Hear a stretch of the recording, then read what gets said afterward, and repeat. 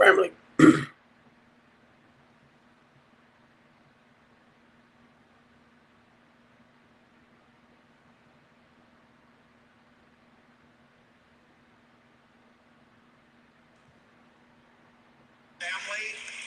Hey, family. Let me turn this down some. Steve Copeland from the Couch Conversation. Steve Copeland from the Couch Conversation. Steve Copeland from the Couch Conversation Show. Boom, boom, boom. Steve Copeland from the Couch Conversation. Steve Copeland from the Couch Conversation. Steve Copeland from the Couch Conversation Show. Steve Copeland from the Couch Conversation. Steve Copeland from the Couch Conversation. I'm gonna try to wait and see if a few people want to come on. Come on in, because I know y'all hear me. I know you hear me. I know you probably see me. It's okay. Y'all know whenever I come on, y'all are very welcome. I'm trying to fix it where y'all can come actually, like we can discuss and talk about things. So as time go on and I get better at, inviting people in and all that type of stuff and coming up with certain little topics, we're gonna have some fun. We're gonna have fun because I was listening to this guy from Africa, right? Um, and Untold Story. That's the name of his broadcast, right? And he's from Africa. And basically everything he was saying is what I try to talk about here, you know. And not only the big word he kept saying was people, that's like lost and confused, how they want to kill, how they want to commit suicide. So he kept saying that he's up in Africa, but he was using the word suicide. And I couldn't come in. He invited me in onto his live so we can talk about some stuff because he's been following me. And lately on TikTok, a lot of people been coming in and they will share where they at with certain things too. So I'm telling y'all, I didn't pray and I didn't ask God to put people in my life, like-minded people and stuff like that. And I'm telling y'all, on TikTok, I'm running across some amazing people. And my guy, Cool, right? What I love about him, it's like wherever you at, like they might be in Texas, they might be in LA, they might be in North Carolina, they might be in New York. He got 8 people on the panel with him. That's 9. Mine saying I can get 10. But anyway, he's on the panel and he'll put a topic out there and they'll expand on it. And some of it is based on opinion and stuff like that. Some of it is based on personal experience with other people going through in their life because of the topics, right? I'm gonna tell y'all, man, and it just amazes me and blows me away to help me understand I am not the only person that talks about the stuff that goes on in our lives. And that's what I love about it, man. It just makes me feel like, I'm not the only one. I'm not the only one who comes on, my live and I talk about life on life terms stuff. Um, I don't like the fact that I'm hearing a lot of, pastors and bishops and, you know, clergymen, I'm going to say. I'm hearing a lot of them criticizing people and their lifestyles. And I'm not trying to be smart. As a Christian man, I am not without sin. Y'all can lie to yourself. Now, do I wake up every day and decide, well, I'm going to go do this wrong and I'm going to do that wrong and I'm going to do this? No, I don't. But I'm not going to sit here and make a person think. And let me get to the point. They've been talking more about like homosexuality. They've been talking about like lesbians. They've been talking about their lifestyle. But I feel like this. I don't care what your lifestyle is. And this is what I get with God. As long as you find peace, joy, and happiness within your life, that's all that matters. I'm not going to take scripture and use scripture to beat nobody down. Because I feel like this. If a man lay with a man, it's no different than me not being married and I go out there and have sex with a female.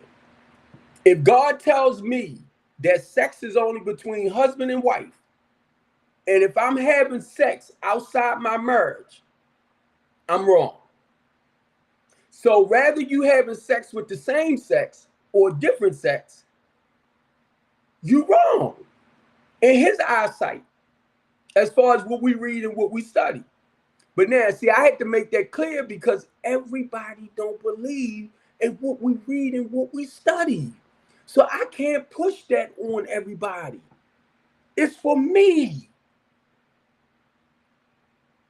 And a lot of y'all, what you got a tendency of doing, you sitting over here, you screwing up, you messing up, you effing up, you all this and that, but you so busy looking at everybody else's life and you point the fingers rather than correcting your own. And not being smart, I can't do that. I can't do it. Because it seems like if I try to point the finger at you for the way you living or, your life, it's like God tends to, help some. I always look back at self.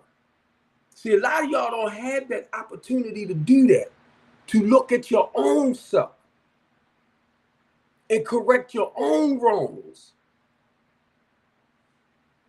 We got pastors sleeping with clergy people in the church, but they sit back and start preaching about you going around wearing certain things and you doing this and you doing that in the church, but they doing it too.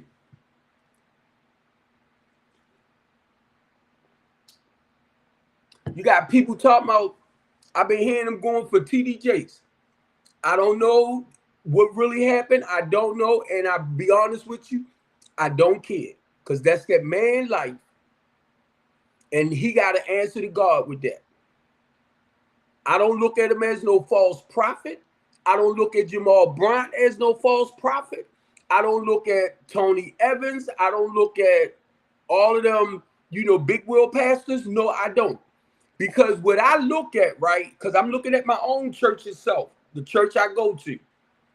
When my pastor started out probably, over 30 years ago, he started with about 12 members. He has over 6,000 members now. Probably more than that now. So I started seeing how God added people to the church. Members wise. I started seeing it. So, and I started realizing this too. Everybody can't afford to pay like 10% of their tithing and all of that, right? Some people can only give what they have, and some people don't have financially to give. So a lot of y'all talking about these pastor this, these pastor that. I believe my pastor and them got a loan for $6 million to build that church. They had to pay that loan off. See, a lot of y'all don't realize it costs money. The pastor and the church don't own the building itself.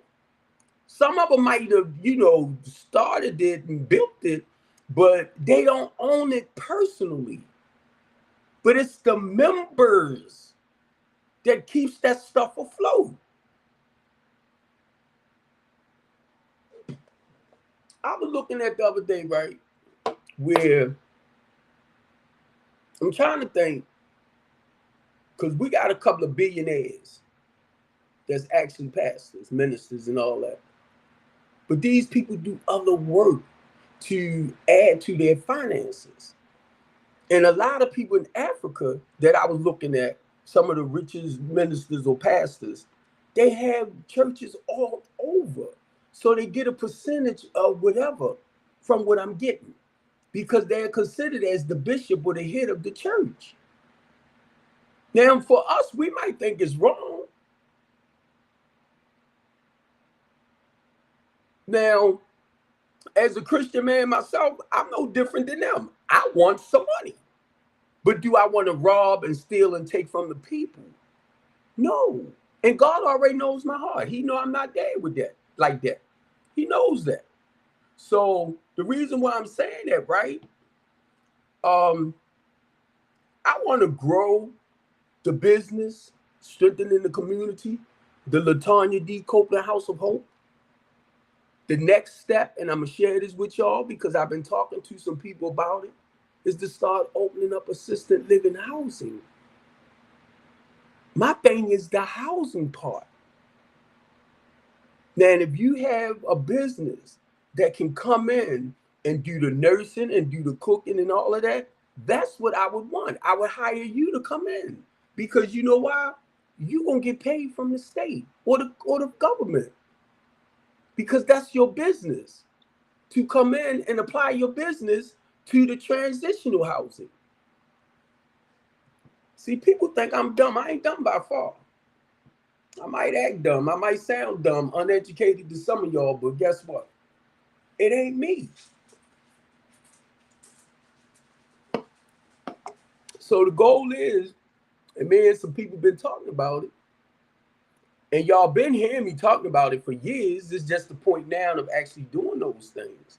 Rehabbing and revitalizing houses for inner city people, making them affordable.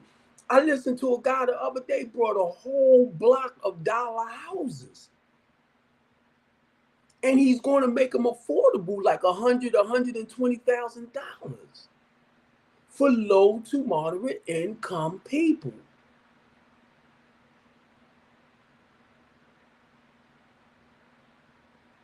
And I'm over here because y'all know where I'm at in the house, you know, on house arrest and stuff. And I'm over here saying to myself, I hope y'all save me some. But no matter what, housing going to always be needed, no matter what, in the city, because stuff is steady falling apart. A lot of landlords then abandon the houses. You know, you got vacant lots and all that stuff.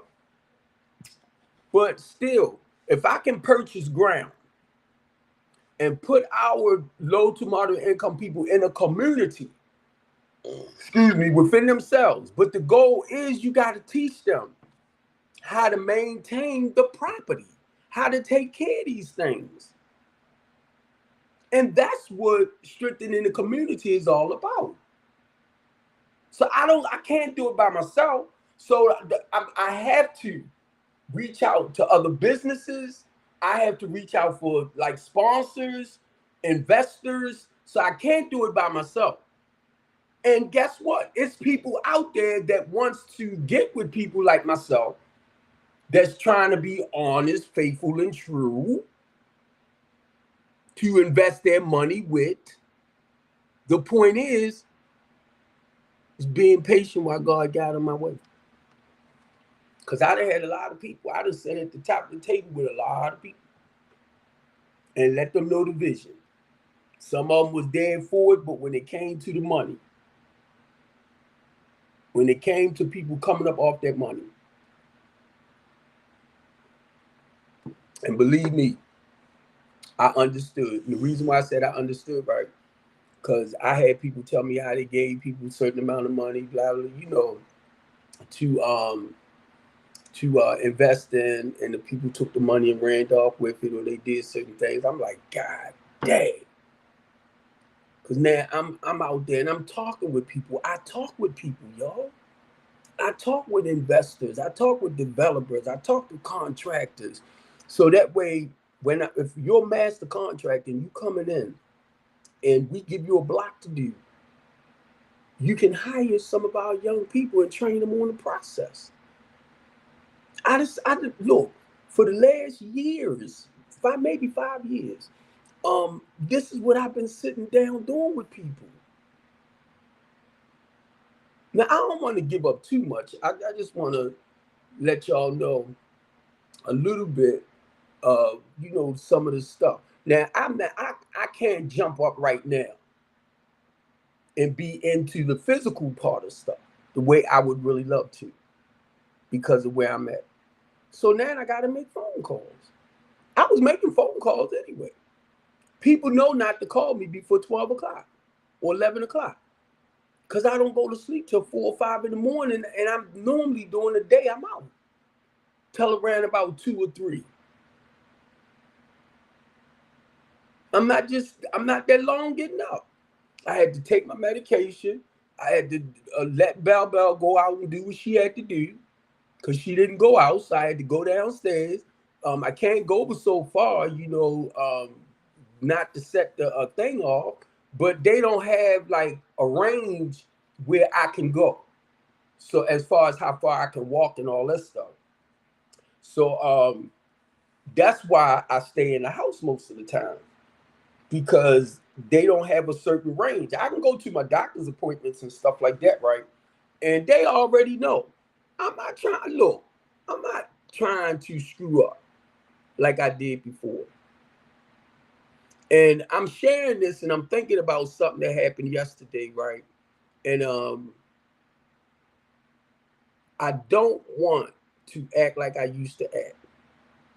But please don't come for me. Please don't. It is so hard. If you come on, I need you. I need you to come on, share your experience. You can share your opinion because, like I said, I might be looking at stuff like this, and you could see a bigger picture of where God is guiding me.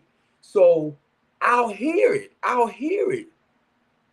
I hear as He speak through you. So I said I'm gonna stop doing that, telling people I don't want your opinion, I don't want your ideas, I don't want to know what you think. I said I'm gonna stop doing that because I never know who God might be speaking through to tell me this the way I want you to do it this time. So that's why I say I need y'all. And if y'all know people who have funding, and I like to say this, right, with some people might be millionaires and they might have a couple of millions that they will, and I'm gonna say in a sense, they want to invest. So anytime you invest money, you taking a chance, you running a risk. Either you're gonna win, profit from it, or you might just lose from it. So that's what investments is all about.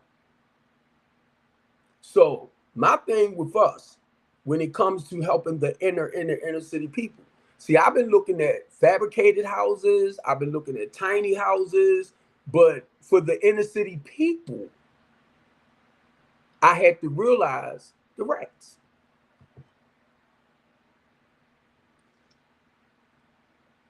So you can't just build up anywhere. So that's a major issue. When we sit down and talk again, where people can go in their yards and they can have cookouts and family functions and stuff, but they ain't got to worry about the rats. See, I'm an out of the box thinker, right? And I get judged a lot of times for stuff that I say out my mouth that people might not comprehend. It don't make sense to you. And the thing that hurts me, right, as a 62-year-old black man, and I've lived that life now. I lived that life where I was selling poison to the community and all that. I don't live like that no more. So you're gonna get mad at me because I'm not poisoning the community. I didn't learn from my mistakes, the drugs and the alcohol and all that type of stuff. Sleeping around with, I can say millions of women, right? But sleeping around with this one, that one, this one, that one, that one. I learned from that. I don't want to act like that again. Those are the things that we talk about. And this is how simple I try to keep my religious understanding and stuff like that, right? I don't have to go in and say, well, Paul said this in Ephesians 4 and 5 when he wrote the letter to them, or the Philippians and blah, blah, blah, blah, blah. I ain't got to do that. Once I understand the reason why or the purpose for him writing a letter to them, instructions, it was like for me. See, some of y'all don't get that. Y'all will sit back and say, well, Paul told the Ephesians he sent the letter to Ephesus in 5, and he was telling them this and he was telling them that.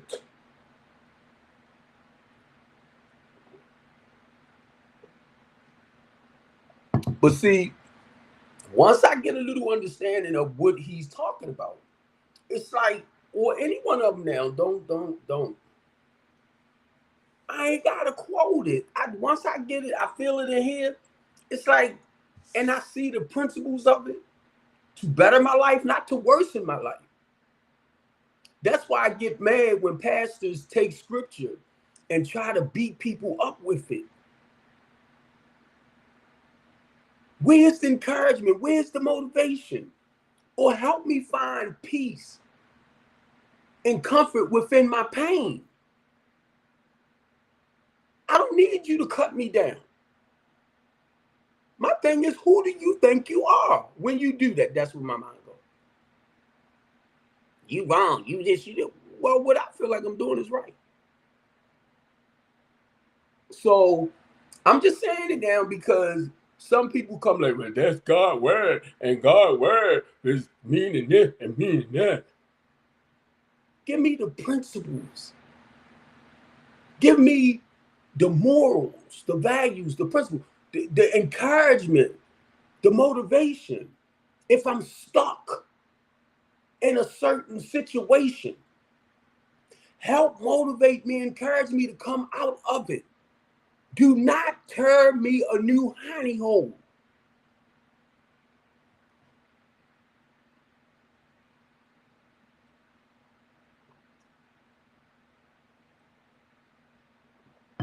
And I said I was going to ask people to pray for me, right?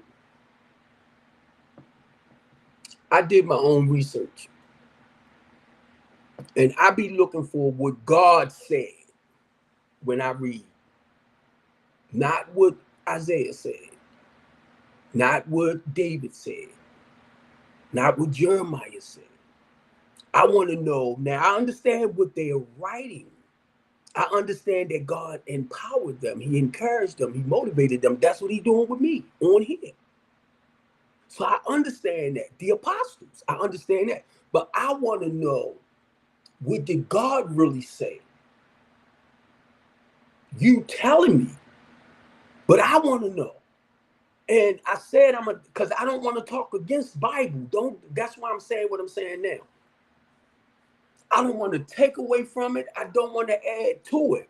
The reason why I'm saying this, for those who are serious, religious, oriented people, and if you can live that life, like you living a perfected life, and you don't fall short and you don't make no mistakes, that's fine. I tried. I'm telling you, I tried when I first got clean. I tried. And 18 months of being without the dope and the cane, and I'm trying to live a perfect way of life. I'm not trying to live like I used to live. I ain't trying to curse. I ain't trying to lust. I ain't trying to, do all this type of stuff. And I got to a point, I felt like I was about to lose my mind. So if I went through that, I can imagine some of the stuff that other Christians going through. I don't want you to tell me how to wear my clothes, what to wear. Don't do that. Because I feel like you're trying to control my life.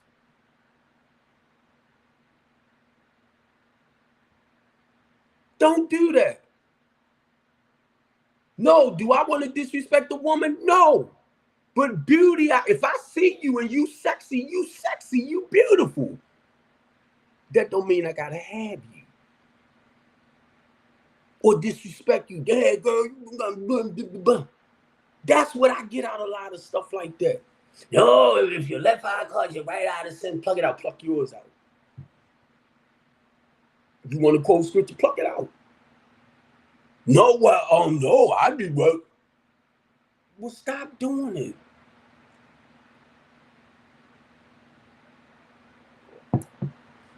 I got one yellow cup of coffee.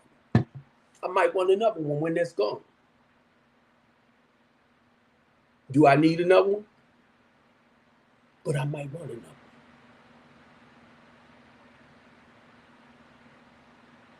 Sometimes I want to go and get an earring here and an earring there because my ears are pierced.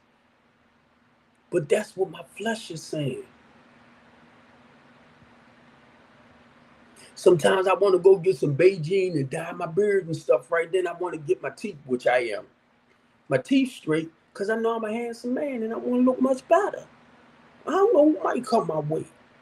Oh, he ain't a Christian. He's a demon. Your mama. I'm just joking with the mama part. But that's the type of stuff I hear y'all say. Because you cannot respect my honesty, my truth about me. Because you're so busy trying to compare you and which I wouldn't do this. I wouldn't do that. You're not me. I can't blame you. You're not me. Do you know the work it takes or it took for me to get right here? I was listening to Harmony yesterday, and she was asking men. How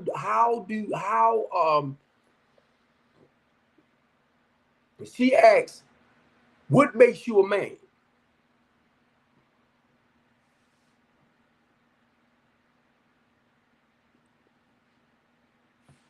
What makes you any more different than a woman? What makes you a man, right, compared to what a woman can do and stuff like that? So a lot of them were saying, I pay the bills, I'm responsible, I'm listening. She said, I do that too as a woman. But what makes you a man? Y'all hear me talk about it all the time. One, I'm a loving, caring, kind, considerate person. But I also know that I can be a lying, no good, manipulating son of a sea biscuit too. So I'm learning a little bit about Steve. Y'all see me cry. So I'm very, very in touch with me as a male or a man when it comes to my feelings and emotions and all that too. And I came on her show and I shared that. So she won't let me come back on. She'd be like, Stephen, we don't need to hear yours because you already. But a lot of men could not answer it. They could not like share a process. And that's what she wanted to hear. What qualities? Being protective and protecting your family and watching over your family. It's like a woman does that too. But what makes you a man? What kind of separates you from that? And the thing was, she was trying to get them to say that I feel, just because I'm a male, I feel the same way any other person might do with my feelings and emotions. Because you got to be in touch with yourself, understanding that you're real vulnerable. And do y'all know it took a young kid to come in and say that?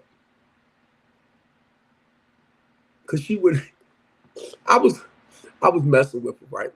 I said, I know how to fry eggs. I know how to do this. I know how to, this will make me a man, my peeny weeny. Little stuff like that. Just playing. She was like, Steve, don't make me block you. I'm like, you better not know. She said, mute me. I said, you better not mute me. And I said, I love you, queen. Now, mind you, I don't know her. It's just people on TikTok that, they might jump on my live and I'm starting to see what they do. I might jump on their live. And some of them, like the other day, oh my God. It was a couple of OGs on there like me. And my man, my man that spoke out, and he's quiet. But when he spoke out, he was a man of a few words, but straight to the point. I said, oh my God, that's an OG. Because when you lived a certain life, right, and you older now, like with me, be honest, It's more about keeping peace in my life. You know what I mean? Not trying to stress myself out. But what I understand, because we was talking about this the other day, I am a fixer. And I put my life on the line for a lot of people that I don't know. And that's what they was talking about in one of the topics, right? About us um expressing out as far as men taking up for women that they don't know. And a lot of the guys were saying, no, I ain't jumping, I ain't helping nobody. This and that. And then if they do help them, what they were saying too, how you might want something in return. And I started sharing, right, about, because of my housing program. And a lot of y'all know, I'm old and I ain't gonna say I try because I am honest. You got a baby, you screwing, you now I don't go after nobody under 18. I'm trying to make sure I say it right. Because I'm starting to go, but I don't chase nobody under 18. I said I wasn't going after nobody under 21, right?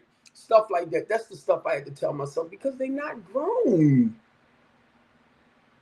So anyway, um, and saying what I just did, oh God, please see when I go here, that stuff like it's flying. Um, and sharing that, right? I'm sorry, y'all. It's like I'm getting a brain freeze now, and that's why I hate going here when I share stuff because sometimes I forget. It's like I'll come off track with what I'm sharing. Um, so let me try to get back on track. I'm over here messing with my thing too. But um this is what I had to understand, right? And I think I'm getting ready to go back there with Harmony too. Um and I went on there like last night. I was ready to go to sleep and I went on there. And she's asking the question again because she feel like a woman can teach a man how to be a man. I said a woman can't teach a man how to be a man. I said a woman can explain to a man how she likes to be treated. That's how we learn. But I said a woman can't teach a man how to be a man. But see, what she was saying with that, because of your emotions and because of your feelings, and because we tend to have guys telling us that men don't cry, that's just being that strong minded, courage stuff, taking guys, stuff like that. And I believed in all that too coming up. And I put on there too how I was taught by older men, mainly in the family, that it's a poor rat to have one hole to run in and out of. So you had your main squeeze at home or your wife, but you had women on the side. And I had men that would brag about stuff like that, so I did it, thinking that it was okay. That's not how I teach little Steve today. Little Steve got a girlfriend. I want him to be true loyal to his girlfriend. Little Steve have an excellent, to me, relationship with his mother. So the same love and compassion that he feel for his mother, as far as his mother being there to nurture him, is the same way I want him to have for his friend. I don't sit up there and talk to my son, boy, ain't she sexy right there, ain't she fine? I don't do that. Because I don't want to disrespect by doing it her and enticing him to want to go do something. And 9 times out of 10, if little Steve end up stepping out, I would talk with Steve. What's going on, man? Because I can tell you why I stepped.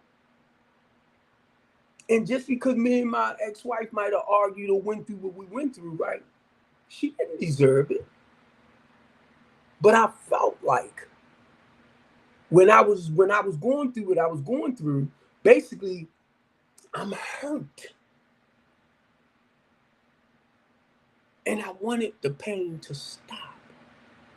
And for me, being inside of a female, listen to what I said, being in the inside, It's like the outside world don't exist until I come up out of it again. And all reality come back. So eventually I had to stop and look inside of myself. Steve, what is going on, man? That you felt as though you needed to go and be inside of another woman and a woman and a woman and a woman. Now look, I ain't talking about nobody else. You hear me talking about me? And if I can't, because of where I'm at with my recovery process, if I can't go inside of Steve Copeland and find out what the freak is going on, I will go to a therapist. I will go to a psychiatrist. I will go because that way I'm going to go and I'm going to tell on myself about where I'm at and what I'm doing so they can help me better put things together.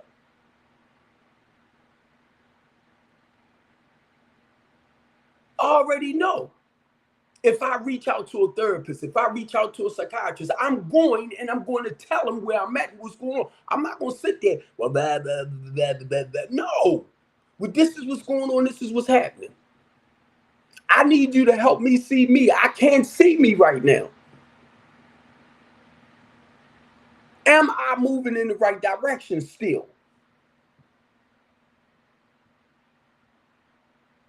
And right now, if I tell them, I got 31 years clean, blah, blah, blah, blah, blah, they like, well, Mr. Copeland, y'all do the work on yourself. Self-inventory. Yes, but it comes to that time where I need somebody, y'all could see me a lot of times better than I see myself as far as my behavior and stuff. That's why I want to be more open.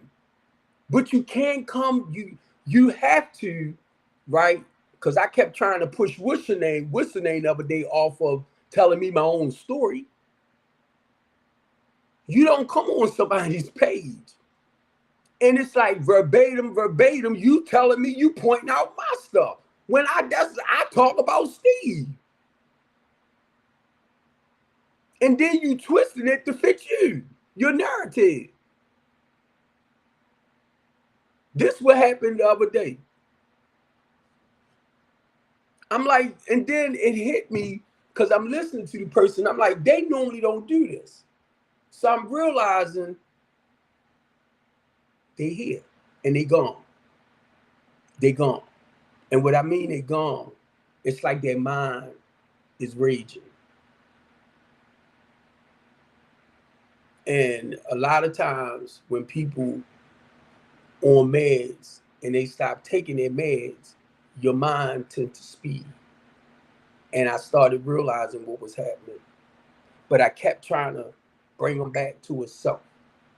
I kept trying to get him to open up about what was going on with him. Now, as a man, sometimes you got to come hard. It might not look right to some people, but it got to come hard because it's the ego that I fight up against. It's your ego. It's your pride. It's that wall that you build up. So sometimes I have to come.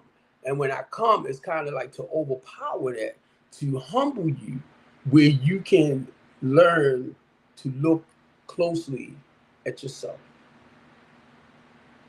Because basically everything they was throwing at me,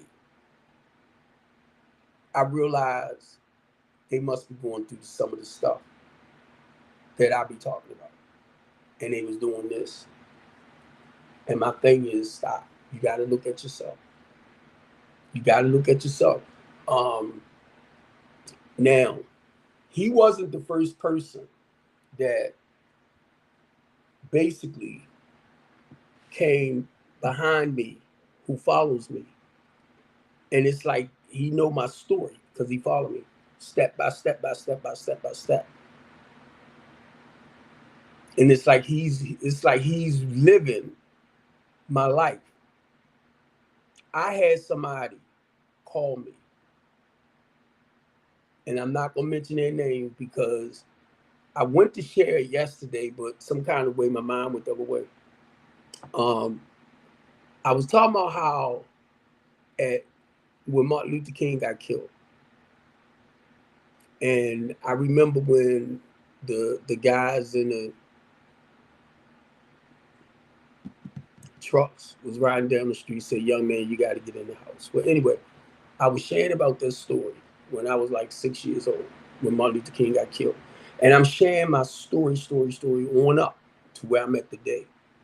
Me and this person was talking, and they shared basically everything I shared, but it was their life. They experienced what I experienced. And I'm like, oh my God.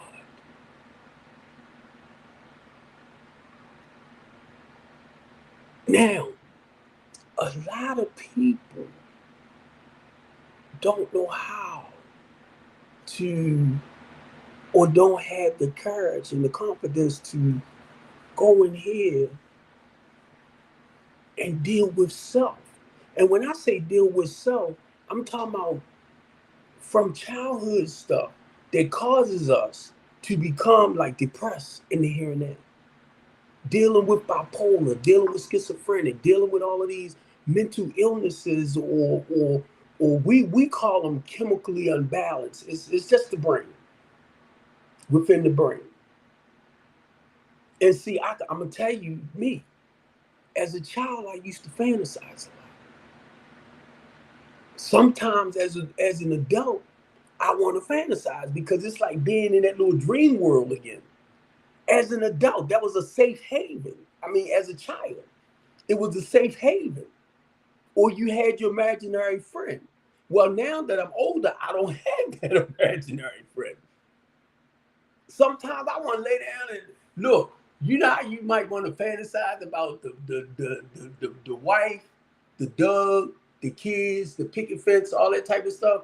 You fantasize about that. You fantasizing about that while you're young. As I get older, this is what you want.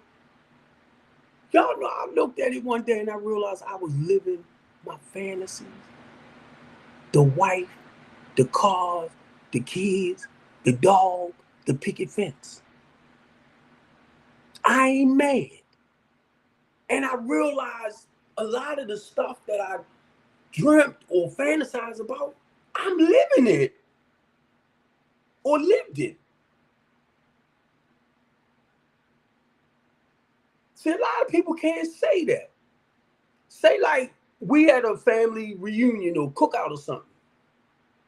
I might be the oldest one there. So I'm looking over at my children, my grandchildren, my nieces, my nephews that I raised, right? And when I look back at our ancestors, how they did the movies of them sitting on the porch and they watching the family. And I realized that's what I'm doing. I'm like, oh my God.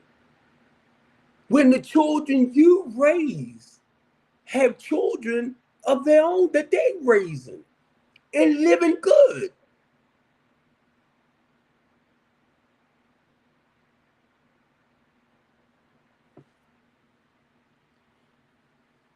I'm the only one of my mother kids stopped using 31 years ago and haven't used since then. So to be honest, kind of broke that mold. And I looked at that one day, I'm like, oh my God. Now my family, they the ones underneath of me, behind me, the other generation, they responsible, they productive. If they go out from time to time and drink a little bit or whatever, they are productive. I was a jerk. And that's how I'm just trying to separate the two because to me, I used to call myself a sociable addict. They said it's no such thing of a sociable addict. I said, you say what you want because I was responsible, I was productive. But my life was spiraling out of control. I was taught to be responsible, productive. I was taught morals, values, and principles, but I was living such a corrupt lifestyle. I seen it. And I heard the lady, right, on one of her songs, I forgot her name, I'm thinking Shirley something, right? But she was talking about how how, you know, she was on the drugs and her life was spinning out of control. And she was talking about how she hit the bottom. Boom! And she made that noise on the record that she was speaking on. And that's what happened to me. You gotta hit that bottom. And sometimes when I share stuff like to that level, I get teared up, y'all. Because I'm not caught up no more.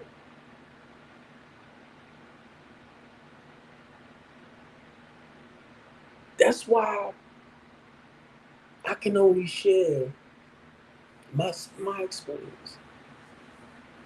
I'm 62 years old. I grew up without a father. Let me hear 8, 9, 10-year-old talk about, I want my father in my life. My father live like a couple of doors down. They don't come and see me. They don't do this. I will start crying. Because I can feel what they said. Without that, you know, the absence of that father. That's why I do what I do. Just to try to fill that gap in people's lives. But then I have to realize too, because I didn't understand why I was a crybaby, right? But God has blessed me with the gift of human insight. And I'm trying to embrace that. So when I get with people, I hug you, I feel your pain. And the thing with me is to comfort your pain and to help you to understand it's okay to cry. It's okay to hurt. It's okay to holler and scream and my thing is just don't do nothing that will cause you to go to prison. And a lot of y'all, I don't think you hate me, but a lot of y'all make me feel like you do. And I know you don't, but that's how I feel because y'all fight against me so much.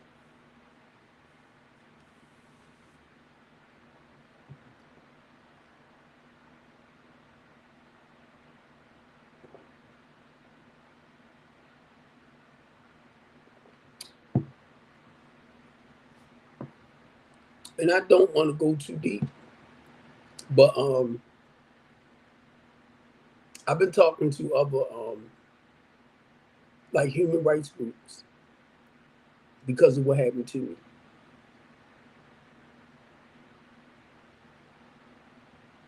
I couldn't get too deep.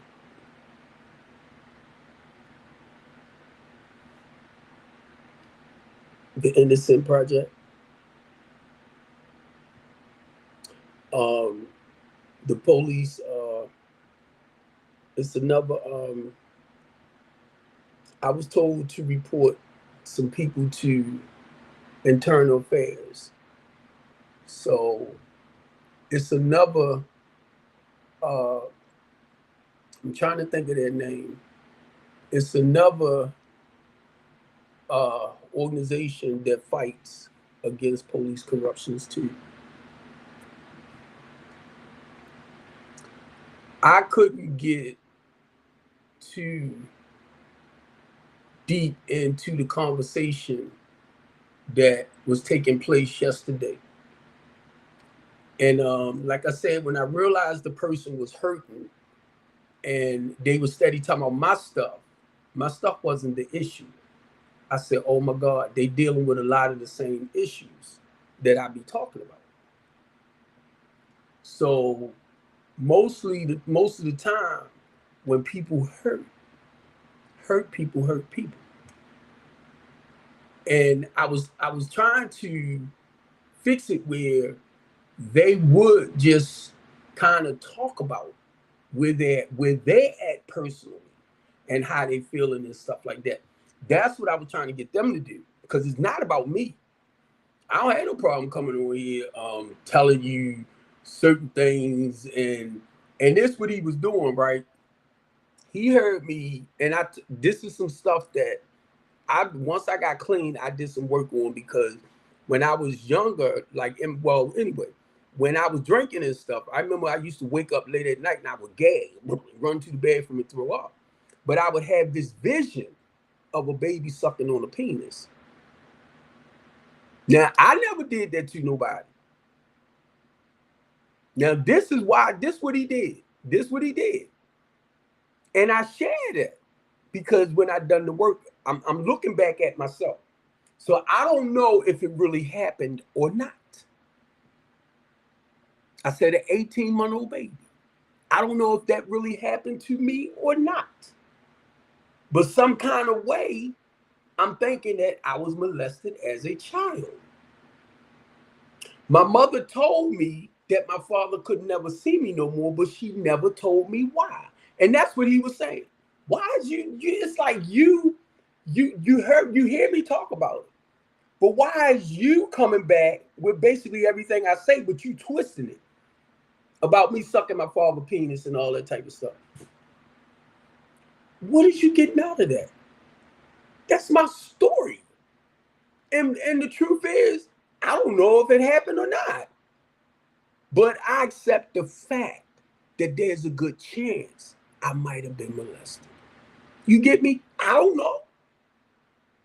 So that's why I work when I deal with children or with grown-ups. We got to go back and face whatever monsters that we tend to be running from. And after that conversation yesterday, I felt bad. And I get ready to say about my friend, because I realized it wasn't about me. It's what he's going through. And I just wanted him to just talk, man, talk. Don't keep trying to point the fingers at me, because then you'll make my, my defense go up. And then I'm like, look, that's my thought. And then people look at me, he's unprofessional. I'm not trying to be, how can you be professional when you in a place of talking about rape, molestation, abandonment issues, being abused? When you in that area and you just talking about it, it brings up a lot of feelings. It brings up a lot of memories. It brings up a lot of pain for people. So that's the goal of digging and addressing. And then the process, you gotta learn to let it go. Because whatever happened in our past, it's in the past. We can't change it. So I had to learn how to accept the fact. I had to learn to practice some forgiveness, and that's the spirit. That whatever happened, I'm not gonna do. And acceptance. That's what I'm trying to get to. Forgiveness and acceptance. You can't change it. But I can change this. I can change this.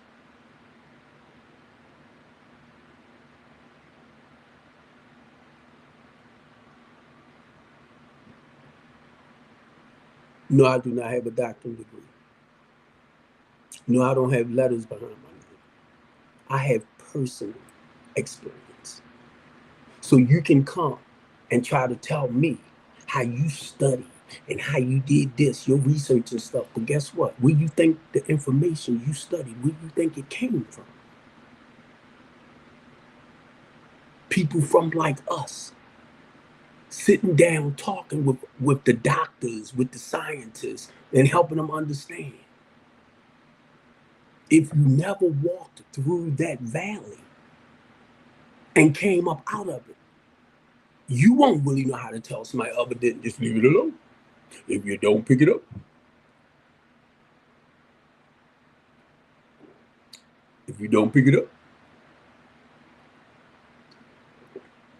it can't get in you. And it's that simple. But guess what? It's not simple to an addict. That don't make no sense. It makes a lot of sense to them. I'm telling you, me. You could not tell me when I lied and when I manipulated you that I wasn't being honest. Because that went with the game. But I didn't see it until God moved me out. And I was like, oh my God. Now, what I love, don't get it wrong now, because I got to talk about y'all that simply see stuff and let it go. That's what I gotta say, because sometimes people see the danger and they just don't do it, or they turn the other way, or they might start and then they stop. I admire that. I'm telling you, but a lot of us, keep in mind, a lot of us with an addicted personality, or a lot of us that's trying to escape, we just don't want to feel what we're feeling. But I love when people say, I just stopped. I'm like, and I heard my aunt say that one time. I just stopped drinking. Now, you know what's in my mind when I just said that? How you do that? I just stopped. How you stop drinking? I stopped picking it up.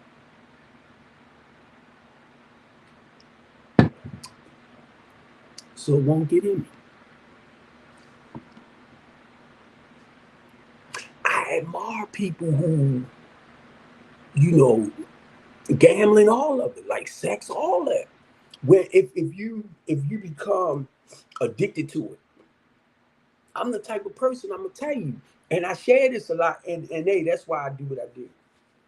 If you see me doing this, and you see me dressing, because I like to dress a little younger, right?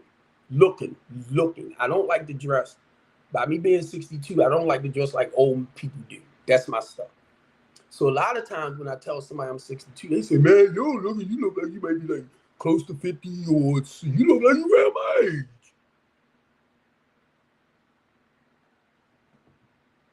And when I tell them, "Man, I'm OG, I'm Unc," this is the names our young people give me. That's why I don't look. If I'm out there and our kids acting dumb and stupid, destructive, I'm gonna say something to them. But I would try to get their attention as that father, that uncle. You know, it's words. I'm trying to get some words together. But normally, certain ones you can get their attention and they will calm it down.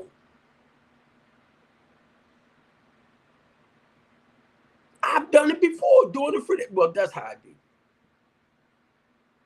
And now it's scaring me. I'm not lying. It scared me. I don't know if I want to, the way they acting now. I don't know if I want to go say something. That's because I be listening to y'all. They ain't gonna stop. They this, they that home training. Guess what? My mother taught me morals, values, and principles. And when I was out in the streets, I did what I did. And that's what they do. I'm like, do people look at your life, how you was coming up from a child to an adolescent, to a teenager, to an adult?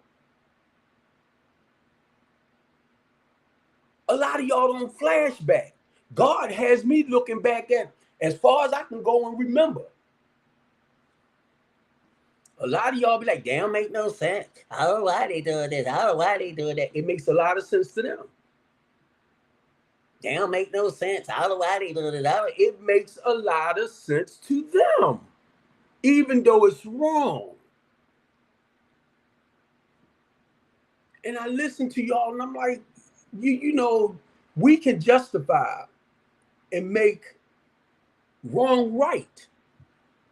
And I be telling people that they go, no. Mainly if you are a conservative person and you have not suffered and went through certain things like in the ghetto, like most of them that act the way they act and do what they do, and you haven't lived in that type of environment and lifestyle, and then you can't understand why they do what they do.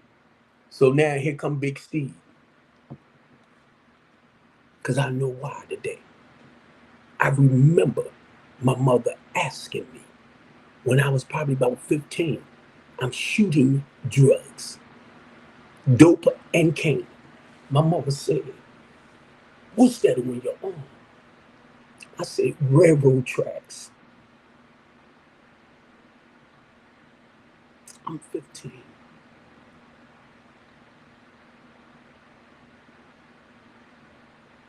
I'm running from whatever pain I'm feeling inside.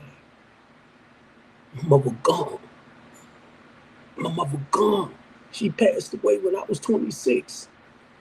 Now I done some work on myself, and I'm like, Mom, now I can tell you, why I was doing what I was doing.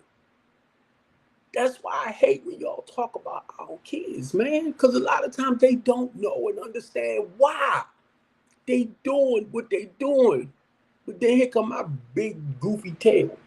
And I ain't goofy. But because I understand. And y'all miss this. I'm going to share this with you because Sheila Dixon came to my head, right? If y'all listen to the way Sheila Dixon kept talking, she said we need to get to the root cause. She wasn't talking politics. She wasn't talking laws. She was stepping across the boundary. Now, if Sheila Dixon would have gotten in because of the work Steve Copeland doing to the community, I would have supported whatever bill. But I had to do it on the ground level. That's why I'm not into politics like that, because I already know what needs to be done. I already know they're over here. They create laws, bills, legislation, stuff like that. And once they pass, it's the people that have to fulfill that obligation. It's us that makes the world go round, not that one individual. I ain't understand a lot of this until I start fighting.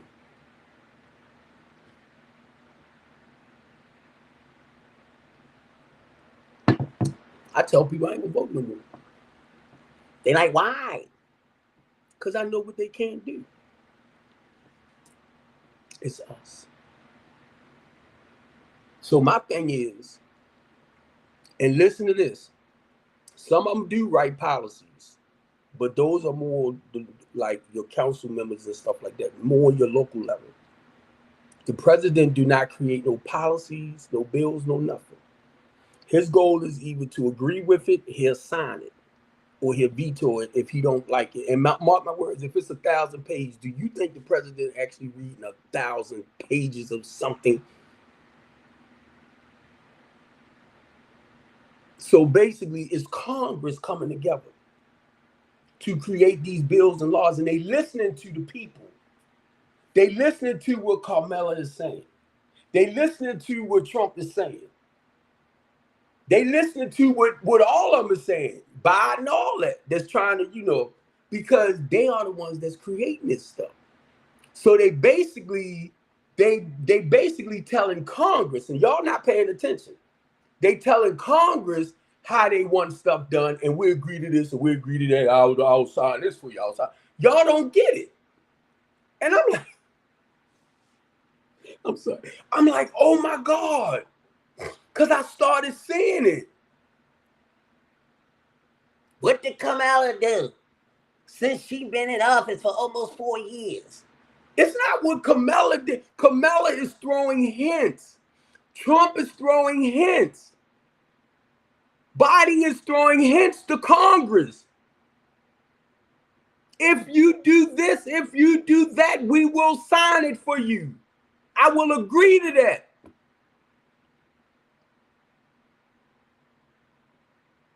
And the reason why I know some of this, being a community activist, being a part of Communities United, we will fight against whatever bills they create to hurt the poor people, because those are the ones that need the help the most from the state and the government. And what I'm realizing now, I'm starting to see it more. If you're a conservative person, or your thinking is conservative, you tend to be living a well-productive life.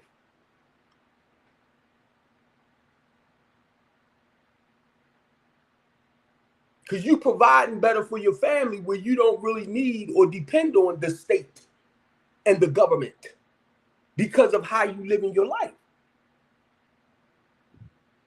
Know why? Because when I became a truck driver and I started making over $80,000 to $100,000, I didn't need them. My company gave me life insurance, a 401k, retirement plan. So what do I need the state and the government for? I got my kids and my wife on my health insurance and all that type of stuff. Got life insurance on them and everything. So what do I need food stamps and all that for? You can give me some though. So you conservative Republicans, and y'all know I switched from Democrat to Republican because y'all made me feel like y'all was really for the inner city, the poor people. And when I got with y'all, it was Donald Trump this, Donald Trump that, Donald Trump this. I said, no, it's not about Donald Trump, about the people. Nah, Donald Trump that, Donald Trump that. No.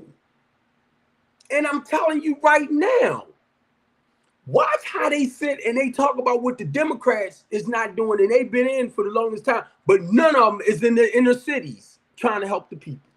Y'all don't pay attention to that. They ain't in the inner city with businesses, with nonprofits, where you can actually see them working and then running into politics. I started seeing that. Because once you over there, it's a lot of that's business. Like Trump is not supposed to practice business in politics. And they don't see it. Like, he's the business man, he know what to do. He's going to end up breaking the constitutional rights. Because if it's business, his thing is money. And y'all are not getting it.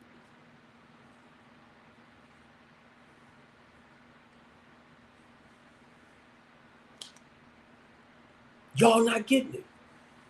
But you want to sit here, you a bunch of conservative people. You politically sound and yeah, his policies, I like his policies. No, you like his voice. He don't create policies. Basically, they talking to Congress and them, quiescing them, letting them know, like, if they agree with this, they agree with that stuff that's going on, in America, stuff like that. They letting them know where they stand. If you create that policy, I'm going to sign it for you. And guess what? I started seeing it, and I'm like, y'all mother suckers. Because when you start seeing the game, I'm like, and it's life.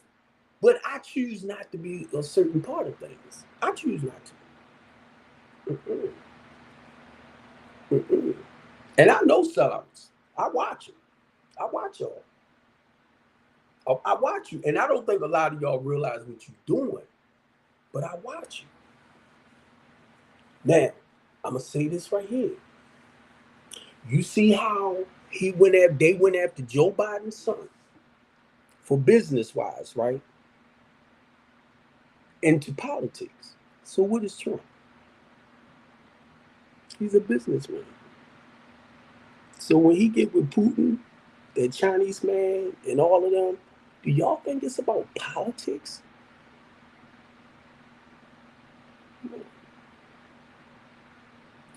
I'm like,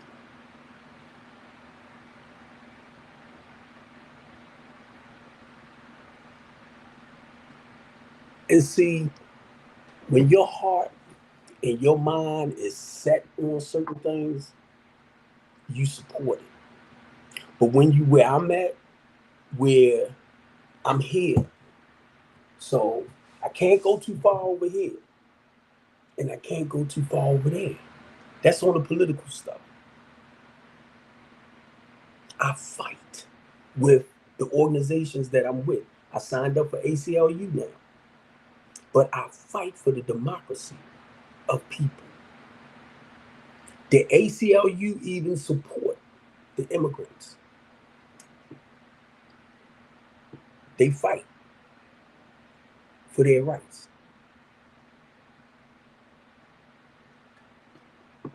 You will never, ever, ever, ever, ever, ever, ever stop immigrants from coming in. You can slow it down with these walls and the border patrols and stuff like that. you can slow it down. Because if we got like, say like it then went from 1,000 a year to like 5,000, you can slow it back down. But they have the right to come in and become legal.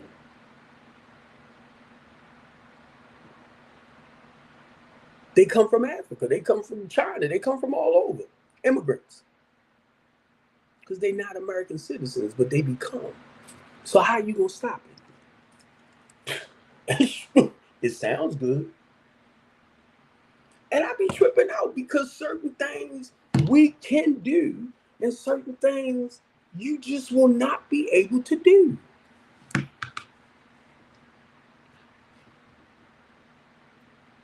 And I'm going to tell you, that's a form of dictating people's lives. I'm telling you. That's why I talk about organized religion, because I started seeing how. I don't even know if the pastors realize what they're doing. I don't know. But how they can play you here with scripture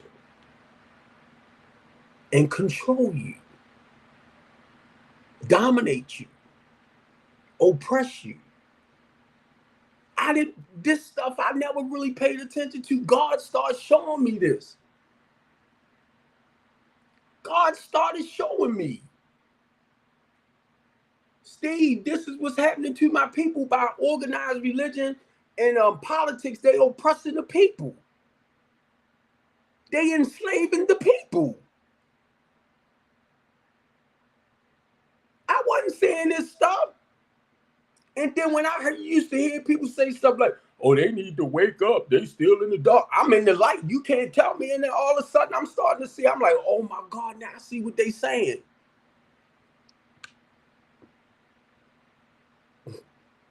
Sometimes I'll be like, God, I want to go back in the dark.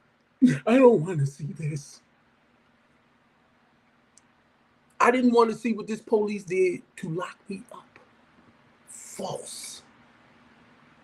17 charges. You knew that was my business. And the Eastern District Police Department knew. Why in the heck you want to charge me with home invasion, burglary, when your lieutenant had just came out that on the 5th to talk with me so that we can get along together? Then you're going to turn around and do a fake police report and fake charges on me. And it showed me just the power and authority that they had to create stuff. I didn't really understand the word oppression until they did what they did. And that's how people with power and in authority will use, that's how they they oppress people. I'm sorry. I had to read up on all this stuff. I told Brandon Scott what I was going through with the Eastern District Police Department.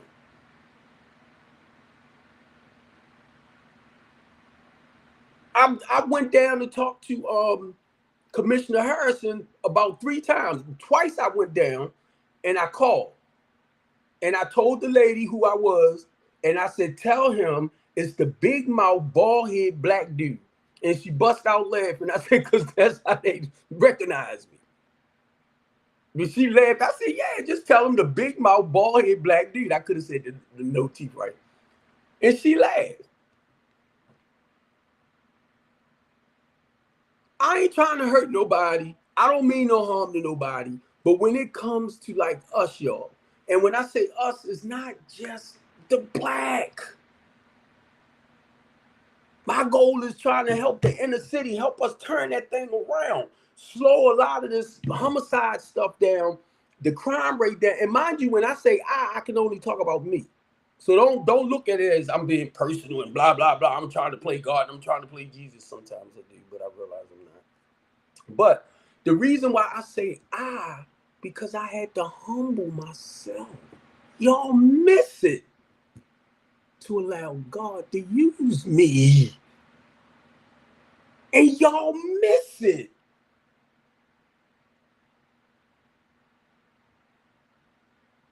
A lot of us has been called to a certain calling in our life, mission, and we scared, so we'll turn and run away.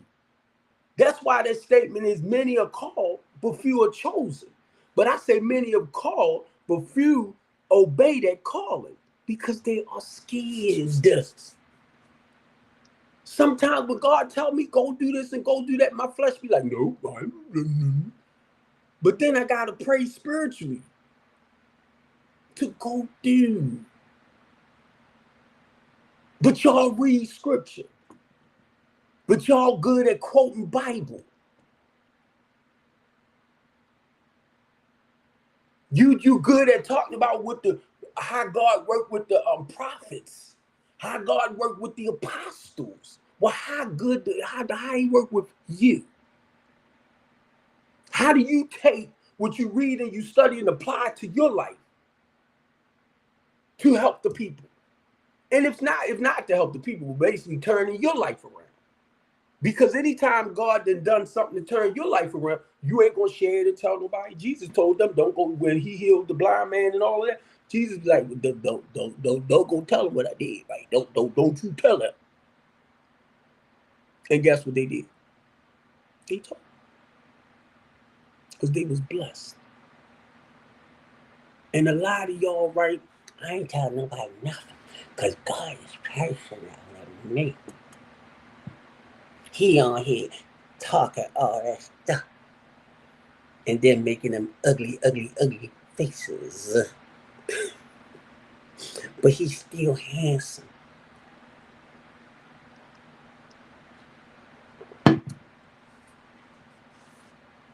And let me say this. I don't care how you take it. If you don't have the courage and the confidence to do this, don't judge me. Because when you tell yourself, I wouldn't this and I wouldn't that, just understand, you're right. You wouldn't.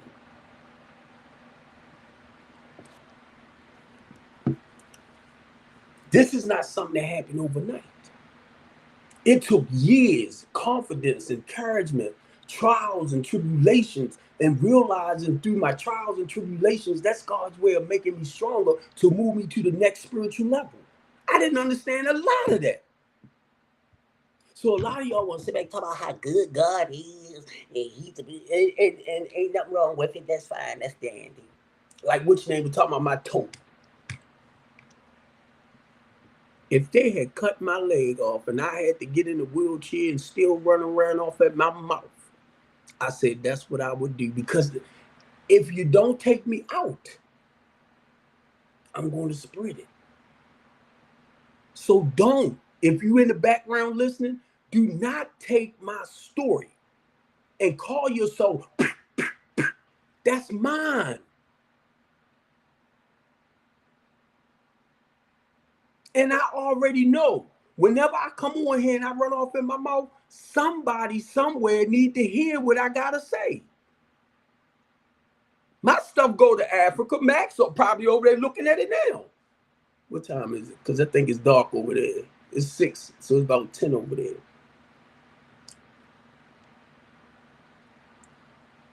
A lot of y'all see me.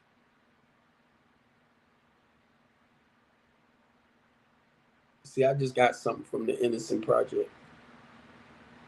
A lot of like church members, NA friends, family members. I listened to my daughter yesterday. She cut my live on her phone. My son, they probably not looking on this, but my son, all of them. And my son sent me a message because of they was listening to me and Devin yesterday, right? And my son sent me a message about us yelling and screaming, right? And Lord Steve basically knew who it was. He don't know him, but he knew that was somebody that I knew. And it was just, we was going at it. And my kids don't like, and my family don't like it. They don't, because they feel like it is, and I understand. But they don't like the fact that their father trying to help people, and people don't have respect for their father when their father trying to help them, and they feel like some of them just don't deserve my help. I hate to say it, but they feel like,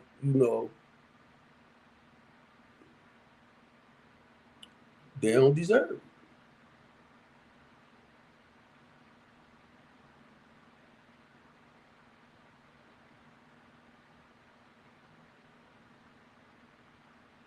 So and I understand, because they personal, they private.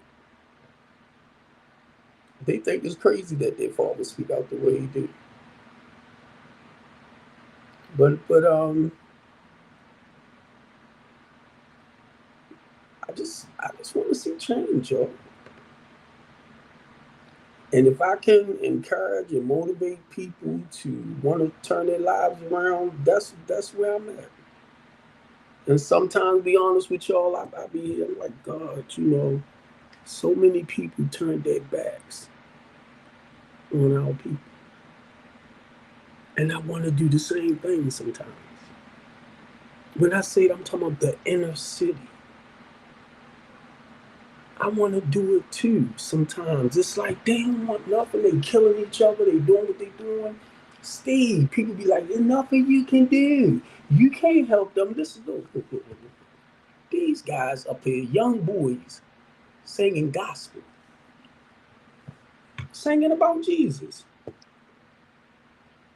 Now, rather they go back out and maybe act up in the street and stuff, it's just you can hear where their heart and their spirit is at. Rather they truly feel. Because the change comes when you work, when the Holy Spirit working with you. Your mind, your attitude, your behavior. That's why I can come on and I can talk about certain things. I'm trying to see. I'm on two of my Facebook lives, so I'm trying to see what other one I'm on. I know I'm on my regular live. I already know that. I went over to YouTube to try to see my live on YouTube because I'm trying to fix it where I can get more subscribers and followers over there on YouTube. I just want to get the word out, y'all. I just want to get the message out. You know, that's all. And if y'all feel like I'm wrong, it's okay, because it's not you. Or y'all want to, I don't like his message, I don't like his approach. Hey, I was taught honesty is the best policy. But now some people is starting to, y'all see me. It's like that, you know, I need encouragement from time to time. I need motivation. Continue doing what you're doing, bro. Even when if you know deep down that it takes courage and confidence, to do what a person like I do.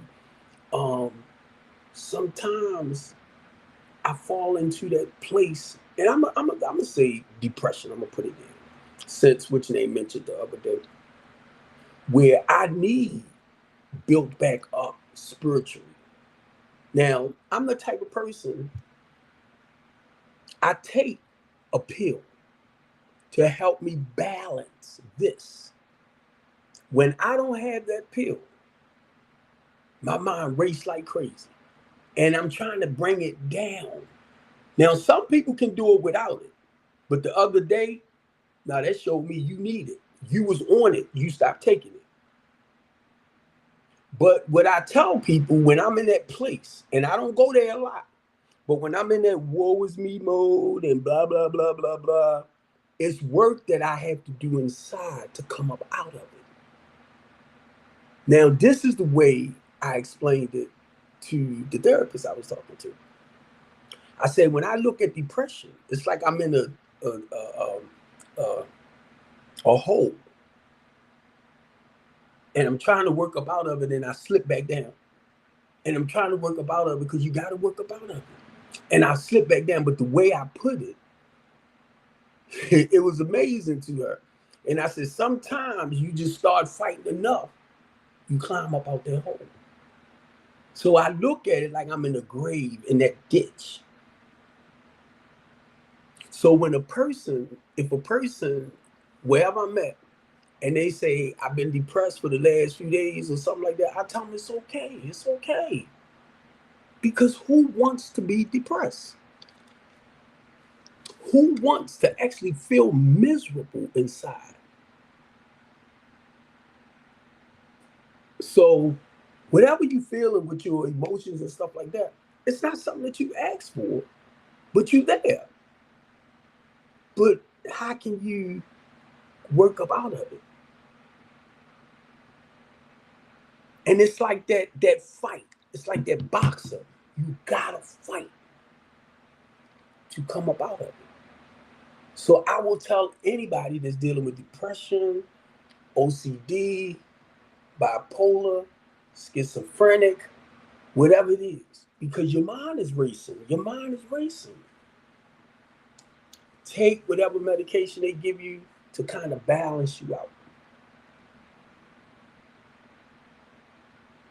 And if you notice, when I was on my live yesterday, the person said that the medication don't work for some people. Yes, it do. You convinced yourself, because you're not on it, that it wasn't helping. Because that's what they tend to do. And then they stop taking their medication. Wonder why they creeping around people. Wonder why stuff tends to be so outrageous with us. Well, you got to bring it back. And see, don't ever take what I say on here and try to use it against me. Because whatever I say out my mouth, like I said, I don't know who might be in the background watching. I don't know. Or later, they might look at the video and hear something and be like, oh, I needed to hear that. And those are the things that I begin to see. I can't reach the multitude, but I start understanding, if I can just help one person turn their life around, I did what God called me to do. I might not never know who they is. I learned that years ago. If you dealing with like a lot of our people out in the streets, caught up with the Mac, caught up with the pills, caught up, because I can't even think of some of the names right that they use in drug wise since I've been clean for a while, right? I can't think of some of the names that they're using, but they're out of their minds. When I see that, I'm like, oh my God, what is going on in here? Where I got to do something right, then I'm like, and I don't want to feel me. I'm running from me. So what is actually going on inside of them? See, that's where I go, because that's how they helped me.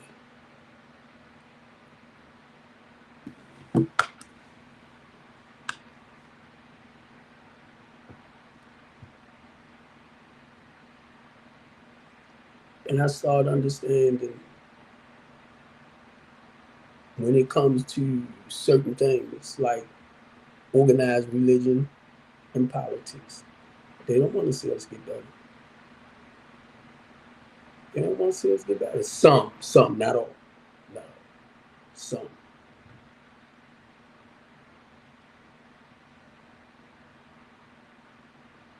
So it's just, please don't. And I'm 62. If I don't know the difference between right and wrong now.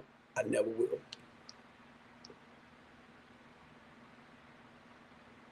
If I don't know the difference between right and wrong now, I never will. Even if I read and study scripture, if I don't know, it's the spiritual principles contained within them. Basically, telling me the laws. I'm gonna say the laws. It's more than 10 commandments. When you read in Judges and Leviticus and all that, God will tell you how he wants you, like people's life in general. Where do you think they get the laws from to criminalize us when we break them? And that's more like your prosecutor. Then you got your defense attorney. That's the laws that they use to structure people's lives. That's our constitutional rights and stuff. That's and mind you, I did not understand it at first.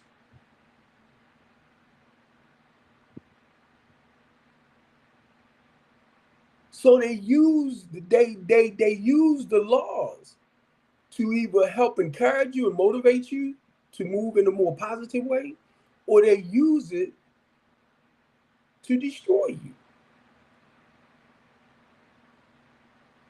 But if you read and you read more than the 10 Commandments, God's going to tell you right in there the rest of the stuff. Now, from what I understand, and when I made the statement earlier, right, I went searching to see what did Jesus actually write in the Bible? What did God, the Creator, write in the Bible? They did physically, no. So we reading other people's experiences and what they eyewitness. I'm like, oh my God. Now I want to have faith in the Bible and stuff like that. I didn't live during that time. I didn't eyewitness none of that. But I gotta have faith that they're telling the truth. They could be lying. And that's real. Now I probably lose a lot of bishops and friends like that. That's real. But see what I do, because of my personal experience with certain things, then I can tell you how that scripture relates to me. On a personal note. Because I'm reading the stories of other human breathing people like me that God inspired and motivated to just write down this stuff. Someone was afraid, just like me. Jonah ran. Jonah tried to hide. You can't run from God when he called you to do something. And I seen that's how when I first, start walking. I used to go to people and certain companies I would go to and I would sit up there and I started talking to pastors and whoever. And I was sharing with them what God laid on my spirit, not realizing that's, because we talking. And they received the message. Somebody said, you know what you are? A walking, living, breathing epistle. You carry the word of God.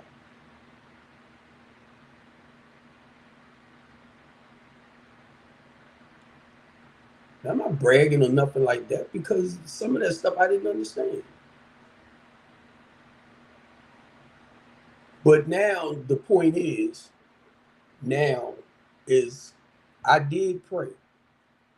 And when I got ordained deacon, it was like, God, if you want me to take that next step to become like a pastor or something, because that's what mostly deacons do. That's their next step. They're underneath the bishop and the priest. The deacon is the third one in line. Now, some people might mention everybody else in the world, but I'm telling you, because of me being a deacon, I had to do my research on what I understand. I can only share with you what is being revealed to me. You can only share with me. Don't push it. Because number one, I know probably a lot of people looking at me and I got this on and they be like, you must be a Muslim. No, I'm not a Muslim. And if I tell you I'm a Christian, basically what I'm saying, I'm a loving, caring, kind, considerate person. If you understand what Christ was all about, I'm talking about his attitude, his behavior, his character. I had to read up. I wanted to get to know about the man that God became in the flesh. Not as much now, and I'm just saying, not as much as about Matthew, Mark, Luke, John. Okay, I understand that. But I wanted to get to know, in a sense, I wanted to feel like they felt as far as I'm walking with him here now.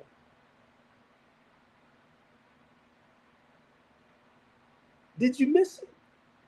So I can share this, and you hear me talking plain, and you might know where that's said in scripture, and you'll go right to the scripture.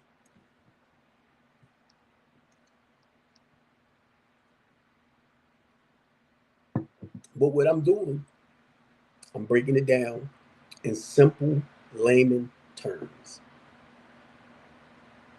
And then you will say, well, it didn't think that. It didn't know. I break it down because I watch my pastor, man. My bishop do one verse and he get all of this out of the verse. I'm like, what the?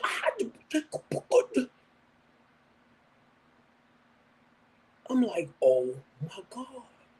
And see, I was told early on to pray for sight beyond sight. I'm like, what that means? To see the truth behind God's word, what it's really saying. That's when the Holy Spirit comes in. I got great knowledge of Bible. I understand Bible because the goal, when I first started reading, and the Bible tells me about the Creator. So I got very good knowledge of the Bible. I started going through, I'm going to say hell, through trials and tribulations. And no matter what I went through and how I came up out of it, standing strong and built up, it's like God showed me who he was in the flesh. I'm like, oh my God. Because I felt like I was worthy now. So the relationship began with Jesus Christ. You don't hear a lot of them say this.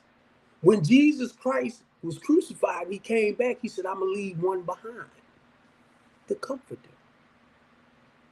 which is the Holy Spirit. Do you hear them use that word, Comforter? The Holy Spirit. They'll say Holy Spirit, or they'll say Holy Ghost. Now, I'm coming from Scripture. What it said.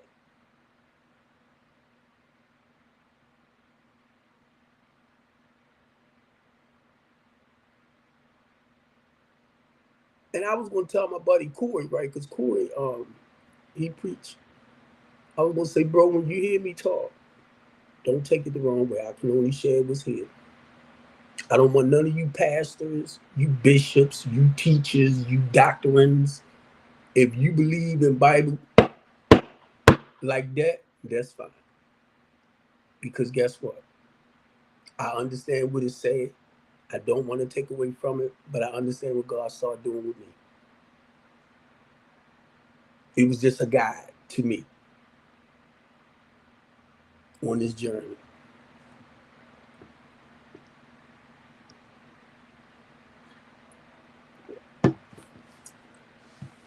I don't look at Paul. I don't look at none of them. They was human beings with flaws and all that too. See, they won't tell you how Paul, I love when Paul said, because I didn't pay a lot of attention, right? When Paul said, now I know he's ministering, I know he's walking. He said, the good in me I ought to do, he don't do. But it's the evil in him he always finds himself doing. But when I heard him say that, and then they talk about the thorn in the side, right? Anything that pierces your skin. And that's when I started looking at it as far as your flesh wise. So if I'm out there and I know the truth, but I'm doing the opposite, it hurts. That's with the shame, the guilt, the jealousy, the distrust. It hurts. That's the negative side. So that's when I fall short in sinning and stuff, right? So now I'm seeing this and I'm like, oh my God, he struggled with his flesh. But I'm talking about the human being. No matter what he went through and no matter how he felt, he kept in the ministry.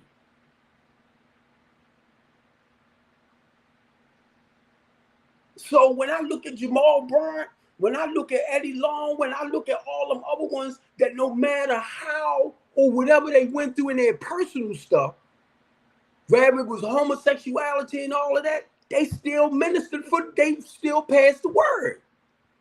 Or they false prophets, oh, they this and they that. If you got 10, 20, 30 members to your congregation, right?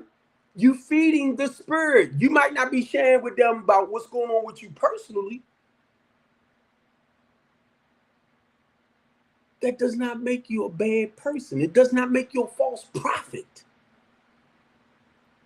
If you become a millionaire, and some of them, y'all know, some of them really robbing and stealing and taking from the people. Y'all know. But I can tell you personally, we take care of our pastor. Our pastor, he does his own thing, but we take care of our pastor and his wife. They're our leaders. If you don't have it, when they do artificial sacrifices or they want to, like a birthday come around or something, if you don't have it to give, you can't give. And I'm going to tell you this, if you got about 10,000 members in your congregation, it's probably about 6 that's actually helping as far as with their tithing and offering and stuff. Everybody can't afford to pay. But guess what? I can give that time. So he want 10%. Y'all make an issue out of it. If you don't have it to give, you can't give. You better pay your goddamn gas and electric and all that type of stuff. You ain't got it. You ain't got it. God already know. You got people that got money out the yang, and they be sitting up there, past my ex. I'm just saying, $200-$300, and some people got it to give. 1,000, they got it to give. You might not have it. So why am I? Oh, he want their money. He want that. And I can tell you personally, because I've been at the Church of the Redeemed for 23 years now. Now I see the money going back into whatever we need to do, like either build on or add on or buy some other property where we can tear it down for a parking lot. Extra parking. I've seen all of this. I've seen how we add on.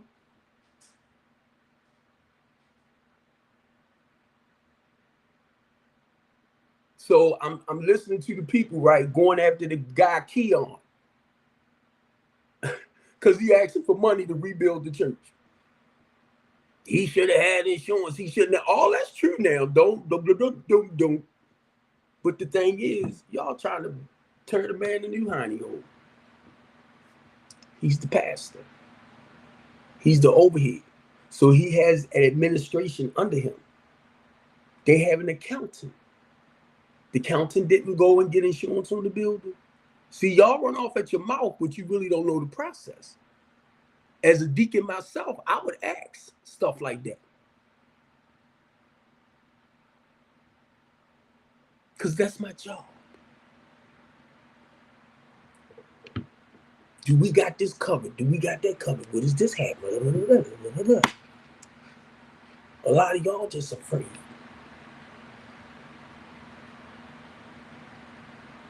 I was too, so don't get it wrong. I was look. I be too. I'm telling you, it takes. I'm laughing because look, it takes a lot of courage to come with this, man, when you stepping up to do certain things. Like I hope nobody punch me in my mouth.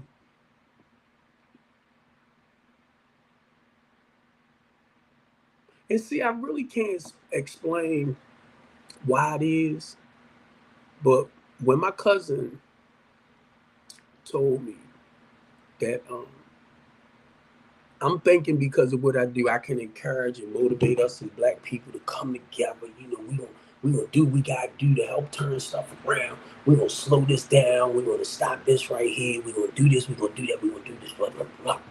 Right? People was turning against me. So I was saying I didn't understand why.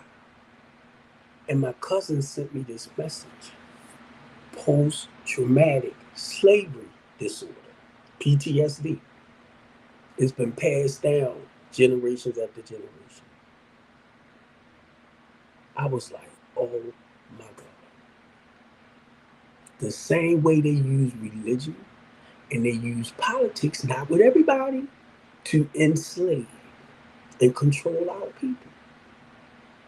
I started seeing it. I'm like,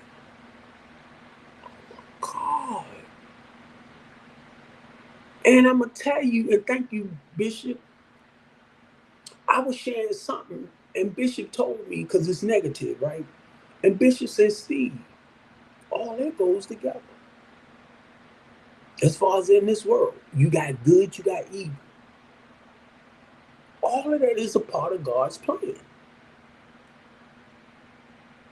You got the wars, you got countries fighting. It talks about it in scripture. How God will send one group of like this city to go over and destroy another city. Stuff like that. It's right there.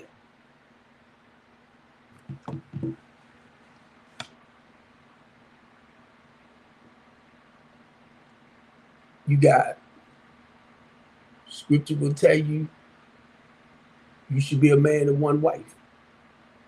Have one wife. Certain people religion will tell you, oh, I can have five or two.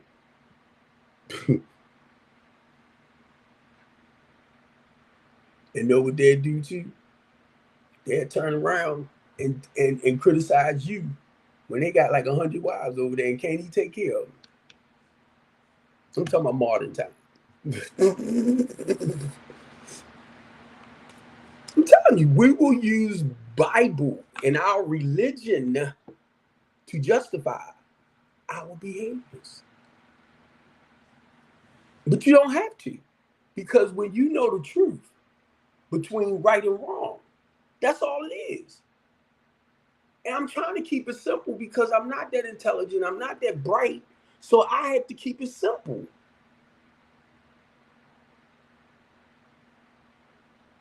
I'm going on TikTok, and I don't want to share this. Beautiful females on there, beautiful. And I'm looking. Please don't tell me this person like 14, 15.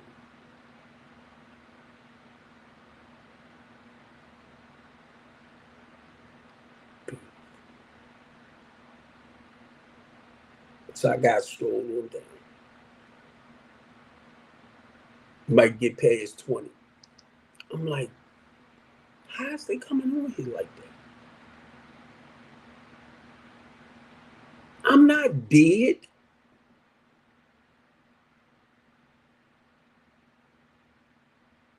And I'm looking and I'm like, why? And if I don't comment on a lot of people's stuff, right? Because I don't know if she over 20 or she under. So I can't blink, blink, blink, hey queen, blah, blah. I'm like, because I'm older. And it's like,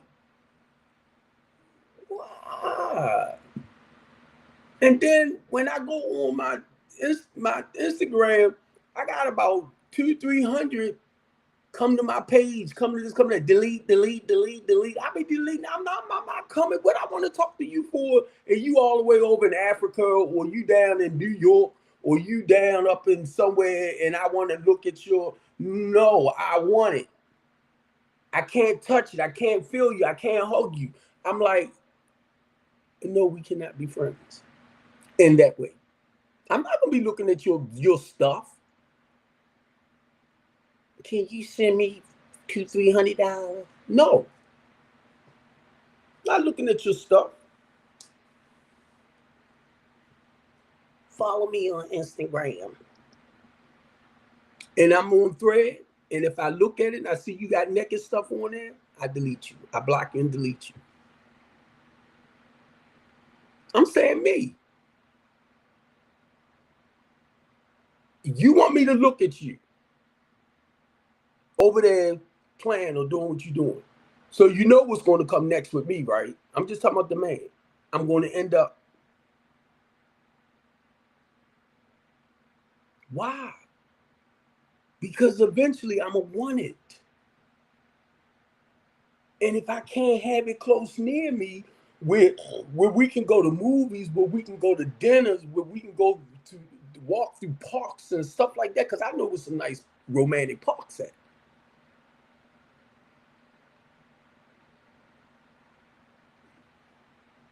To certain malls. I might want to take you to Greenbelt. I might want to take you to College Park, and we walk around. More in the conservative, the more social, the elite clubs be. I mean, the people wise. I used to drive a truck, so I know where some pretty sights at. We can go to, get out and walk, hold your hand. Mwah, mwah, mwah. That's what I want. So I'm gonna buy you flowers, buy you candy, buy you little sexy little outfits that I want to see you in. Just before we go to that next level. Girl, you come on, I'm not dead.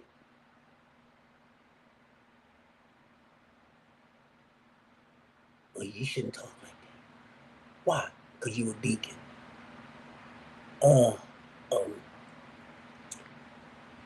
I ain't dead though. I'm a human being. Do that means I gotta act out on a lot of the stuff I talk about? Oh yeah, I want to though. Please. Y'all think I'm playing.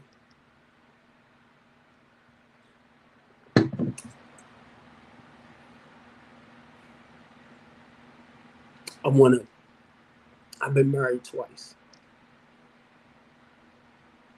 Some people might take that as a bad sign. No. My first wife, I've been knowing her. She was like 15, I was 19. We've been knowing each other. Eventually we got together. We just ended up getting married. And because, we living in sin, corrected. So anyway, I married her. Now I love her. And she know that. But I wasn't in love with her. And she noticed the difference too. So eventually, she told me I can go. Because I had went and got another house and everything. And by me driving the tractor trailer, see, this is my story. I'm taking care of 2 houses. This is my story. In case you want to come back on here running off at your mouth. This is my story. So now, we got a house on Landville. And I got a house about 3 blocks away where I'm living with this other little young lady. So Monday through Friday, I stayed over there. So Friday, Saturday, Sunday, I had to go home because I'm not driving the tractor trailer. Because I used to could justify it and say, well, I'm on the road, I'm doing this, I'm doing that. I'm sharing my story. And it got to the point where I needed to stop. I was struggling.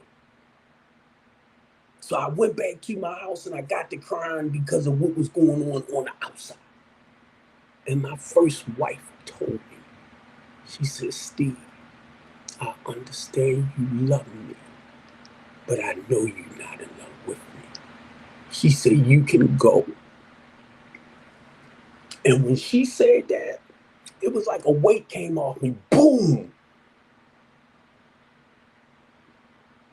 Listen to a person's story. It was like this weight was lifted off of me. She set me free. And I went on back to the other house. 6 months later, that was over with. I learned in that process, don't take your side chick and try to make her your main chick. Now, some might work that, but do not. Because most relationships is based off of communication. You got to talk with each other.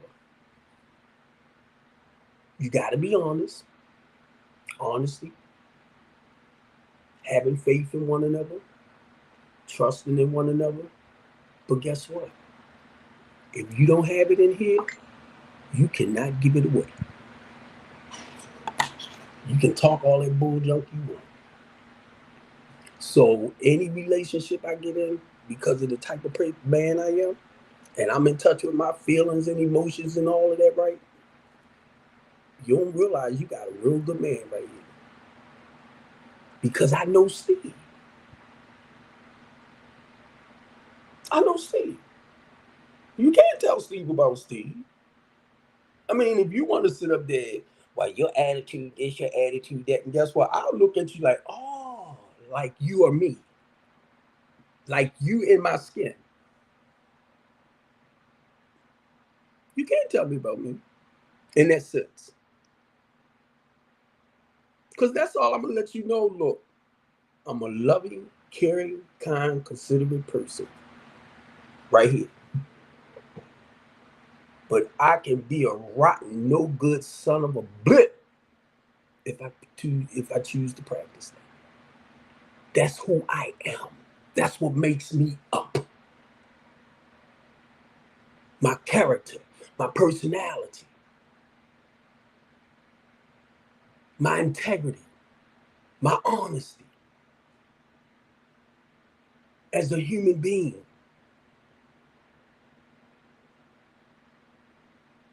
And if you don't know you don't know you still lost. Y'all know what y'all told me? If a man don't know where he came from, he won't know where he's going. Today, I know. When I did my ancestry.com, right? I went all the way back to about 1600. And all of a sudden from there, I went straight to Jeremiah. When God came to Jeremiah in a dream and he said, I knew you before the foundation of this world, Steve Copeland. Huh? I put everything in you that I called you to go out and do. What? Yeah. You want to talk scripture? But are you living? That's what gets me. Don't quote it to me. Are you actually walking and living in that? Because that's what they did. They wrote down their personal experiences, how God dealt with them on a spiritual level. But see what y'all do. Well, they was like perfect. They was like human. They wasn't like us. That's what you tell yourself.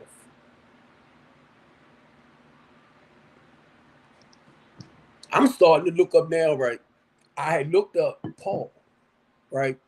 And I'm reading a little bit about Paul and his struggle, but he's still ministering and doing what he got to do. So I'm looking at what was Peter's sin, what was Mark's sin, like their mistakes, that's all.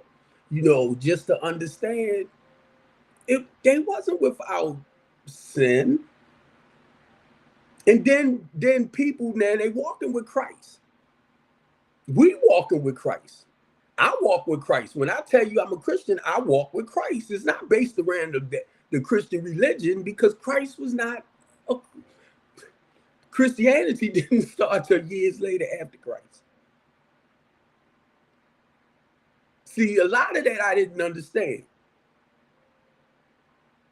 But now when you put in the work and then look at it like this, I'm home. So during the day, I can't do nothing from time to time but go into the Bible or go and read spiritual stuff to occupy what's going on. God didn't shut me down. I didn't see it like that. With me, the corruption that went on with me, getting on this home monitor and stuff like that. He didn't move just about everybody out my life. This is the way I talk with people now. This phone don't ring a lot. Or if it do, it's somebody calling me because somebody needs somewhere to go. So now I got to call such and such and such, say, hey, I got a lady with 2 kids, right? Do y'all have room for, or can you work with them as far as renting them a place, but don't judge their background? That's how I do. When I talk to a landlord or a private owner, they don't have all the money. Like one lady told me she can pay $1,400, but she got a 15 and a 16-year-old. I'm not gonna put you in something like that.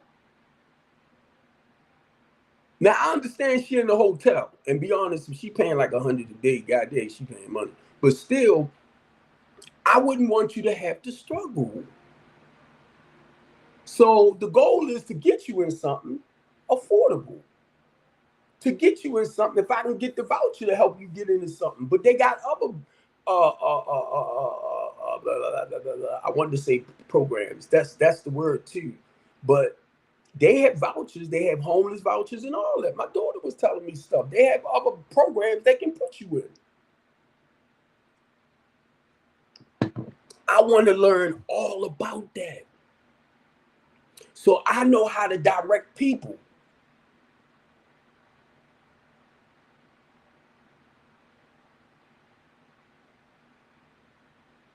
And I don't know who looking or listening. Most of your freaking recovery houses and everything are in residential neighborhoods.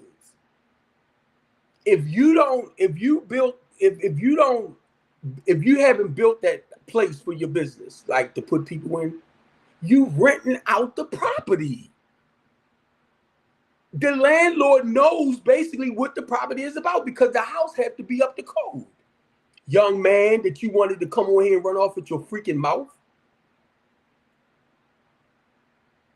Fire extinguishers. You got to have a map in there, like of the house in case of fire, breakout or something like that. So they have an escape route. You want to tell me about my job? What I don't know what I'm doing? Exit for the back door, exit for the front door. Smoke detective right here. I mean, smoke detectives. Excuse me, yo. Fire extinguishers. How many houses personally have fire extinguishers? So I know how you're supposed to set up your housing program.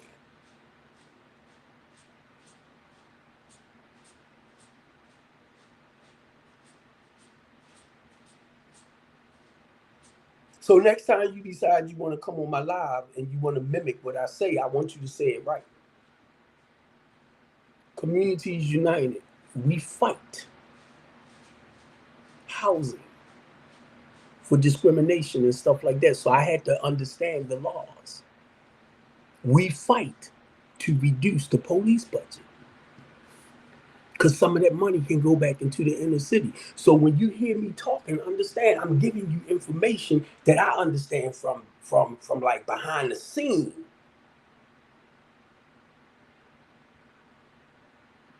If it's a certain bill, before it gets to the public, we will talk about that bill before they try to get it out there. Not to get it in the books, I say books, but into law, mainly if it's going to hurt the inner city poor people. I ain't talking just to be talking. But I realize we do this behind the scene so that certain things, because it's about encouraging the community, motivating the community, because it's the community that has to fight for the changes that they want. Brandon Scott bus, Brandon Scott that. Brandon Scott can't be everywhere at one time. The police department, a lot of them got to the point now they will sit there and watch you kill each other.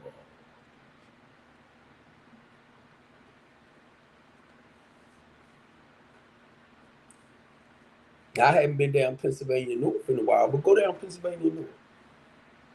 Watch how they sit right over there at their library and watch them hustling and doing what they're doing. Back in our days, if they seen you doing transactions like that, you got locked up. They watching. But when I say something, I'm wrong. But when I go down there, right, the reason why they don't come for me, because they know he's a little bit different compared to the ones that's doing what they're doing. There's something different about him. And then I wear my yellow vest. Just to be around them, for them to feel comfortable with me. I can't go down there with a suit and a tie. I can. But then if you dress a certain way, I'm not used to dressing like that. And I see you with the suit and the tie and, all conservative and looking professional. I ain't trying to be like that. So a lot of times people will walk away from it. You in the hood. So when I go down, I might look like I just came from work.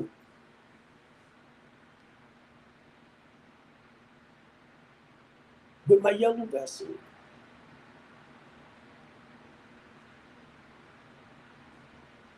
Hey man, what's up? How y'all doing? And then if you know somebody that you might work with to help people, and they see you right, but I know what you're doing in the community, even though I might not like to say that, but I might come and talk to you.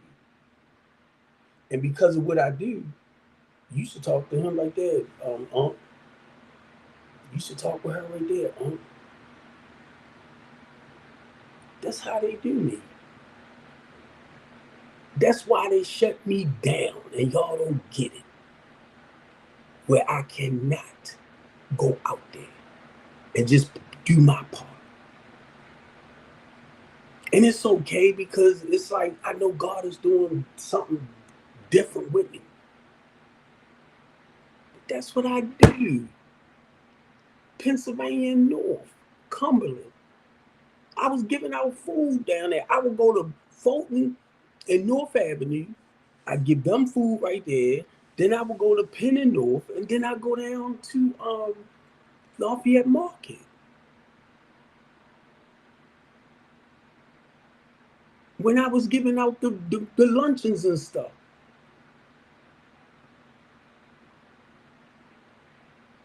I would get donations with the truck because right now it's like I'm shut down. I get donations with the truck, and if you got an organization and you don't have a nonprofit, but you're not getting money to buy your product, and I find out what type of products you need, I normally get it. So you won't have to come out your pocket so much.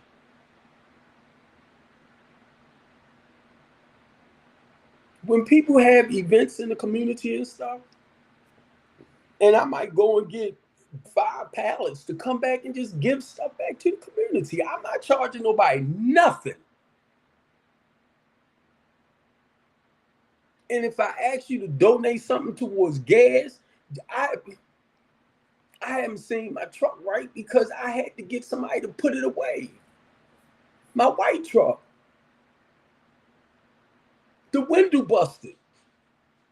I got to get a new window for the white truck. One of the tires busted on the truck. The guy told me, he said, he heard this bang, man, you're going to need a what tire for your truck?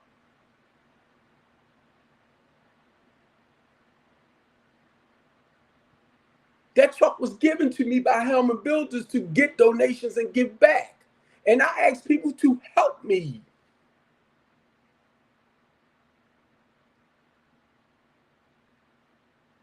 I'm not asking for all your money. If you can help me with $5, $10, 20 or whatever. Because eventually I got to get my stuff back up and running. How you think I feel when it's like I try to help, it's just go. And then when I sit back and I'm like, help me, it's like the hell with me.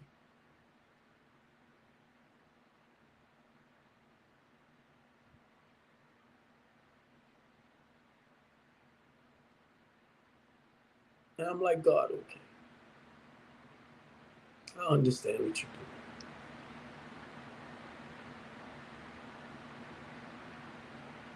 It's nobody. Well, my family. Me and God.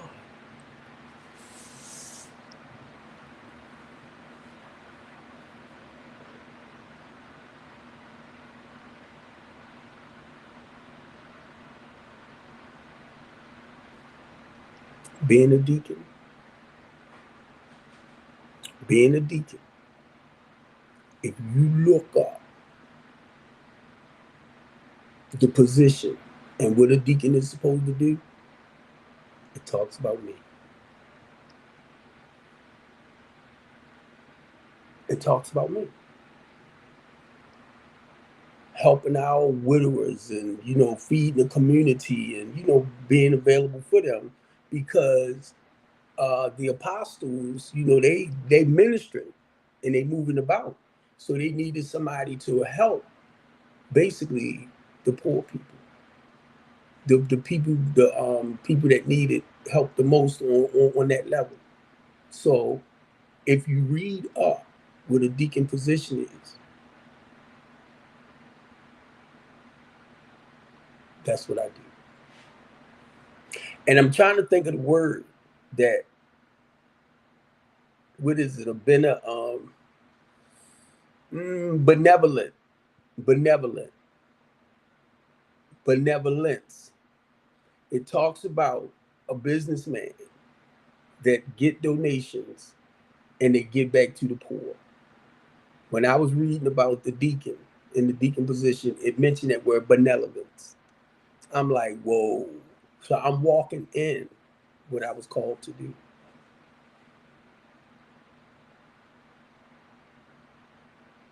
Now that's just a title. Don't get it mixed up. That's just a title. The deacon is a title. So I try not to, with the ego, the pride, nah. Being a community activist, a human rights advocate, they just titles. But it's all about fighting for the less fortunate, for God's people. The ones that we tell, ooh, they stink. I don't even look at him. Ooh, he on drugs. She need to do this. He need to do that. And I go and embrace them. Christ did the same things. He came to them. I didn't pay attention to this, but the woman that the adulterous woman that they brought to Jesus Christ because they wanted to stone her, I didn't pay attention to this. They brought the woman to Jesus Christ, but they did not bring the man that she was tricking with. They just brought the woman. And I heard somebody say that, and I'm like, oh my God. So they wanted the woman to get punished, but they didn't want the man to get punished, or the man that she was tricking with, or the woman to do.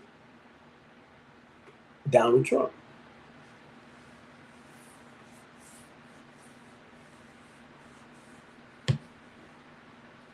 I watch how they point fingers. I'm like, look at this. I'm telling you, I trip out. But you want to make America great again.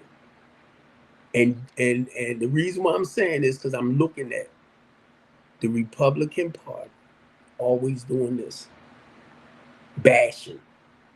But guess what? If you can't get along together or work to get along together, because the Democrats is there, the Republicans is there, but if y'all can't work together, I mean, we're gonna disagree and agree and all that. But if y'all can't work together, you will never make America great again. It's too much division.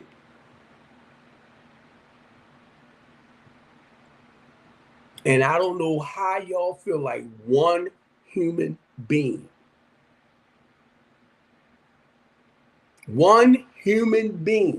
that's a businessman. He's not a politician. And he told y'all that. He doesn't understand political science and all this type of stuff. So when he come with that business mindset. But you can't bring that into politics. That's why when Trump became president, he had to move back from his business. Because you can't mix business and politics. And y'all don't even realize it. That's why he's going to stay in trouble if he get in. It doesn't matter to me. But if he get in and you're not abiding by the constitutional laws, he's going to find himself being impeached and all that too. Come in here this time and call yourself practicing the business.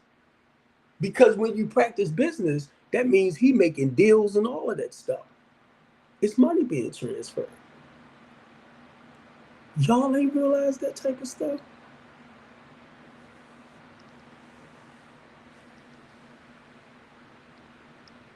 It ain't about the laws with him. And then he'll try to override Congress. Because they are the ones that create the laws. Now you see how I'm talking? And if I want to throw hints, because that's what Trump do, y'all don't catch it. They throw hints. But what they doing, they sharing certain things with Congress. If you agree to this and if you do this to pass a policy or a bill, I mean. If y'all do this, y'all do that, I'll sign it. If you don't do this, you don't do that, I'm going to veto it. But the thing is, Congress can overturn his veto.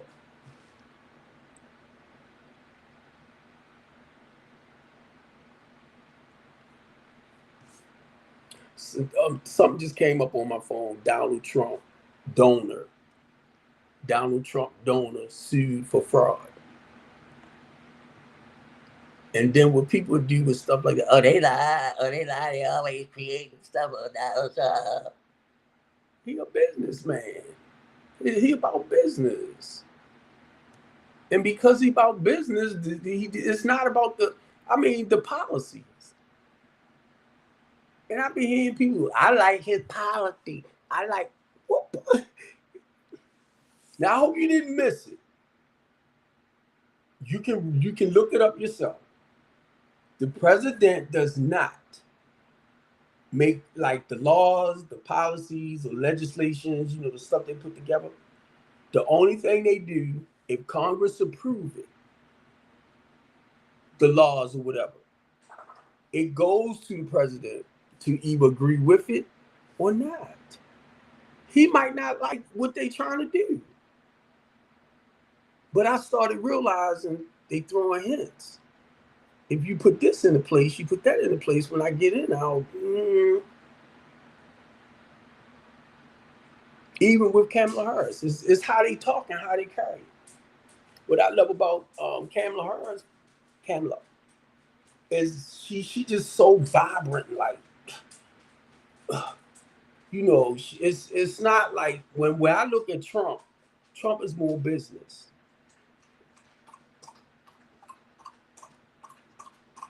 When I look at Biden, when I look at Kamala, and y'all got to understand, by her being a prosecutor, she basically understands politics. And I listen to a lot of people, y'all using everything else. Well, she not black, she not Hindu, she not Korean, she not this. Well, she mixed with that. What did that got to do with her as a human being when it comes to people's lives, as far as some of the decisions that they help make, as far as signing stuff? What's that got to do with that?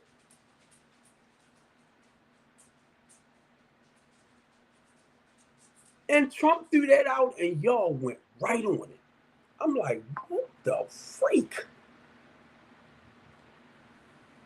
And y'all went right on it. I'm like, this man can poop. God forgive me. And y'all will eat it. The best thing you ever had. And I'm looking at that and I'm like, this man got that much. Ah! It's scary. I don't never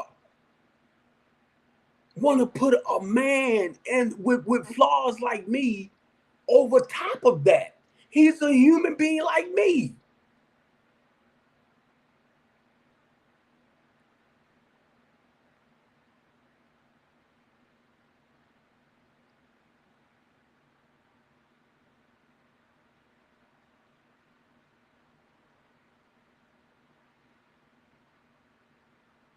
I don't get it.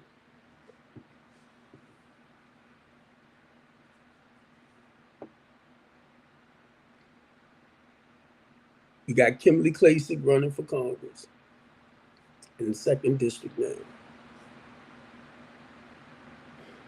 She coming for Johnny O. She ran for the 7th district for Congress. When I seen Kwesi, I knew she wasn't gonna win anyway because they put in whoever they wanted.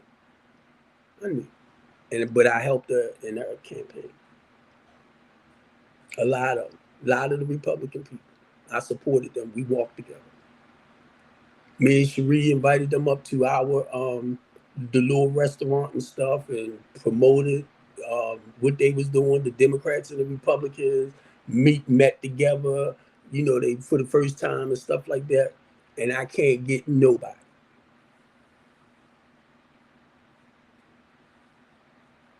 to back me up. Then Cherie Rogers did. But I'm looking at the group as a whole. Some people don't really know what I'm going through. They don't know that I'm home on like house arrest and stuff like that. Some of them don't know. They might be like, why Steve ain't coming to some of these events? They don't know.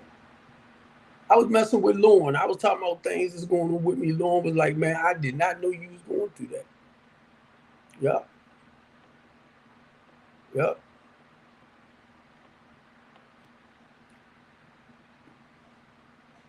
And Devin came on here and repeated everything that I be sharing on here. That's my stuff, bro. You don't share you. And my heart goes out to you, bro, because I've kind of yelled at you and stuff like that, but I wanted you to talk about you.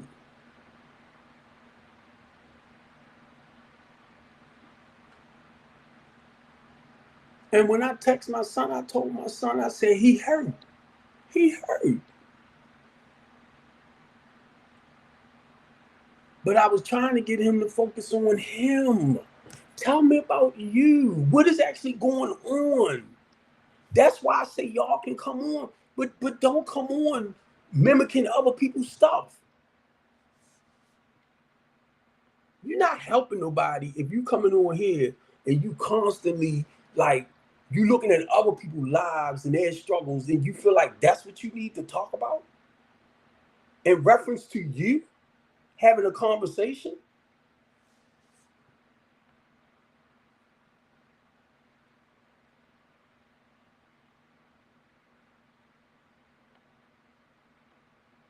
And I thank God that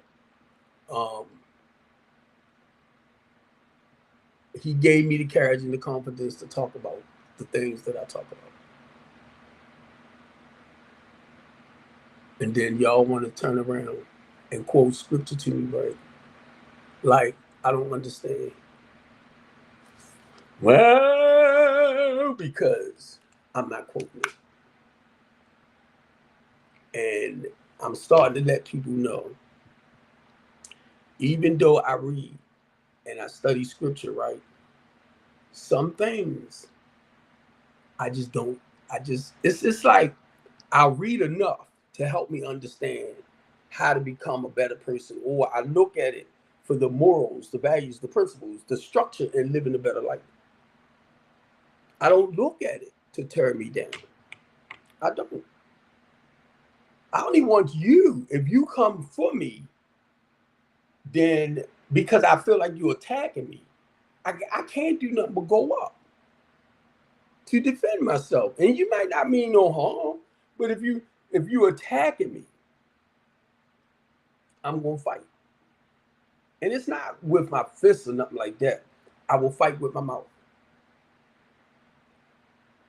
And then people be like, oh, he unprofessional. It's not about being professional when you do that. If you feel like you can come and, tear me down for whatever that I have done and I have experienced, what that does, that sends up that wall, that defense mechanism. And then y'all turn around and wonder why he's acting like that. But now, I prayed, I'm like, God, I don't want to act like I did before when it comes to us talking and everything. But yes, certain things touch me here, I'm going to go up on you. And see, when I do, and I know you don't know me like that, I will apologize to you. Because if you don't know that I'm the type of person that I rares up when it comes to me talking about life on life terms or talk about, I got to go to my guy because he was talking about suicide. So I got to go back to my guy, Untold Story from Africa. On his thing, he was talking about suicide and he wanted me to come in. But everything he was basically talking about leading up to that is what I talk about. And I said, God dang it, because I notice when I do talk, I'll talk about certain things, but I don't mention like suicide. But now, when you got people that's miserable and they hurt inside and they want to die, they talking about killing themselves. When a person talk like that, we need to get him some help quick. So when he started talking about it, and he was like, Copeland, I want you to come in. And I tried to go in, and I didn't want to say it yesterday because of the conversation. They violated my instant page, TikTok. So I can't come back on and tell them more. I said, I ain't doing it again. Stop coming on my stuff. Because I'm not trying to be a target. Stop coming on my stuff and challenging me. You come on here to talk about you. Don't come on here and try to flip my stuff to make me look bad when I already talk about me. This is what I'm supposed to do.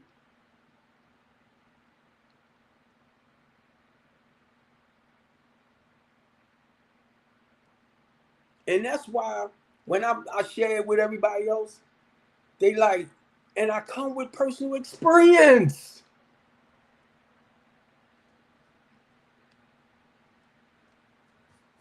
The other day, I'm sitting up there, I'm listening to people.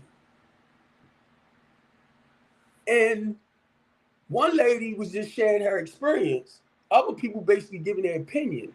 Do y'all know they got mad at the lady for sharing her experience compared to their opinions and views, which was okay. But I said she's sharing her personal experience. That's what I do.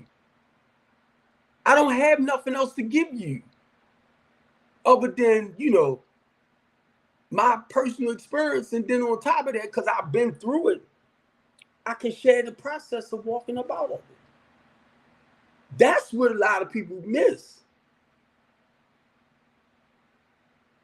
And people get mad.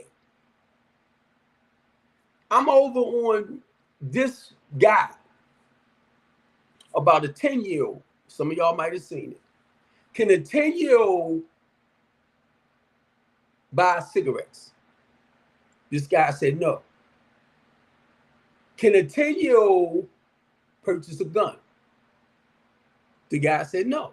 Now, mind you, the only way for some that you can get some cigarettes is you have to go into the store.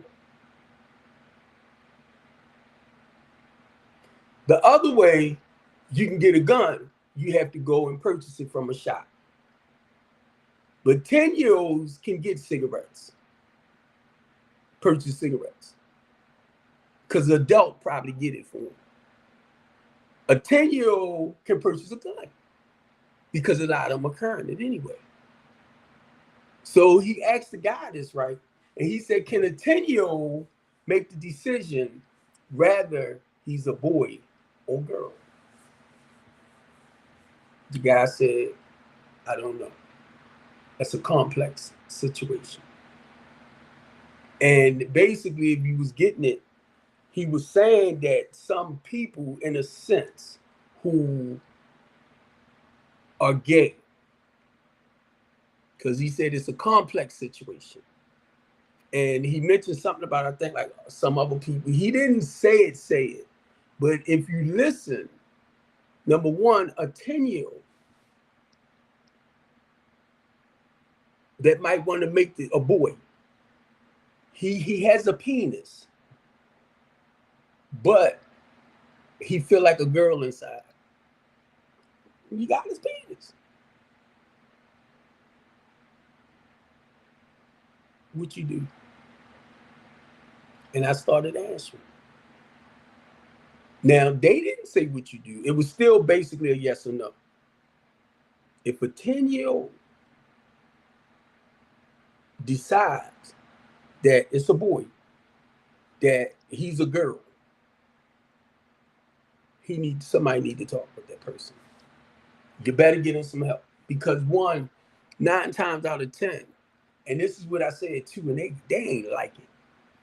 If a 10-year-old boy or girl from a young age start displaying the boy female tendencies, 9 times out of 10, his thing is he gonna be gay.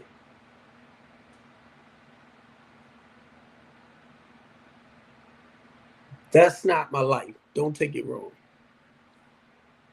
My thing is, no matter what your life is and what your lifestyle is, you have to find peace within.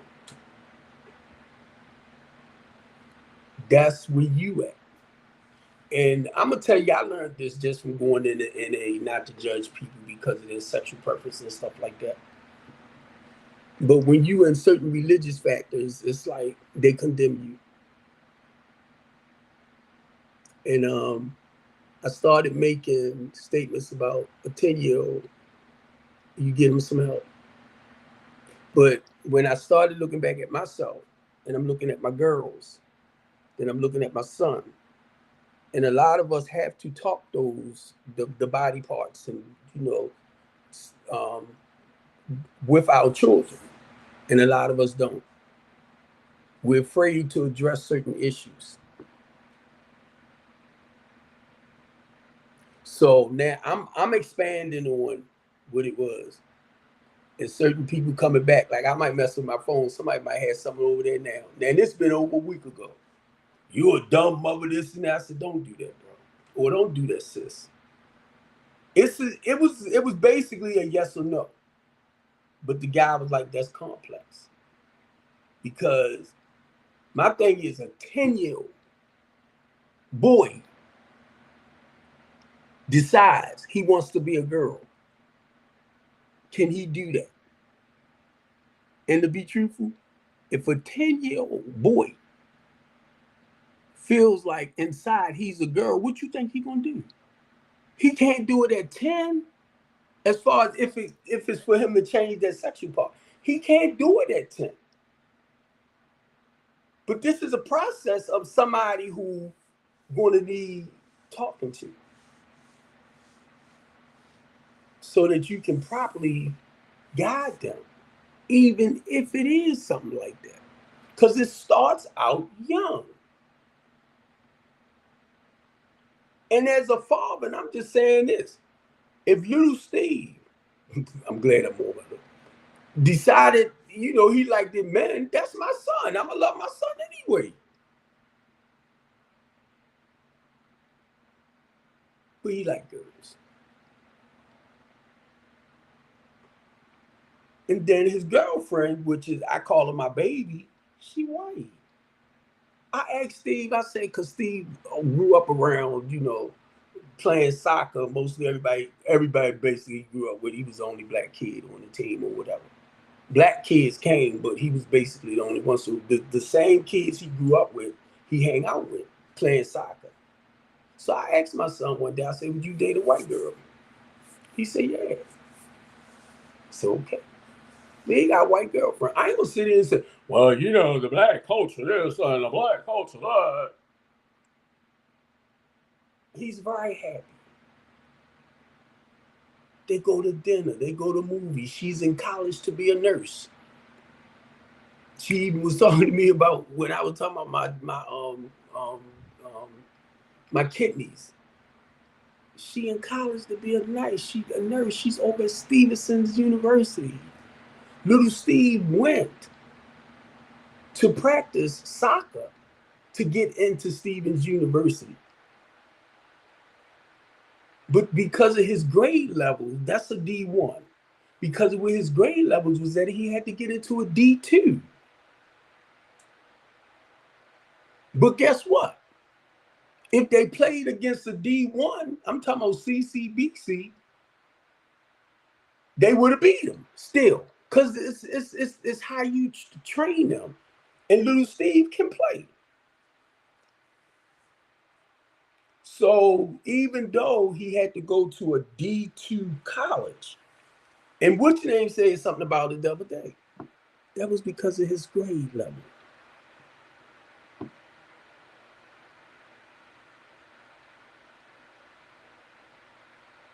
I asked little Steve because DC United talking about moving over here to Baltimore City. That's outdoor soccer. The Baltimore, let me make sure, the Baltimore Blast is the indoor soccer team. So little Steve want to go overseas because they get paid more, making millions. So I'm looking at the price that some of them get paid here. But I was told that if little Steve went overseas and he making millions and decide he wants to come and play in America, they still have to pay him that money like that. See, I'm not into a lot of that, but little Steve already know what he need to do and how he need to do things. See, I don't understand it. So I follow my son, and whatever my son, his process wise, that's what I'm saying. Because a lot of sports person, professional, have to have a little college under their belt. But some scouts, some like NBAs and all that, they will take you professional without your college. Because I was reading that about, well, I'm going to say LeBron James. I was reading that about somebody the other day who they didn't go to college. They started playing. So it's one of them. And that's what I was trying to do with little Steve. I was trying to fix it where we can get him a FIFA agent that will move him to that next level. But he understands too, he need to get a little college under his belt. So I'm not gonna mention the name, but when you was coming at me the other day, you was only sharing the stuff that I talk about right now. But you kept twisting my stuff like I was a villain.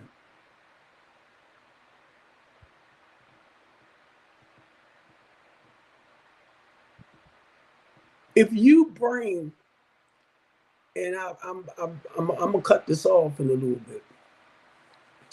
Most of the people that I deal with, they don't come out the woods and stuff like that. It's either somebody who get ready going that's looking for a homeless shelter. And when they call me, I'll let them know I am not a shelter, but I provide, as far as housing, a shelter for you. If I have a space, you cannot come into nobody's program unless they're getting government money to pay your way. You cannot come into nobody's program, housing program, whatever, and don't pay your way.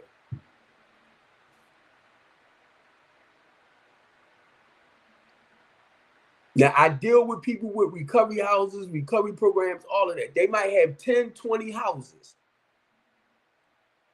And most of them, just say 10, 20, they might have brought 10 houses. I'm just using those as examples, but they've written out the other 10.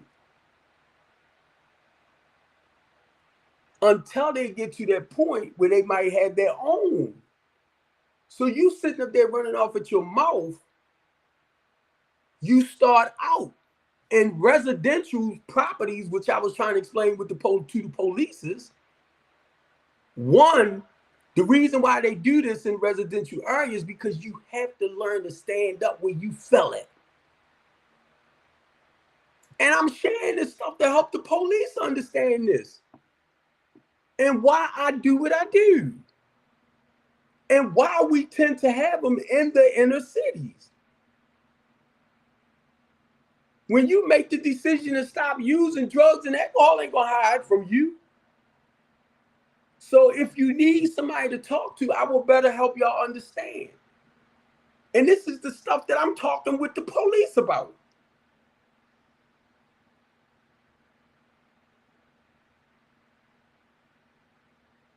I will sit down with y'all. So guess what? They introduced me to the guy that does the community work, that works with Pastor PM Smith and all that.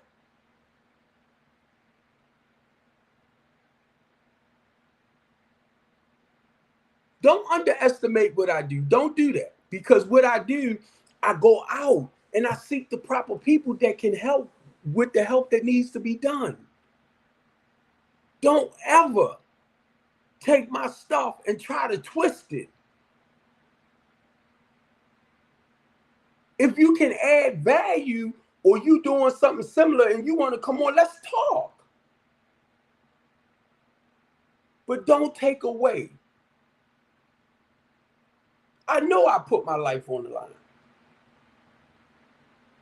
when I go out there, and I might talk against certain things that they don't want to see get better.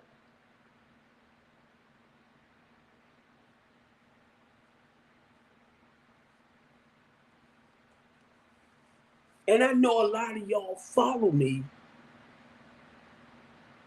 And it's not being smart, because you helped me to understand the other day, a lot of y'all want to be like me. But you don't have the courage and the confidence. So what you rather do is try to tear me down for doing what I was called to do. You can't do that. I don't know if I'm sitting there getting hungry. And I listened yesterday. Verbatim, verbatim, verbatim. You've been listening to me for years, so you want to come on and you want to twist everything I said. And be honest with you, it kind of scared me, because I'm like, you stalking me like that? Come on. And I realize you're not the only one. See what I do in the community. Know what I do. Can't nobody come on here and tell you Steve robbed and took anything from them, because I don't do that. You pay your way for your space, what you showing me.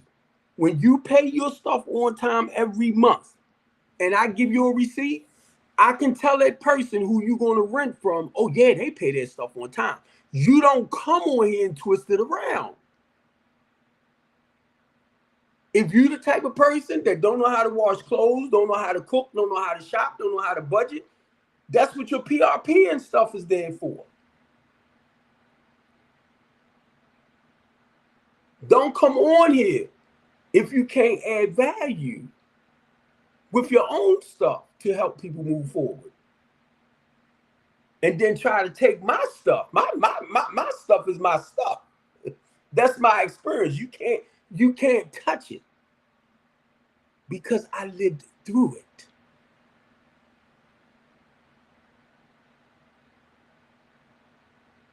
And I'm only giving back.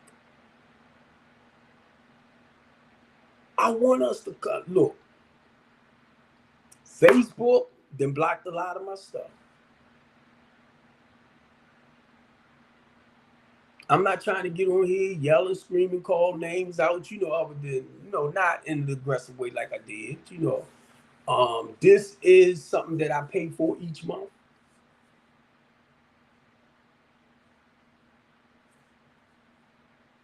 Why?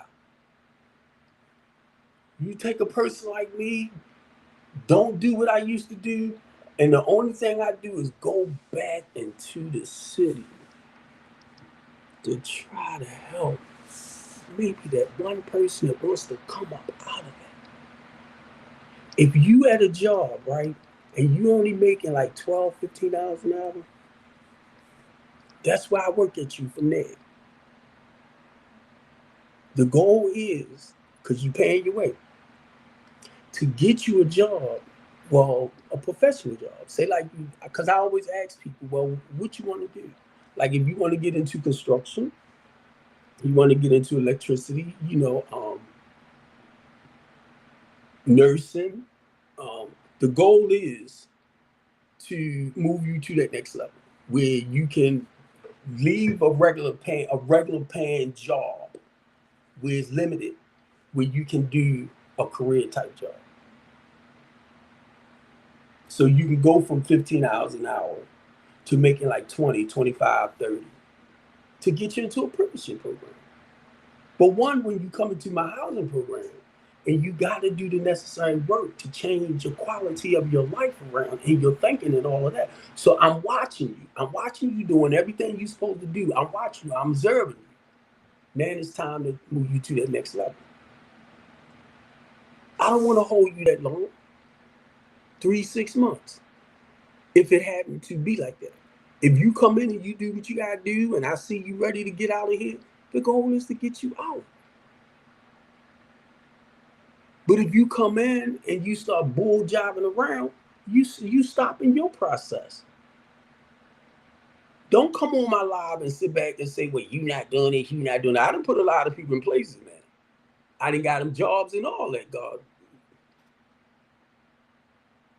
And they turned around and walked away from the jobs.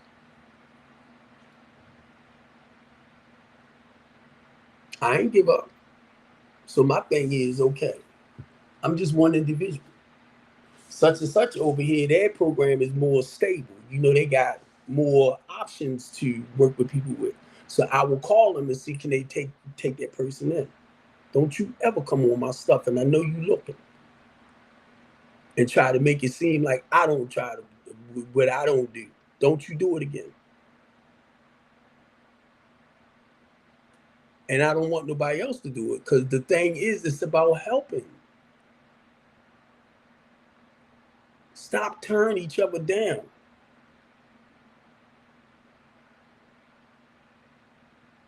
And stop making me feel, I'm human, y'all. Stop making me feel like I'm wrong for wanting to help people. And I wish y'all could have listened to that conversation that my man Cool put up, right? Because a lot of people were saying, as far as say like somebody out there, or female, because I think it said female, and a male helped that female, like somebody might be trying to hurt or do something to her, but you come in to rescue them and protect them.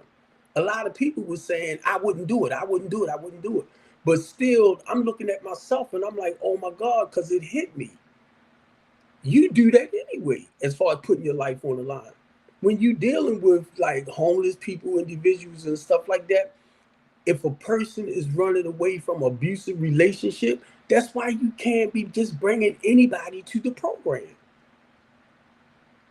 Because if I got a female in there that's hiding from abuser, you just can't bring anybody there. Because you might bring him.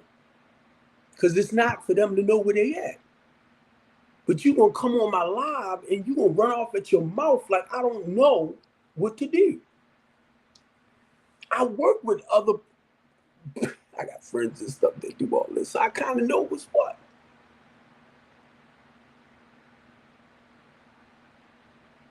And I'm looking at my family because they more like in this conservative state. They work, they provide for themselves. So they don't really understand why Uncle Steve do what he do.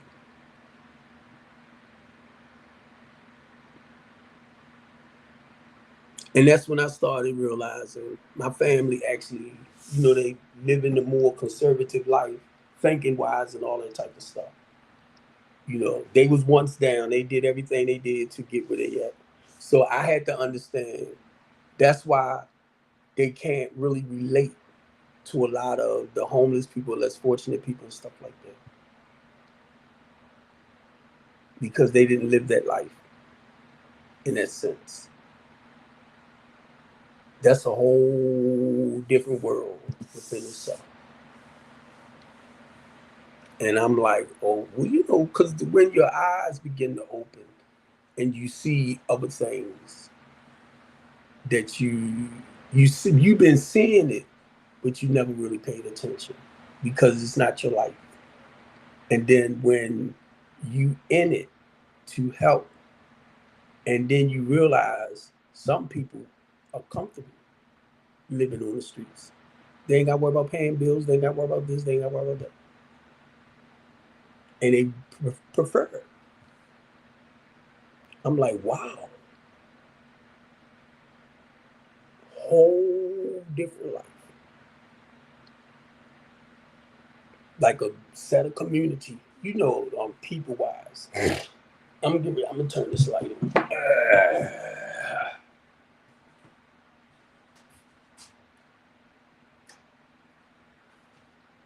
Ooh. So,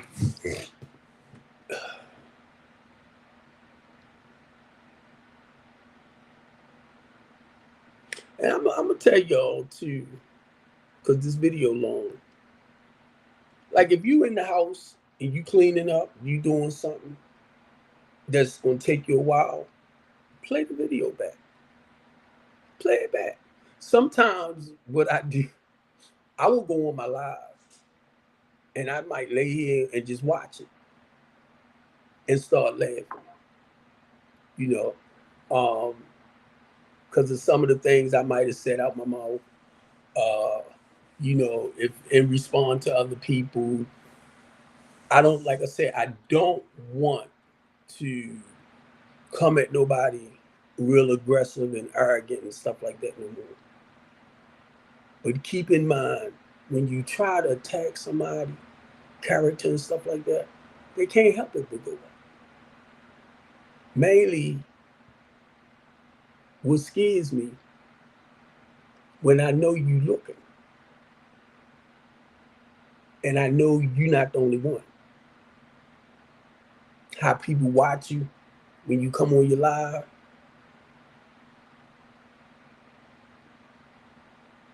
And that thing yesterday showed me just how some people, Steve, it's like when you mimicking everything basically that I might have shared throughout the years, and you like coming through it. I'm like, you telling my stuff, my truth about what you twisting it. I'm like, oh my God. I didn't realize you was that daggone obsessed with me. I didn't realize it until the other day. And then it took me back to when somebody else did it.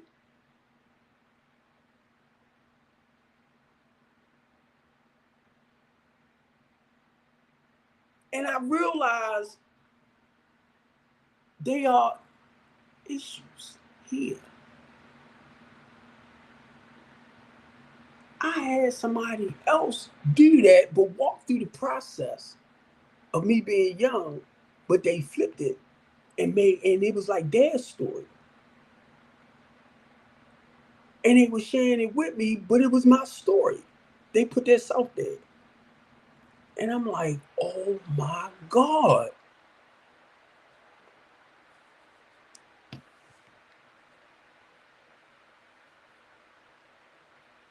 I ain't realized that. Some people that admire what you do,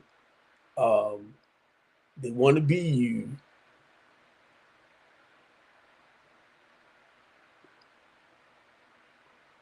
I'm talking about with the courage, the confidence to speak out or do certain things. And the first time I heard somebody do that, I was like, oh my God. So, you got people, and I'm looking at the multiple personalities too.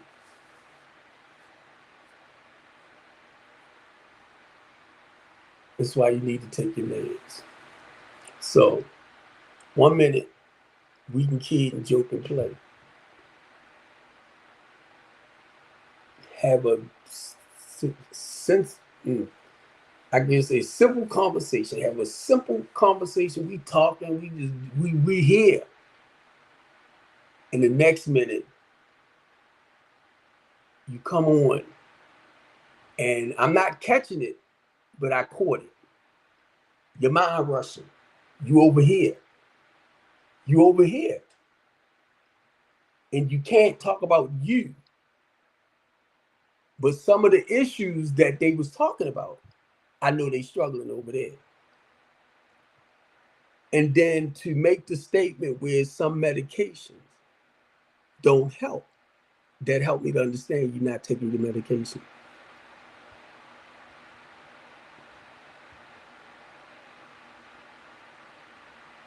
And this right here is rushing.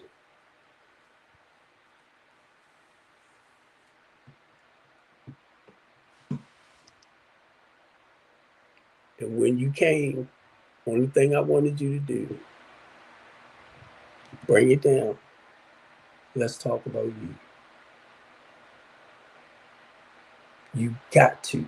You got to get out of this space, right? When you know you're dealing with certain things, it's about you being able to calm your mind down, your spirit down, calm yourself down, when you could deal with that. And that's the only reason why I come on from time to time, because I want people to understand it's okay. If you're dealing with bipolar, schizophrenic, or whatever, it's okay. I know it's underlying issues there, something that might have happened to you when you was younger, but it's like a trap in the here and the now.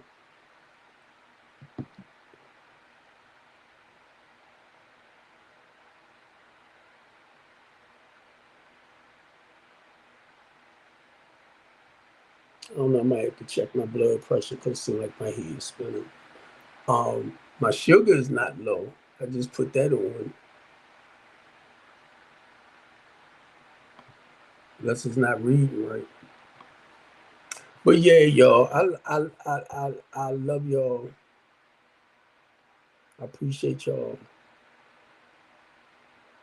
And I'm gonna say keep praying for me, because I'm not gonna lie. Sometimes I'm like, God, I know so many people turned their backs on our inner city people. I'm not going to say no names because y'all know I will call names. But I watch people that I work with get into position. I watched it.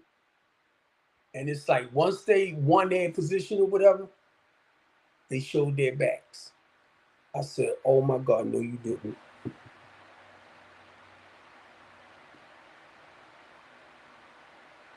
I'm telling you, it's like that vision that they turned their backs. And then I listened to certain things and I see what's what, and I went like, you mother sucker. Talk all that good game about the people this and that, the people this and that, blah, blah, blah, blah. But then I had to realize it's politics.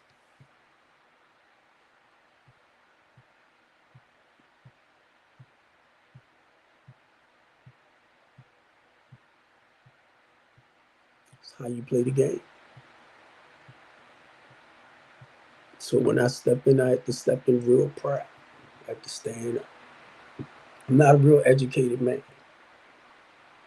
But what I started understanding, you cannot take from me my personal experience, my knowledge, and my wisdom, because that's all I have to give back.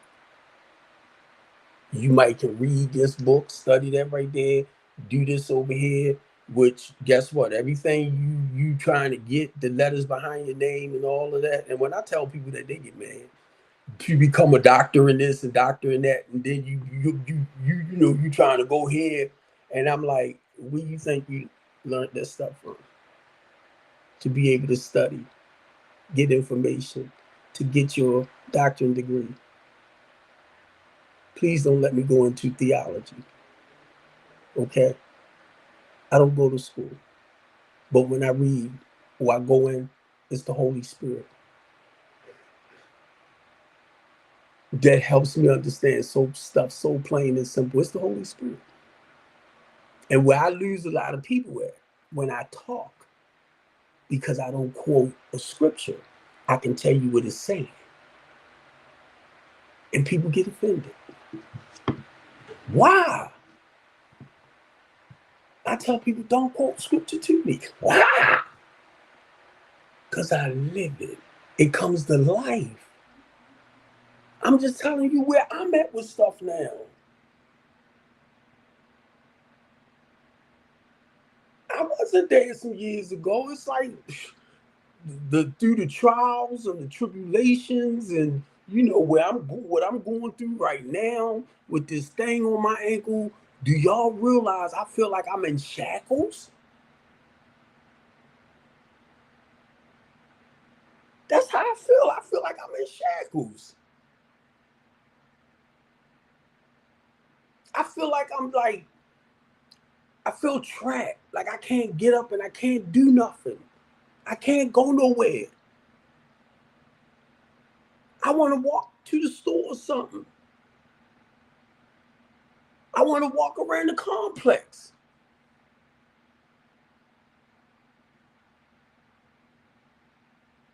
And I understand this too. At least you're not in prison. But do you understand what this feels like? And I understand you're not in prison. But do you understand mentally? I had to read up on it. The effect, the signs that when a person is bound like this. See, y'all might not do the research to find out why a person feel what they feel, or why is this the way it is. Y'all might not do it, but Steve Copeland will do it. Just like when he made the statement about my big toe. I got this thing on the other side on my feet. So I got the cord that I'm charging at night going around. So I get this little blister right there. So you want to make mockery because I had my toe amputated? So now I got to read up, do this ankle thing. How many people might have sued them about this? And it was some lawsuits filed. Maybe not to the degree of what happened with me. But I lost my toe. And the doctor asked me, he said, why is always this feet? I'm like, I don't know. I said, maybe it didn't heal properly in the inside. I don't know. And you want to come on here, you want to try to mimic and make mockery of, my own stuff. Do you know how many people out there that probably had their legs amputated? Um, you know, I'm just saying.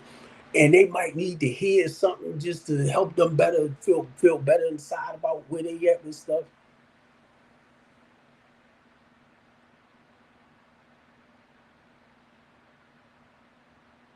So when you come on, if you ever talk against what I'm trying to talk about, you knocking it for other people. That's why you share your stuff.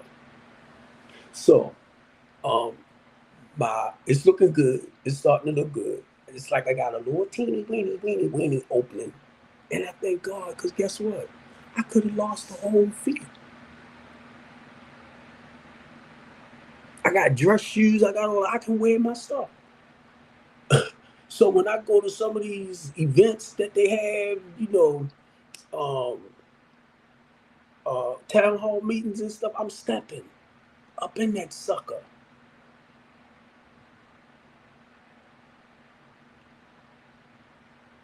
because I represent Baltimore City. I try to represent the best quality of us. I'm all right with telling people stuff like this. I came out in the 10th grade, right? I didn't realize, I didn't realize till my wife said it, right? That's why you got a 9th grade education. She almost got smacked around because I always bragged about the 10th. But then I realized the 9th was the last grade I completed. So my vocabulary and all of that is not real extensive. I start realizing stuff like that. But it doesn't make me dumb because I have experienced stuff, so I'm only going to give you what I had, what I've been through. That's why they call them trials and tribulations. I'm not the only one. Now I'm talking to them, and I said I was going to get off because I didn't want it to go too far, so I might just delete this. But look, I'm talking with them on TikTok, and I'm hearing some great stuff. I'm like, yes. So I'm like, look, I want to share something with y'all. Someone on home runs. I'm talking with Bambi and them, and Bambi sounding like a lawyer. We all friends now, so I can see their stuff, and they mouthy, they fighters, and I'm like, thank you God, because I'm growing to do what I do, where the voice is getting out. I got and I meant to tell untold story that I know a guy from Liberia, Maxwell, right, Max, and I'll share that with him. But I came on his talk thing, and he was trying to get me to come in, but I told him I can't come on, for 24 hours. So anyway, but they like want me to come in because if it's like 9 of us on it, I come with my experience. They share, it's like, you got preachers on there, but it's everybody sharing a little bit about the work they doing and certain things that didn't happen in people's lives. And oh man, I'm like, I feel right at home. I said, y'all don't know, y'all. It's like, the spirit is coming through me, right? It be feeling like cold chills. But I know it's God's spirit. It's like that flash. I'm like, wow.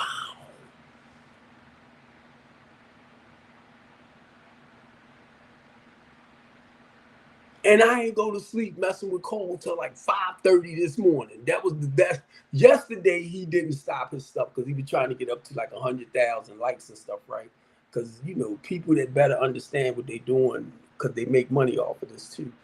So he stayed on it, and I sent him a message back. I said, "You better take your butt to sleep, because one, you only had 2 hours of sleep. Then you back on here."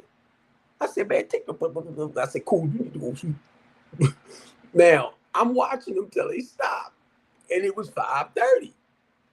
So now I'm going to sleep. Somebody said it's daylight. I'm like, it sure is over here. The daylight coming through. So now, when I did go to sleep yesterday, I didn't get up till about two something because my daughter was leaving out to go to work. Today I did get up about 1 o'clock, but I was still sleeping as all outdoors. I'm like, you know what? I'm gonna keep messing with them. But it's they showing me harmony into religion and all that too. But the journey is spiritual, and she coming. And a lot of people getting offended, but they on it. And I be letting them know, because of your religious belief and how you see certain things, she looking at it from a spiritual perspective.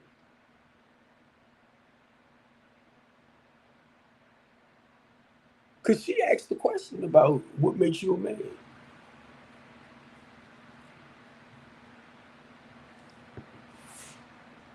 Somebody said, I know how to change tires, I pay my bills, I do this. She said, I do all that too. But what makes you a man? And I think this 23-year-old came in He said, recognizing your vulnerability. She said, thank you.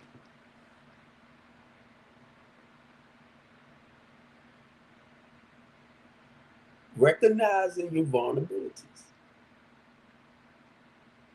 Even though you have a father in your house, you have a man. And she wasn't going deep into it, but basically, and I had shared too, I was taught, you got your main squeeze at home, but you got a female all over. I was taught like that. And that's what I said. So what she was saying, that a man have a tendency, because of our ego and our pride and stuff like that, is we will do stuff to kind of like, I'm a man, and the more I go out there, the more women I sleep with, that's notches on my belt, stuff like that, right? That doesn't make you a man. You're a man now because of your penis. But it was more to it that she was trying to get the men, and nobody but this young boy came in. It was a 19-year-old that came in, and he said certain things. And because he's working and he living by himself, he's doing pretty good. So when he was saying, she said, well, I do that for myself. So what makes you any different than me? I'm doing all this myself. So she only wanted to hear.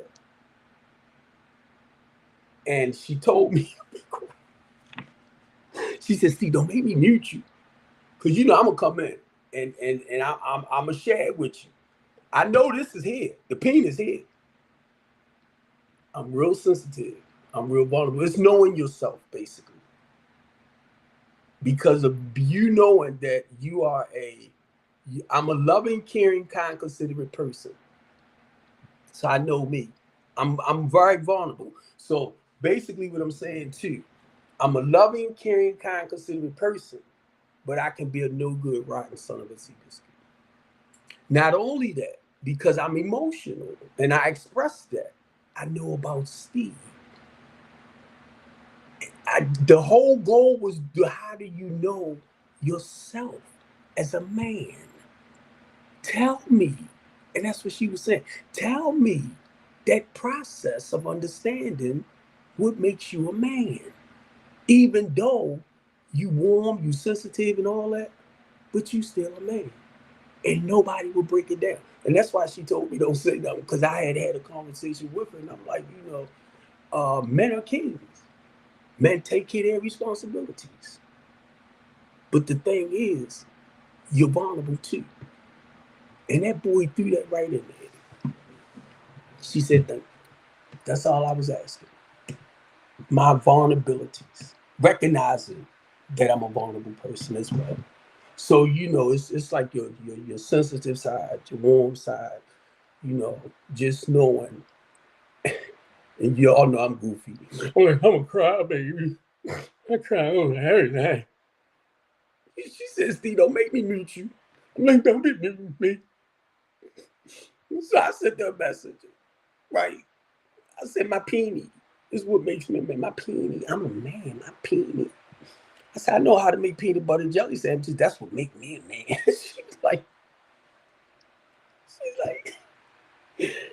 but Harmony, man, she was saying some stuff, and you talking about the spirit. I said, I had to put in there for some men that was sending back some stuff. I said, y'all got to understand she's coming spiritually. She's coming spiritually. Even if she says something towards scripture, she's coming from a spiritual note. So I call her my queen. I call her my boss lady. But I'm going to tell you this, because she has a very strong personality and she's real boisterous, we would clash. So that's not somebody I would actually date. Because you would have to humble yourself. Because me being a man now, I'm But then if you want to, try to dominate that, we will clash. And I'm looking at it and I'm like, nah. But very intelligent, very bright, wise woman. Um, and I'm listening to the rest of them saying stuff. I'm telling you, I'm intelligent, bright, outspoken sisters on a whole different level. And I'm like, God, thank you. I call Lady J baby Oprah Winfrey, right? Because of the way she do her talk show and everything. I can see her blowing up like that. Me, I come a different way. So I want us to kind of like work together on the way we do things. But sometimes I don't, out of respect for her, because see, she's she's more professional with her stuff than me. She just sent me a message about a video. What is it, Friday? Yeah, she get ready to start a live. Um, and I'm more like boom. See, so she's more like the professional one, the more conservative. But when I come, it's a little bit different. So I don't want to make her look bad because of how she do it. Didn't it say to thy own self be true? But I do want us, and eventually we probably will with our shows and stuff, come together under one umbrella. Now, if anybody want to like get a spot on my talk show, you can, and start your own stuff. 45 minutes, an hour, however you want to do it, you can, and come and work off of my network. That's the whole point of growing it. So if I'm connected with overseas Africa and all of that, so when you come on here and you start talking about whatever it is, or you trying to sell product or something, it just goes around the world. So that way you can get, people to support your business and everything. If you want to come on Wednesdays at 6 o'clock for an hour, you can get that spot. If you want to come on Saturdays or Sundays, 2, 3 o'clock. If you feel like you want to come on and do an hour on the live stream, because I got 8 now, so it's streaming to YouTube, Twitch, so people seeing your stuff. It's about growing everything from my network on. So if you know somebody that like got a business and they really can't afford to pay to be on a platform, or they don't want to really go out there like that yet, but they don't mind joining in. And I ain't trying to charge nobody no arm and leg, because I got to pay for this each month anyway. The more I get people coming over here networking, I'm already at 8 platforms that I go to. I can take it to 15, but I need the people. And then we can be able to like go live in China, and I'm trying to add TV too. I'm trying to add TV. So when you come on here, you just won't be doing a live stream here. You will be doing TV as well. So the TV will go to, like, I'm thinking Tubi and all that type of stuff. You know how some people, the network thing, the TV network. I don't play games, but if I wanted to do games on, no, because I'm not connected with them like that. But over here on TikTok, if I wanted to play little games, I can start following people and jump on their platform when they over there playing games and all that. I don't know how to play all that. So when I run across that, I be like, bye. But I try to follow people who have talk shows. Some other people have couch conversations too. So it might be a husband and wife, and they might have another couple there with them, stuff like that. On their talk shows, they might talk more about family stuff, husband and wife stuff. And see what I do, and I can't think of her name right now, but those are people that I tend to follow too. And what they have a tendency of doing, because I'm on TikTok, they'll come over and check out my profile and say, "Oh, he doing what we do," because it's growing. It's growing. The goal is for us to support each other. When I'm on calls talking, you might be Chinese, you might be over in Africa, you might be in Russia. Now, if you don't tell cool, or I'm in Nigeria, sometimes they don't know that you broadcasting in like Africa.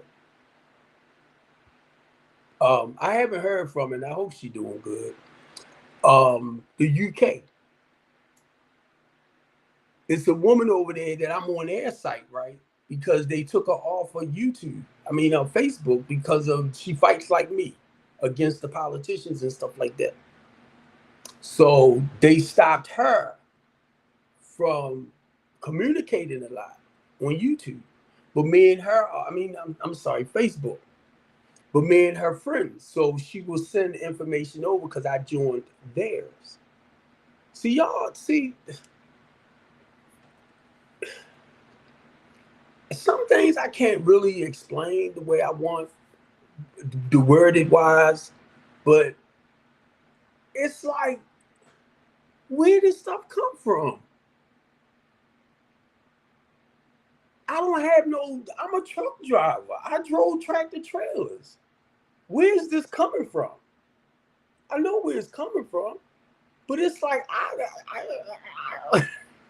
because I can only share what's, and I'm like, okay, I do it. I got you. I got you. So I'm telling y'all, when y'all hear me talk about certain things, and say like we looking at Paul, or we looking at Mark, or we looking at Jude, Luke, Timothy, and all of them, right? I'm just saying, if y'all hear me talk about how the Spirit using me, and I might talk about being afraid or being scared, can you imagine what they probably felt? Because that's what I do. I be like, ooh, did Jesus feel this way? Did Jesus think like this? Because I look at the human being that God became. King David killed Bathsheba's husband.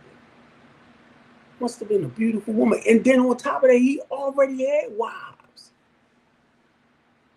And other females and cockabons, whatever you call it, he was sleeping with. Now, when I say certain things about that, some people be like, well, his daughter and I suffer because of that. I'm not talking about that right now. We understand you get punished for certain things. We understand that.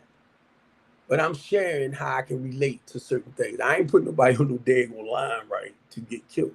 But still, I'm chasing behind these little young ladies, right?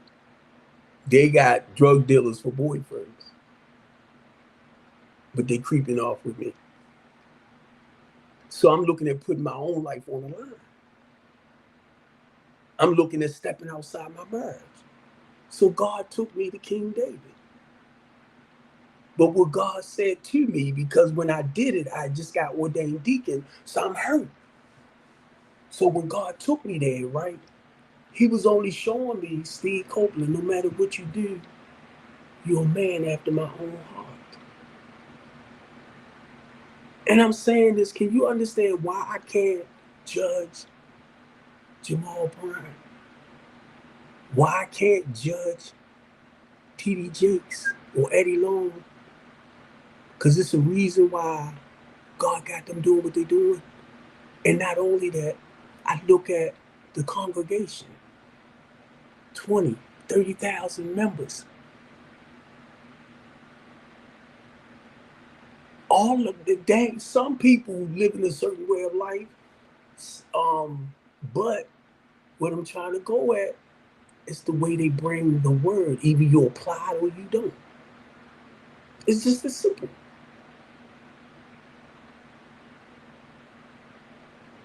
But you bring in the word to encourage and motivate people. And sometimes we don't take what we really understand and apply it. But we stand up and we just bring you the word. So now they calling them fake and phony and prophets. All that. No, no. It's a purpose for all of that.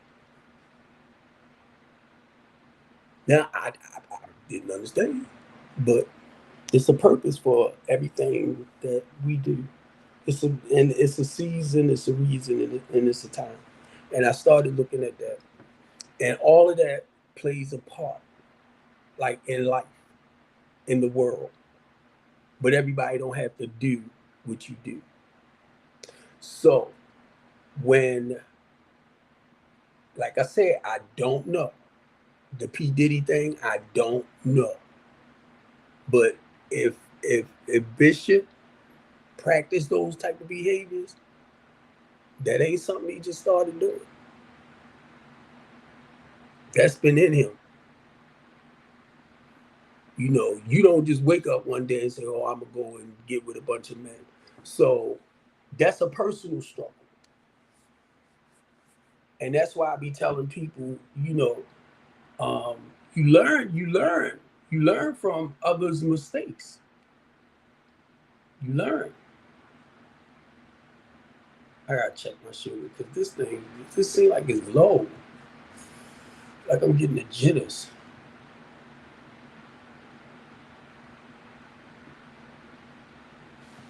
Probably just time to eat. I mean, that's where I'm at. So, and certain things I just don't.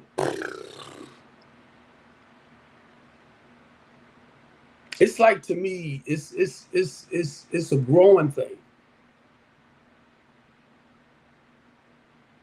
You know, I'm not in that area, say like I was last year.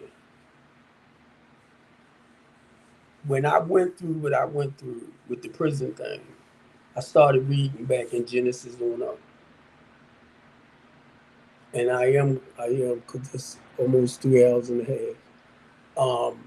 I did not know, in a way, when I started reading Behind the Bars, God was showing me you walking through the same process that Paul and them went through, Mark and them went through.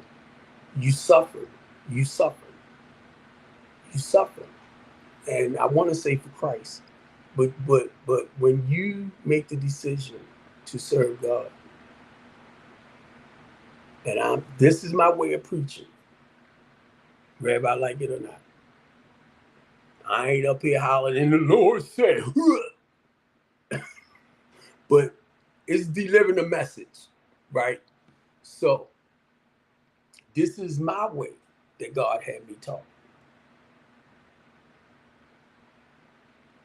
And if you don't feel me here, if you're not connected with my spirit, because you're gonna go here and you trying to figure me out.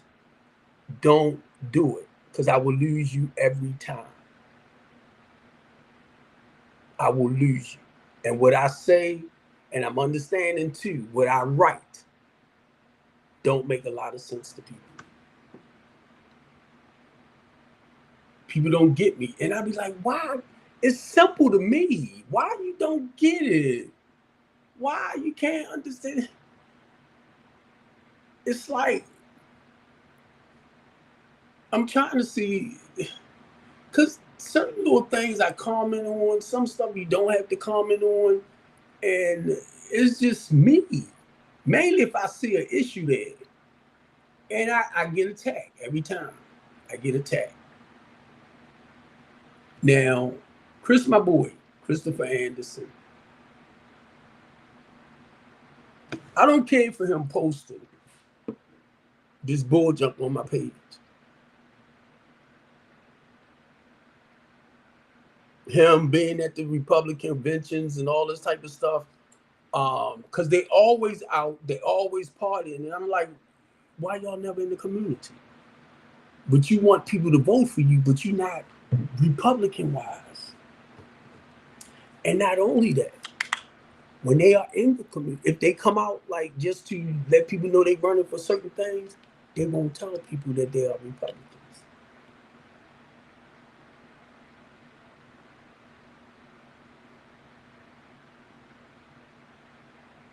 They just sit back and talk a good game about what they want to do and how they going to do it and blah blah blah blah blah. But they want you. They don't want to tell you. If you ask them, like, what is their Republic as far as their political um, affiliation, the Republican do not want you to know. They want you to think basically they're Democrats. So once you go to the poll, you will actually vote for them in the sense of not realizing you're voting for a Republican. Y'all ain't know that, did you? That's why I said, for me, I'm definitely gonna get off here. I started saying this, and I'm like, y'all a bunch of lying, motherdies. But it's political.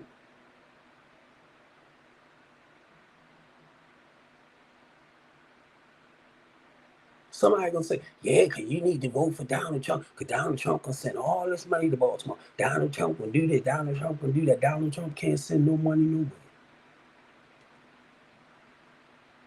It's Congress that distributes stuff back there. Donald Trump cannot, and I'm just saying the president, make the decision to go to war for some other country. Congress does that. But he'll give the okay. Congress never make a decision. The president, they run things by him, and he gives the okay. And that's what I started seeing. He gives the okay, we can do this. I like the way y'all put this together. Okay, I'm agree with this. And they take the credit for it. I ain't want to share that. I ain't want to share none of that because I see how they play us. So I'm like, I don't want to talk about that. I see how people love the heck out of Donald Trump. Donald Trump got a wife. Y'all forgot? Donald Trump has a son. How old is his son? About 18, 19? I think he's somewhere near there. He ain't dealing with his wife. He ain't dealing with his son.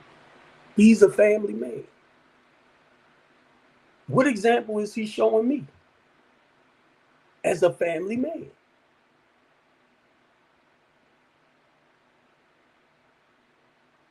But you out there, right? Your marriage is falling apart. Your son is growing up by himself, but you running around. See, you gotta have a balance with that.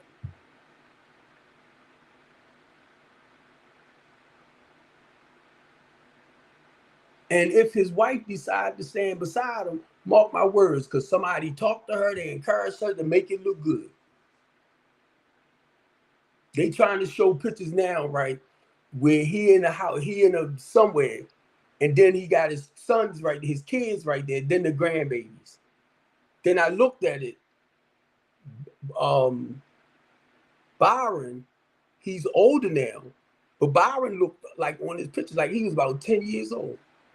But they showing that picture to make people think, yeah, he's this well-rounded family man too. I'm like,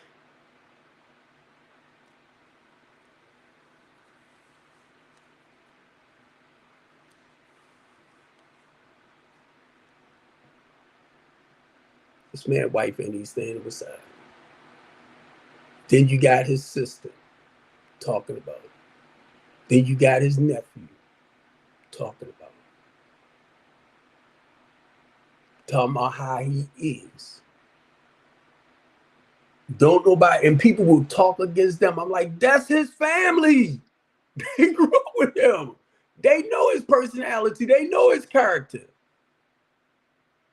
They know how he is. And then you're going to try to criticize the family. They know him. You better take heed to what they saying.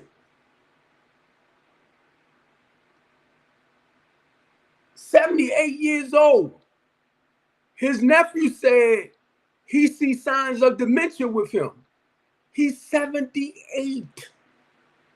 Like Joe Biden, 80. Do you realize, now I'm 62, as we begin to get older, we begin to act like children again. That's God's way of preparing us to come back home. We was born a baby. As you begin to get older, this start changing. And guess what? You start carrying on once again those childlike behaviors. And I know y'all seen it, like a lot of older people in nursing homes and how they get to the point where, guess what? They need washed up. They need them pads to put on because they're going, excuse me, reversing back.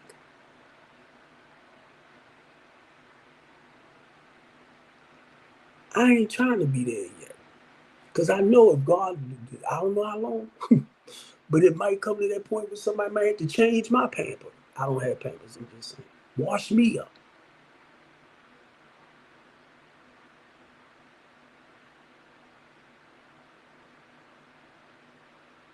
So look, we talking about a 78-year-old man.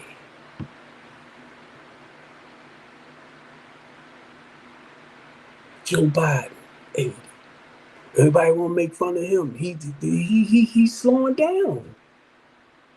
His mind ain't like it used to be because look, he's in politics. So he went through a lot, dealing with this, dealing with that, and so now this is slowing down. And then they want to make mockery of him. So now he out the way. They go Donald Trump. Actually, Joe is 80, so I think he would be considered as like the oldest president. I don't know how old Abraham Lincoln and all of them was, but I'm just saying. But they was talking about how Donald Trump, 66, 78, how he would be considered as the oldest person. I forgot how that went, but I'm on Twitter, so that's why I see some stuff over there. I see a lot over there, the RDC, DRC, DNC, and all that. And they turned Kamala up. And not only they turned her up, she's the vice president. Well, what did she do for the country? What did she do this and that? She's vice. What laws and what bills did she create? She's vice.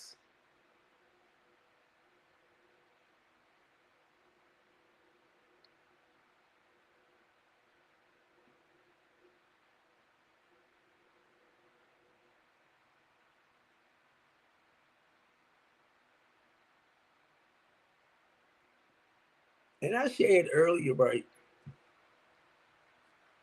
They telling Congress, when you create this, when you create that, and you bring it to me, once I become president, I'll sign it. Y'all don't pay attention. It's not they telling Congress what they'll do, what they not gonna do, or what they will agree with and what they not gonna agree with. Sometimes I hate that I see certain things that a lot of us is just blind to.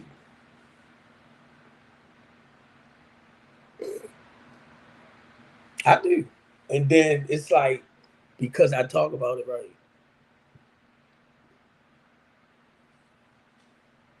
People think something wrong. But then I tell y'all, I was a board member with Communities United. So I kind of know how, and that's what I started realizing, how things work behind the scene. Like whatever bills they create, if we don't approve of it, we either going to do a protest or we're going to do a rally on it. So we get information before y'all get it. Because now, that's why when you hear people say, call your congressman or call your district, whoever, because they trying to put a bill out there that's get a bill out there that's going to hurt the people. That's why you got a lot of nonprofit organizations that will fight against certain bills. So now I'm behind. We behind it. I spoke on a $15 minimum wage once in Baltimore City and one in Annapolis, and we got it passed. So I kind of know how certain things work. And I'm only trying to fill y'all in, you know, I'm not a paid, listen to what I'm saying. I'm a volunteer with Communities United. I don't get paid. I'm not a paid organizer. Anytime you get paid with anything you work with, you held bound by certain things. Where they can't say just by me being I'm gonna say a volunteer, a member, a board member, something like that. I'm not held bound by their laws. So I talk about things that a lot of the paid organizers can't talk about.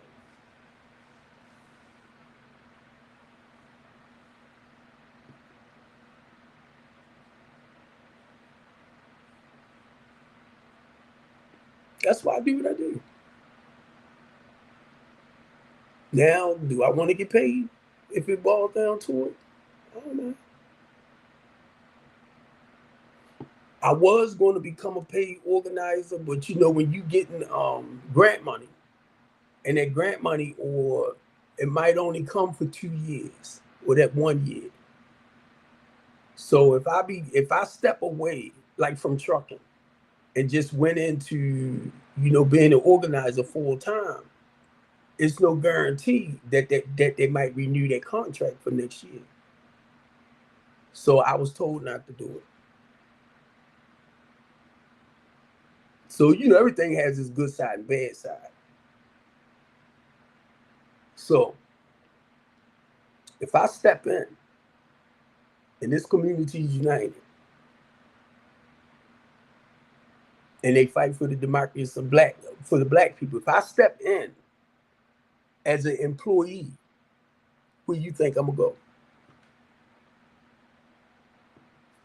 Because I do this, I'm coming on as either the director or the assistant.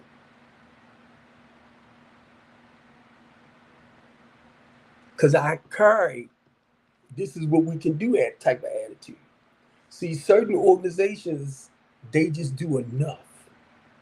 But then you got somebody like me who come in and we're gonna take it to the next level. That's where I'm at. Now I might not do it, but it's been there. Safe Streets. Because I used to live that life. You have to get rid of this. When you got people that been in prison, even though they've been in prison, it's a lot of crooked stuff that goes on in the prison, and you haven't rehabbed them, help them turn this around, think a lot better, get that old way of doing things out of their heads. If you do not work with them, they're going to come home and practice the same behaviors because they don't have new information. So I'm like, if y'all want to hire me to come in and kind of help them understand, because it's work in here that needs to be done. They see the business side. They don't see, and they can't figure out, well, they home now, they out of jail, they not doing what they used to do, but this hadn't changed. They haven't worked on change. Some of them just don't now. You might have, I'm gonna say, out of 20, you might have about 5 guys that's still doing the old stuff. But that makes the other 15 look bad. You get me? So they back in the community. They doing gang style stuff, But then you got somebody that's over top of them that's afraid to let them know, hey, bro, not being smart, not here. Because, you'd probably lose your life.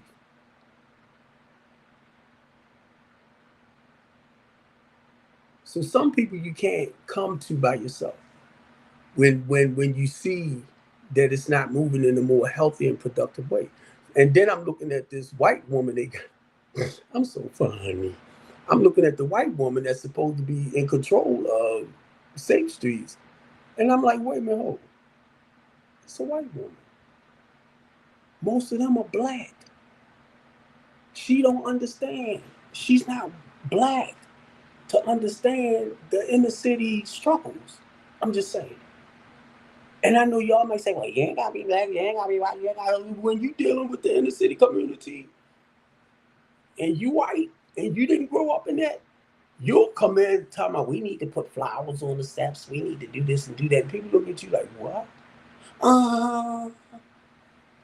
No, that's not how we work. So they got her. They got, what's their health company? Medical assistant people like, I'm like, what the hell they got to do with this? But they in charge of them. And then it's I can't think of the names of them, but there's two of them. I'm like, what they got to do with this? And I'm sorry, I can't really, because it's been years now. You know how they flipped them over to, because I got the home care. And I'm like, I definitely got to go. I'm reading about the NAACP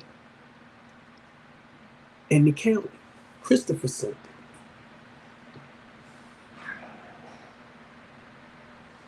And the NAACP basically is for the black people. Now they have more white people that's running the NAACP. And I believe it's Howard County.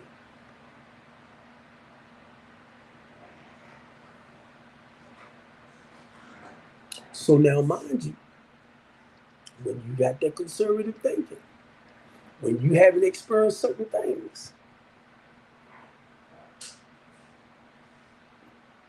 and you put policies in place, it's more based around your conservative social life thinking. But it's not based around actually helping the black community, because you can't understand if you're not black. And that's not racist, that's not personal, it is what it is what it is. So when you got black organizations that's coming into a community to work with the black community, and you have a director or somebody like that that's white, they can act like they really understand what's what. Because guess what? I had we from what I we had a white director, and she was awesome. But when it came to us sitting down and talking about stuff, and because of where she lived at and how she grew up, it was like she couldn't really understand the black, you know, population, or the black person's attitude, charisma, about the way we lived coming up, mainly in the ghetto.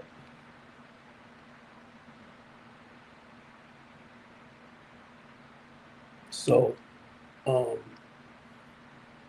it's real important that for somebody like me who likes to fight for us, I have to get with other organizations that fight for the democracy of black people, fight for your civil rights, your equal rights, and your constitutional rights.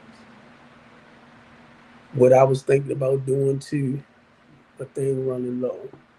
I was thinking about taking classes, right, online classes, where um,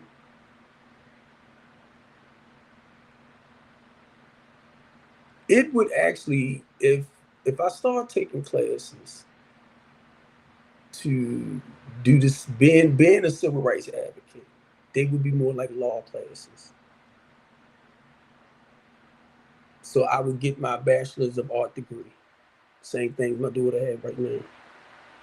Because I have to learn the laws when it comes to fighting for our people,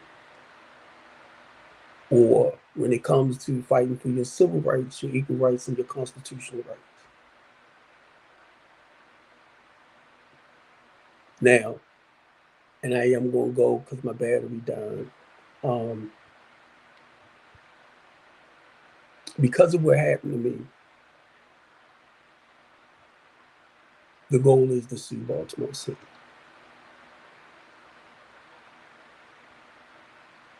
Because of what happened with my feet and the neglect that I got over the prison, is to sue the prison. So which name came on here running off of his mouth because of little stuff I share like this. And I'm only saying this because, number one, I didn't do anything wrong for nobody to create something on me to put me away. That's not funny. That's not a joke.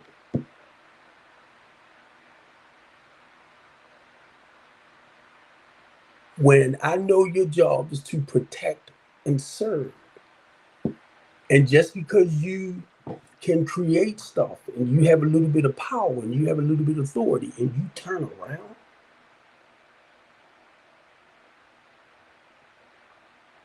and create some stuff to get me off the streets,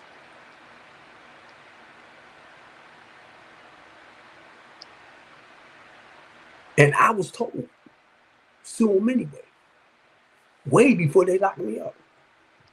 It was other people telling me, like the police and stuff, man, you being harassed.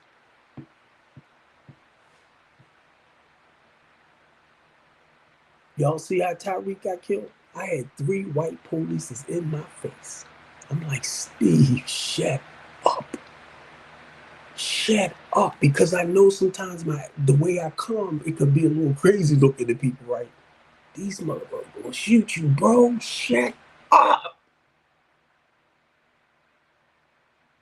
Because they was waiting for me to do something stupid. And you want to come on my stuff and take my stuff that I'm saying and try to use it against me. And I'm watching this. I'm watching this German man because I got my truck parked on the other side of the street. He gonna go and look at my tags and stuff. I said, you bet not touch that truck. Get away from it. It's a donated truck to help the people. He backed up off it.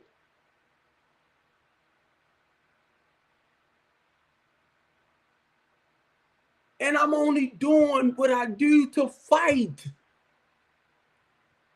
And people looking at me like, oh, he crazy. He gonna get himself back up. He gonna do this. And nobody came and said, let me go over here and support Steve, stand beside Steve. I talked to that major, told that major what was going on with the street police. I talked to that captain.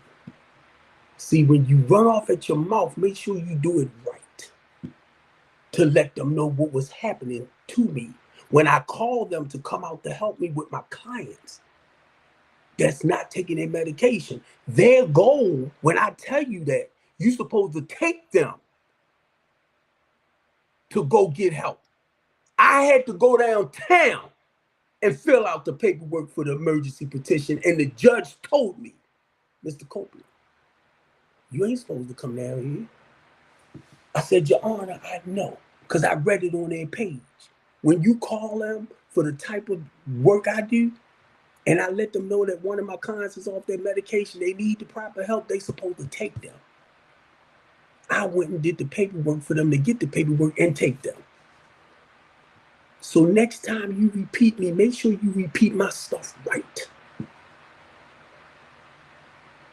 I wanted this person to get the proper help that they needed.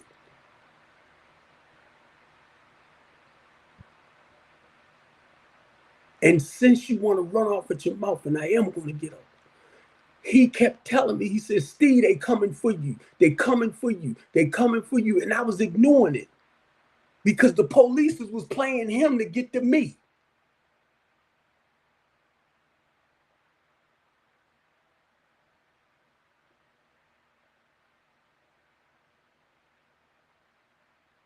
Do you know how that makes me feel?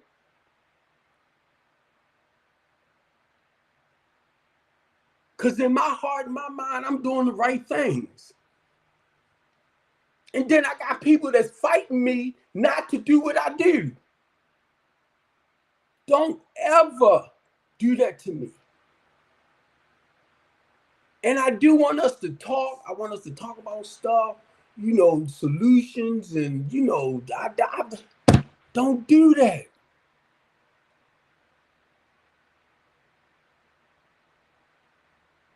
And then when I hear about one of Safe Street's guys got killed, when I hear about this person got killed, because people putting their lives on the line. They ain't got to. We got black men from prison in the streets. The kings are in the streets, so their goal is supposed to build back up. Ours, us in the streets. Walking through the community, their goal is to build back up. You got nonprofits, you got churches in the community. The goal is to build back up.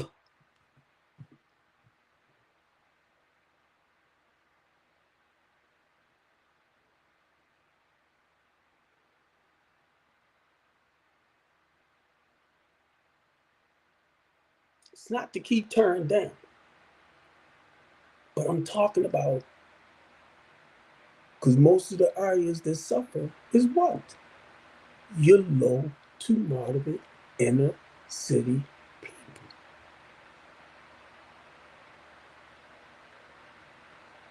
Because I'm doing this, and when people find out that's running for seats and stuff, that Steve do this, can you come and help me in the community, in the inner city?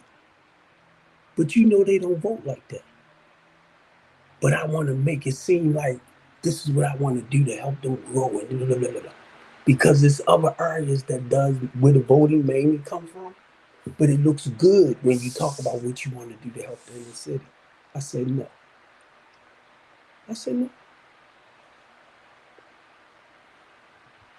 No. And I ain't gonna mention no names, but I had people because of this. See, y'all see, that's why I say y'all don't see what I see from this end.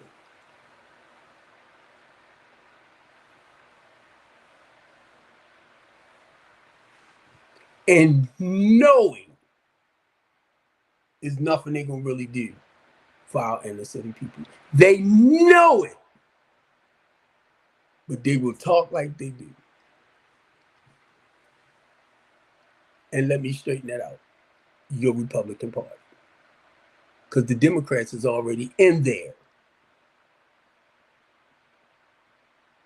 So the goal is to come in and take their place.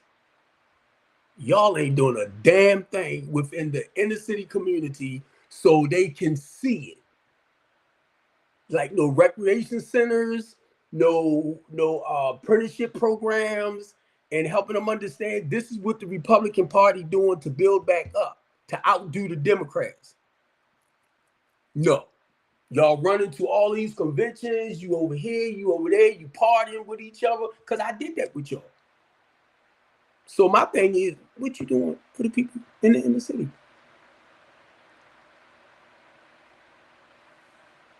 Kim Clasey running through the county, the 2nd district. Where's more conservative people?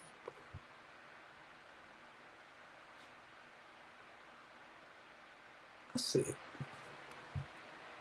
I'm like, I hope she don't hear me because I got a number right. She might come and say, why you talking about me? Why you talking about me? I'm gonna talk about all y'all. But nah, And she can get that Congress seat. She can get it. But being honest, I don't think, because she haven't had a position in politics, least as like council member, delegate. So she doesn't have that. She good at talking,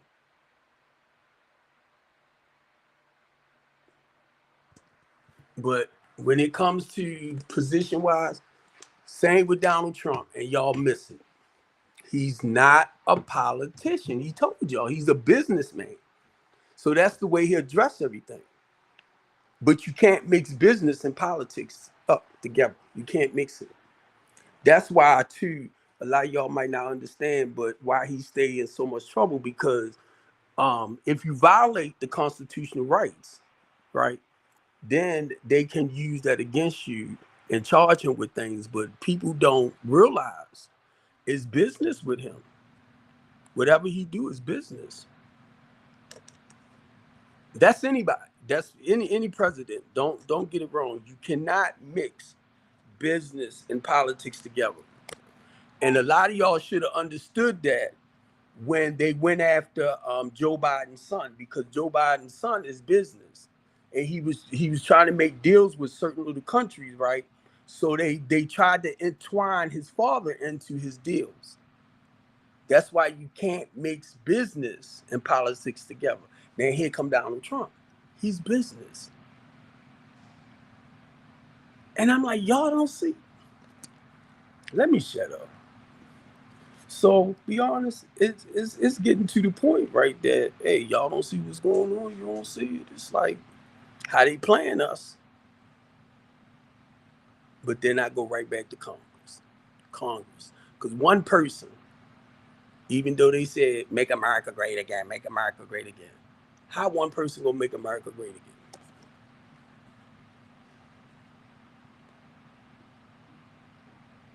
again? I wait. How is one person gonna make America great again? It takes us. So you have to encourage and motivate the people. Rather you're a Democrat, rather you're a Republican, rather you just don't, um, deal with politics. It's just the point of us unifying and coming together. But if you got the Republican Party, every time they talk, they want to bash. That's not unity. That's not making America great again. You trying to tear uh, Kamala Harrison down about her racial ethnic. That's not politics. I mean, that's not unity. That's not love. That's not, look, let's encourage and motivate, and we have to come together.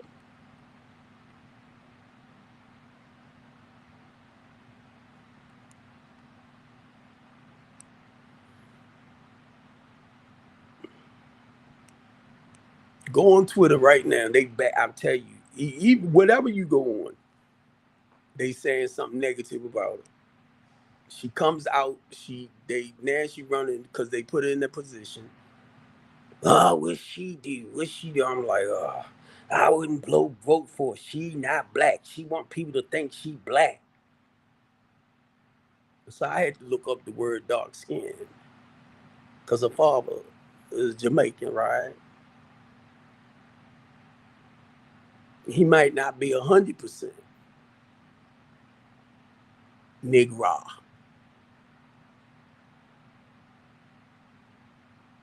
but he's dark. He's brown. So um, even though he was born in Jamaican, but now from what I looked up, it was talking about like some of them like have that India. I don't want to say Indian because it's not Indian. It's like mixed in their blood. And I said that's how he met her mother, because her mother's from India, and Jamaican have a percentage of Indian in them as well. See, I The reason why I'll do a little research and stuff on myself, I do a little research myself because to have that talking point. I'm not digging deep like most people might dig deep, deep, deep, deep, deep. That's not, I'm not looking at that. Rather she Chinese mixed with African, right? But she running for a certain position. Her color or her ethnic, you know, mixture or something like that. That ain't got nothing to do with.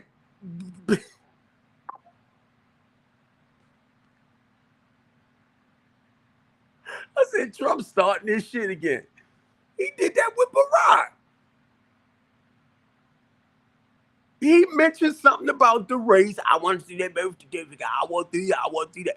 And the whole world went crazy.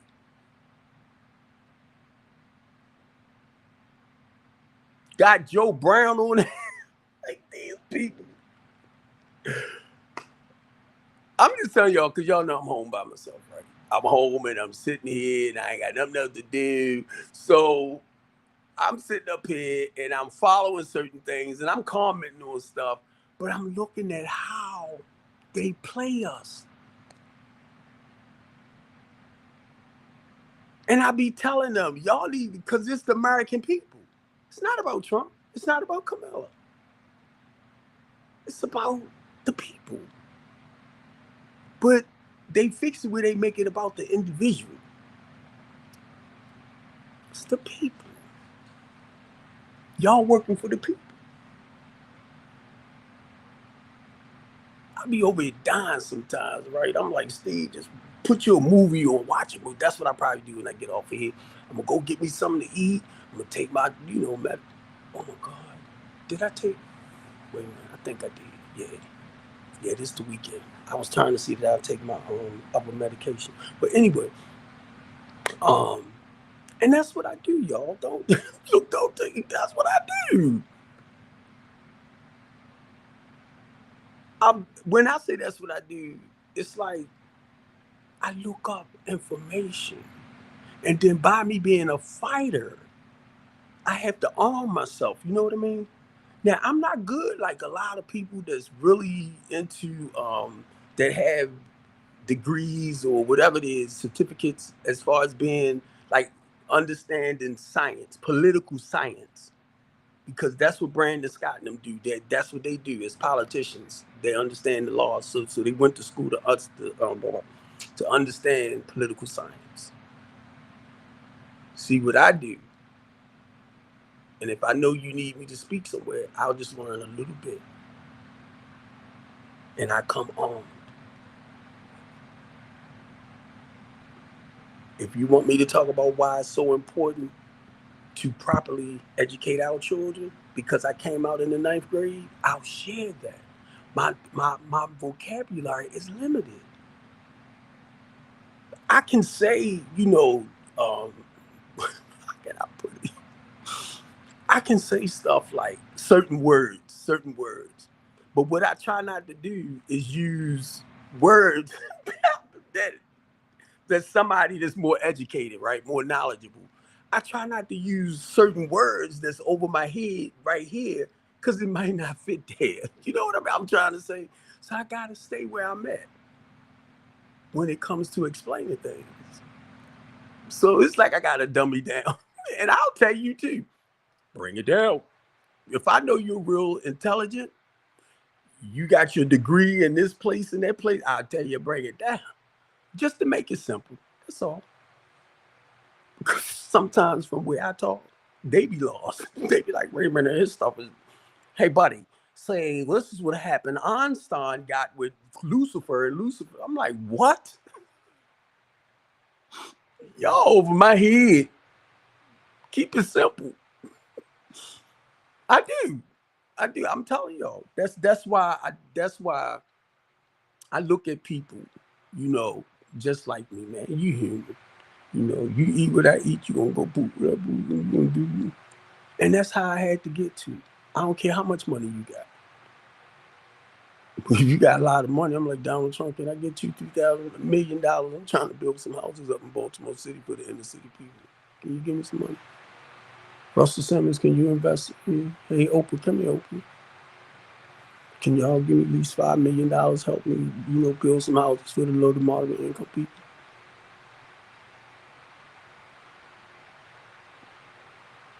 See, that's what I do.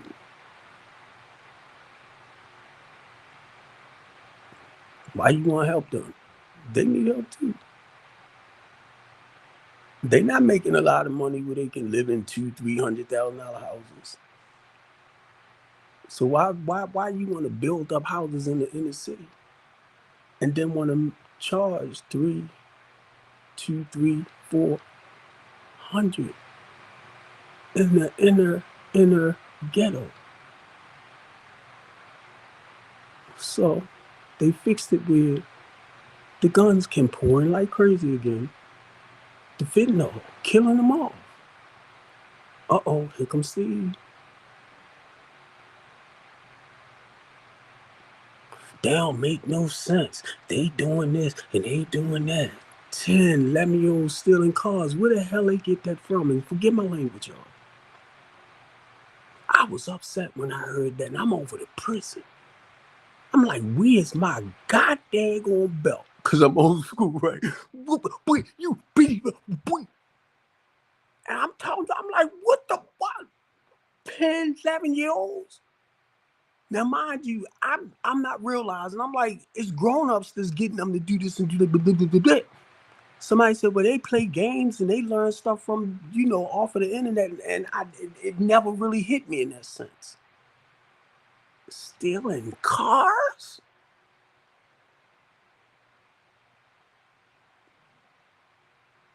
When I was hustling, I put some young kids to work. So I know certain things that we do, which we shouldn't do. But we will get kids, the younger people, to do stuff. Because guess what? They can't lock certain people up. And that's the way I looked at it too. Give him the package. Let him carry the package.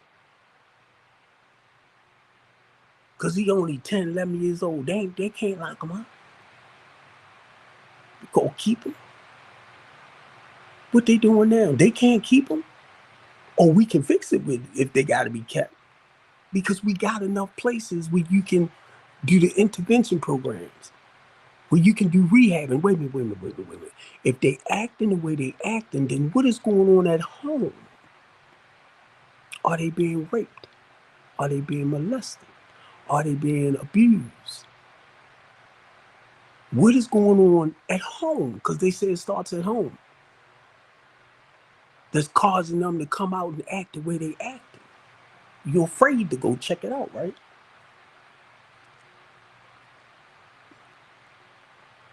Then you wonder why 11, 12, 13-year-old girls having babies.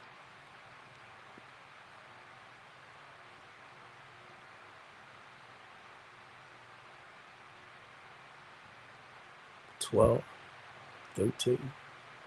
Oh, she hot. She this and that. Why she hot?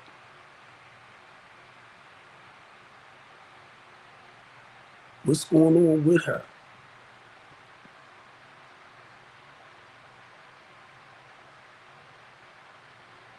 But it starts at home.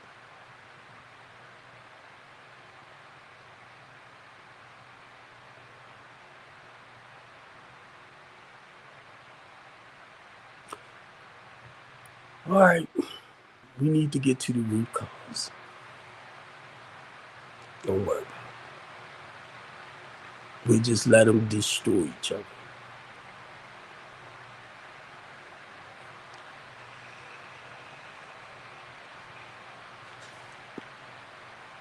Don't talk about it. You running off of his mouth too much.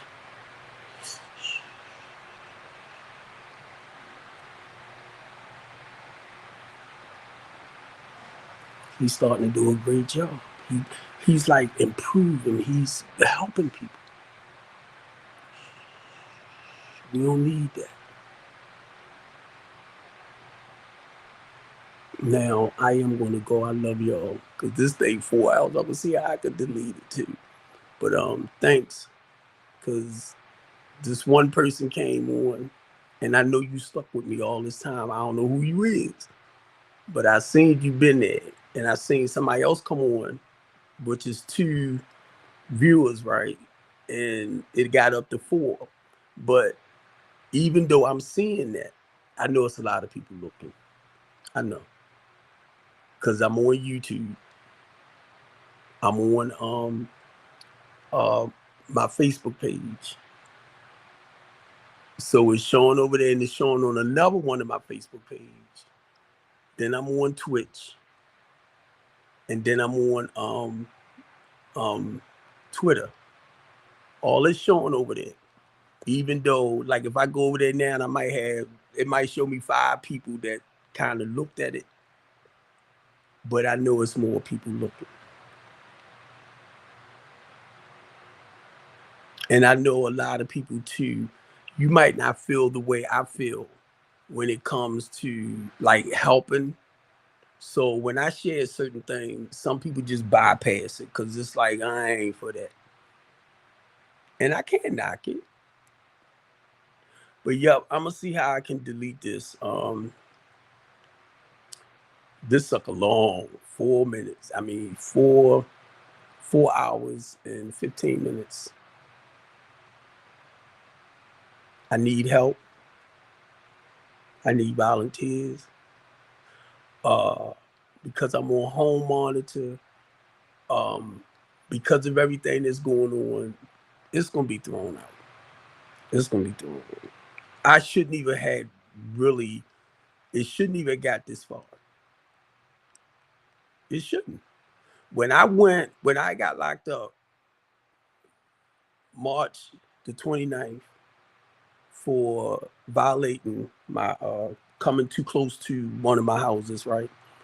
Um April, January, February, March, April, May. I had a court date. Matter of fact, I had got locked up March the 12th. But I had a court date for April, I think the 9th. The detective went and put another case on me. The detective. And see, what you ain't hear me talk about this, and then he gonna turn around like I'm lying. Well, anyway, I got 2 cases in one. My lawyer said, Steve, he not worried about that one with with what your name, because I was charged with uh, 2nd-degree assault, burglary, and harassment on my own. Now we talking about my rental property. Now this they dropped. I only got 2 charges now. One is burglary. I said, ooh, because I want to know who house did I burglarize. They're my damn houses. So I can say this here, but I have to wait till we go to court. And who did I assault? That's not what that police report said. So Devin, next time you want to repeat me, bro, make sure you do it right. This is a waiting game right here.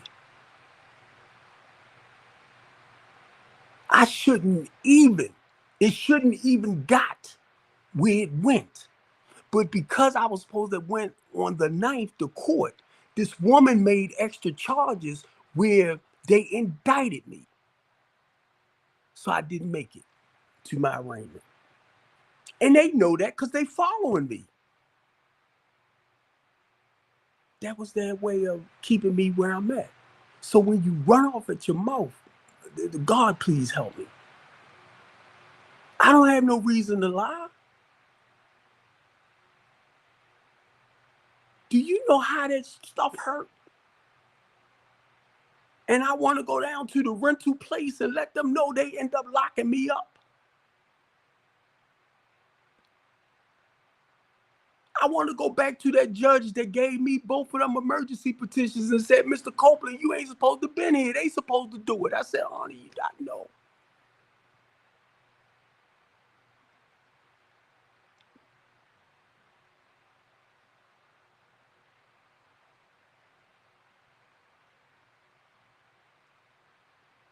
Do you know how that make me feel? And the only thing I just want us to get better. I just want to see things change.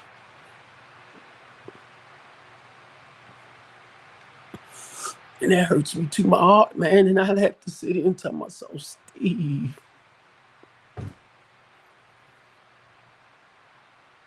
I'm getting sick and I'm getting tired of reading about 3 people that got killed, 8 people that got shot, 1 died. Getting sick and tired.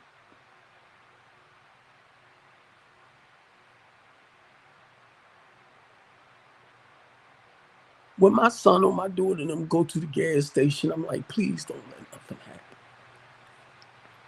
And not being smart, because we live in a more conservative area. It's like, I don't fear for them as much. You get me?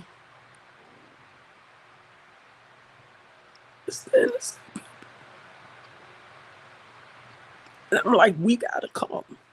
We gotta come together. If we want this stuff to slow down, stop, we need to come together and get the motherfuckers straight. And forget my language, because I'm looking at old school stuff. We need to come together and tell our damn kids enough is enough is enough is enough. You want to stop this. And I understand people scared because it is. But I'm telling you, it hurts because I realize, man, they provide these things for our people to do what they're doing. And there's a lot of blacks doing it too. I'm talking about conservative people who wants to see. Now, check it out. I can say the white man. I can say the white man. But it's blacks too that's living a good life, but tired of paying. Like their taxes are high and all this type of stuff. The economy changing. But see now, your inner city people tend to get stuff at a cheaper price. I mean, it's causing them more to pay to take care of them. That's what the economy is all about. So now you're hearing the conservatives watch it. It's about more about their morals and their values, and the heck with the inner city people.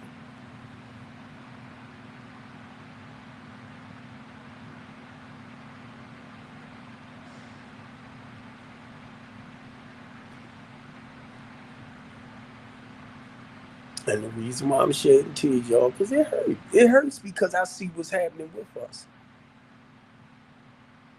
And I'm just one individual. And when I tell people why I got this box on my feet,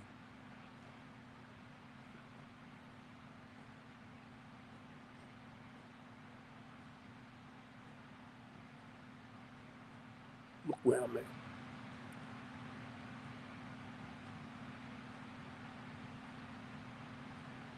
And if you can't see it, that was their way of shutting me down. I received a phone call a week before they did it. And I was already told that a lot of the community activists they're going after to get them off the streets. Ain't nobody gonna touch me, blah blah blah. And a week later, I'm gone. I'm gone.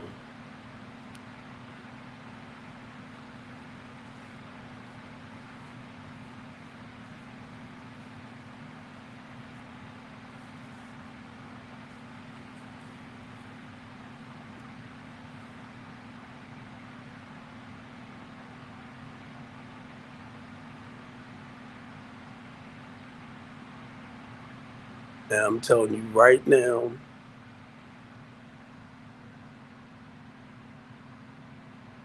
the judge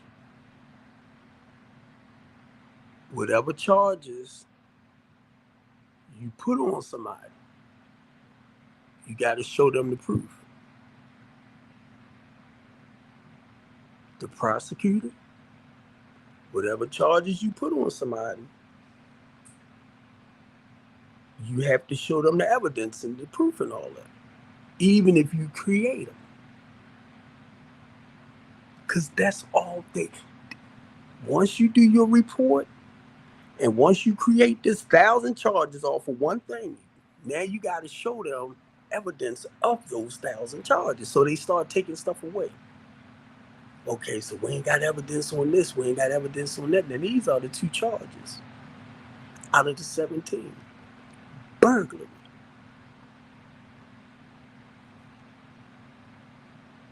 And I think the other one is supposed to be assault. On who? The police report never said I hit nobody. Police report never said I stole nobody. And this is what the boy told the police. So this is what my lawyer said. We're going to get the recording. I said, good. And the police report and whatever, which name said that's supposed to happen, they better match.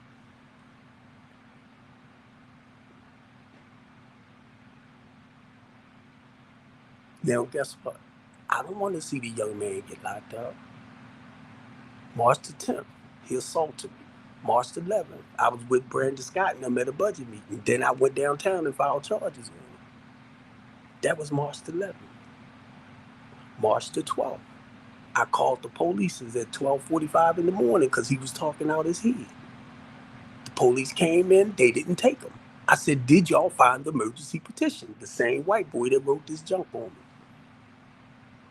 The paperwork gone. The boy, they left out the house. The young man, I'm talking to him. He went to shut the door. I put my feet here and he took his fist and hit me in my face. I'm bleeding like crazy. That was the second time he assaulted. Police went in the house, the white boy, because he didn't see him hit me. This is what the police said. Because I didn't see it with my own 2 eyes. There's nothing I can do, but he called the ambulance to come and check my nose out because he thought it was broke. This is the police officer that wrote that shit against me. Because I'm going to tell on your ass. Right? So anyway, now this from the young boy. But I assaulted the young boy. That was the second time. The police called the ambulance. My nose wasn't broke. I drove off because he went to his car to write the report. Do you know when the 12th I got locked up, right? Later that day. Because 2 guys came to the house with his father and somebody else. And the young boy told them, but he didn't say who they was. Now,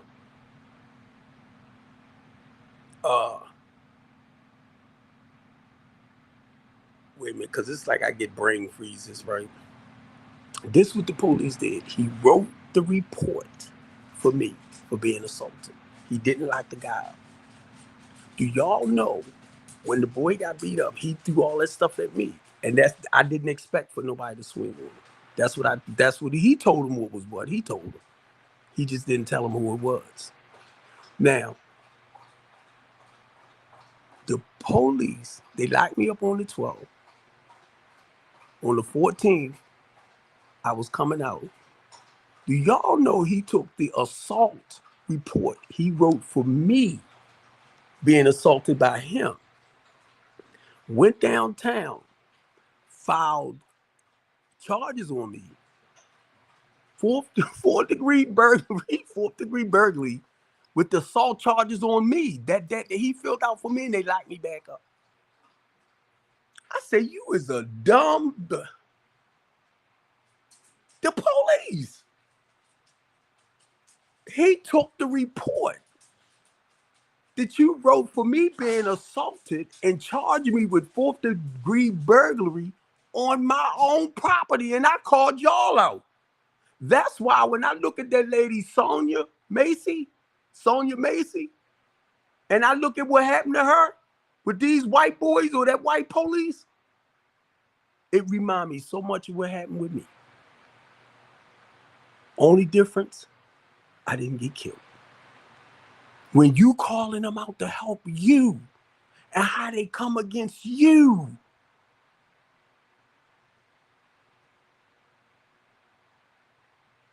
do you realize that make me don't want to trust the police no more?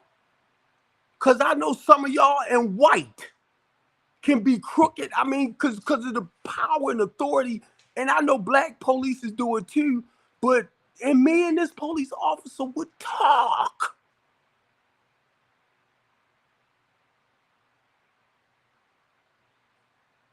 So do y'all know sometimes that shit hurt?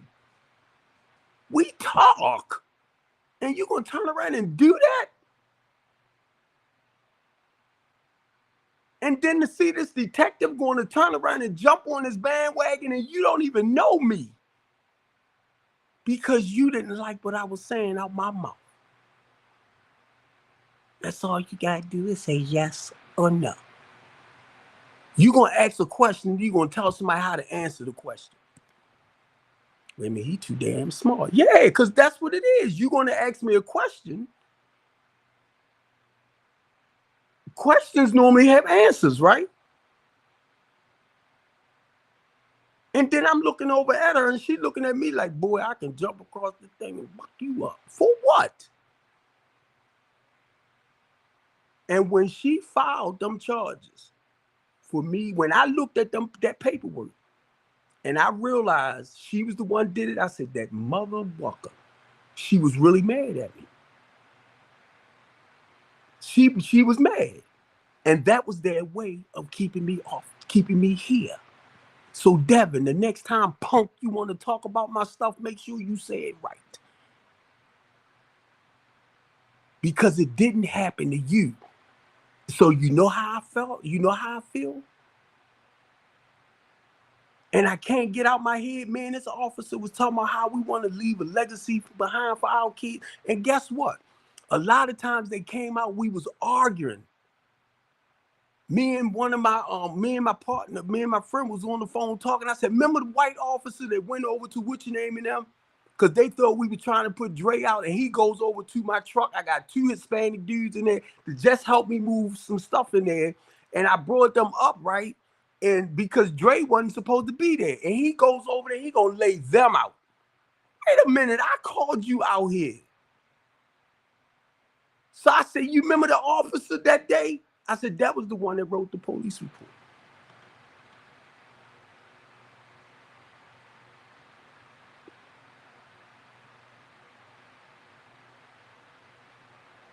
And the reason why I'm sharing this, y'all, because this is what happened. And I would take it to Twitter. It was Twitter. Every time I had an incident with them, I would go over to Twitter. Brandon and them, I'm taller this, I'm taller that, blah, blah. So I got them videos too.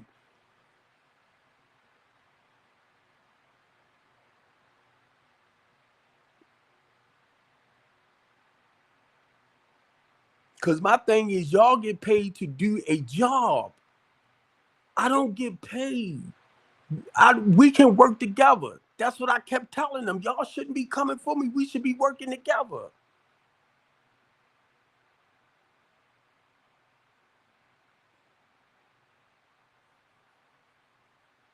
Why y'all coming at me attacking me? See, I want to know this. I want to know why you did what you did to me. Why?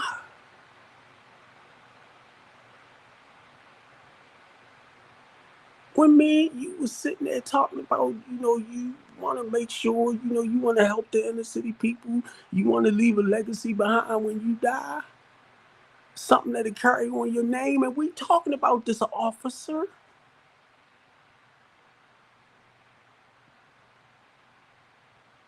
I feel like I've been played. But I'm the bad person. I want to know why. Why you do this, bro? You was mad at me. know you mad because when I screamed on you, and I screamed on y'all because y'all kept coming for me. He ran over to his car and he got in his car, looked like he was about to cry. I said, man, I apologize, sucker. So I know why you came for me, bro.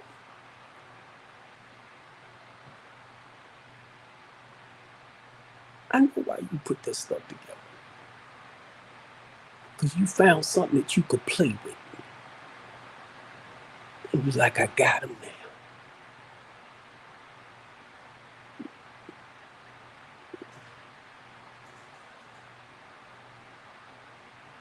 You white piece of shit.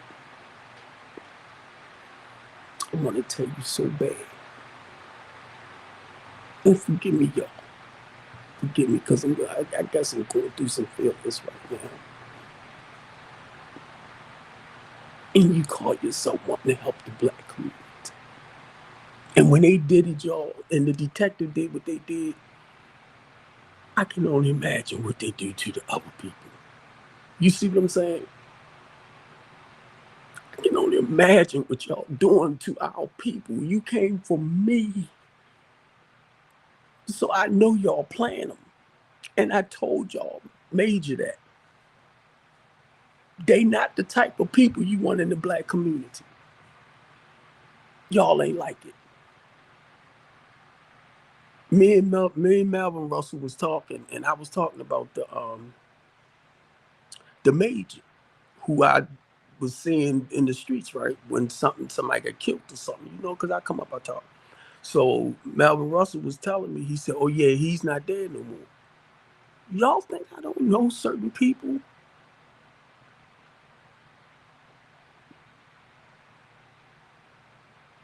Only because you try to connect with the same way we did with the drug game. You want to know who's who, you know what I mean? So now it's the other side. So you know who to go talk to get stuff resolved. That's what it's taking. I'm just tired of people playing me. That's words. Where I don't trust nobody no more.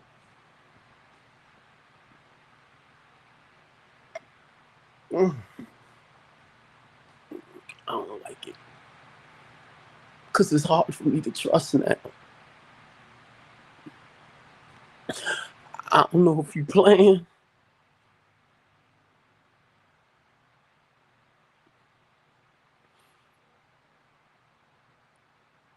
I done ran across so many people in this process, y'all. They're so deceitful.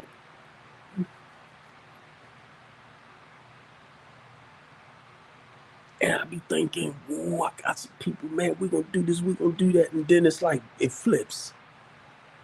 So I got to the point, I said, you know what? I want to see, look, don't tell me no more. Don't come to me and make me feel like you want to do this and you want to do that. My thing is show me. I'm tired. Show me when it comes to our people. Show me that you're serious. Don't talk that. Mm-mm-mm. I want to see the stuff get done. And it's to the point, y'all, I really don't trust nobody. I only want you close near me. You can talk that bull junk all you want. Don't come on. And so it's like, Steve, you gotta do what you gotta do, bro. Show me. Talk is cheap. Show me. I'm looking at all these people, yo. I done stood beside, I done walked with. And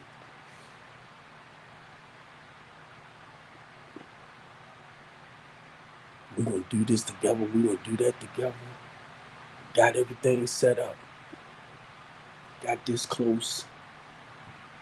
5 point something million. That's when the couch conversation came about because I was told to sit back They gonna do this, they gonna do that, right? And they was working on it. But I was told to sit back. They gonna take care of this where we can get the money and everything to go back into the city and rehab and do all this type of stuff. And short story, it fell.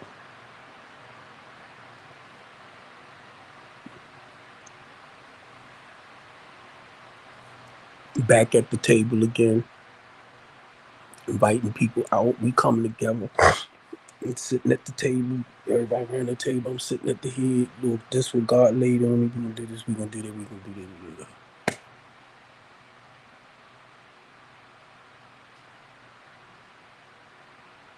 Fell apart again. But you know, there's trials and tribulations. You learning from it, so you can take that to the next level. Okay. And I know they got me. I said, Steve, you got to get some money. When I say that, I'm talking about like hundreds, thousands. So when you come to the table, you already set. But I need more because we talking about millions, but you got to come with your own. Because I'm looking for you to do this. I'm looking for you to do that. I'm looking for all us to put together, right?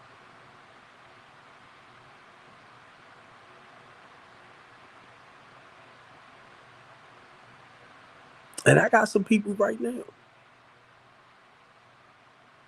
But guess what? I can't meet with them. I can't get with them to do the business. You know, I gotta, if I do go out, I gotta um let them know, schedule something. But guess what? The way my paperwork is, I can't meet with them. I can't go out to meet them. They can come here and talk, we can talk business here, and that's what we supposed to do.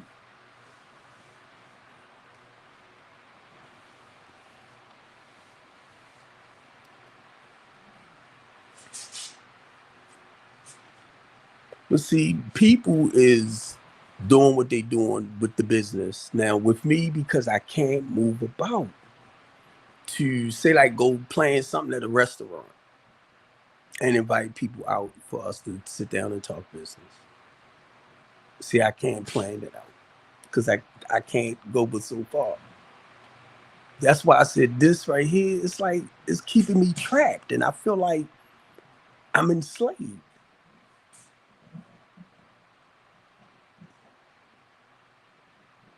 Man, I'm used to running, y'all. I'm used to getting out there trying to, do stuff, doing this, doing it, doing.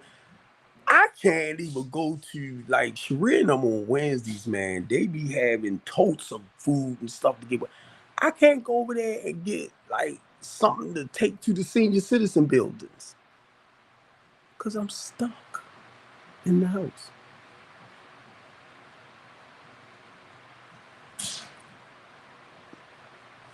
I got to get the box truck, right?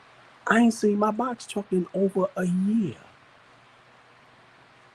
It got towed from my daughter's place right here, right? And my green car got towed. It almost cost $1,000 to get it back out. And once they got it out, I had to try to get it on a lot where it won't nobody touch it again. Now I got to move it again.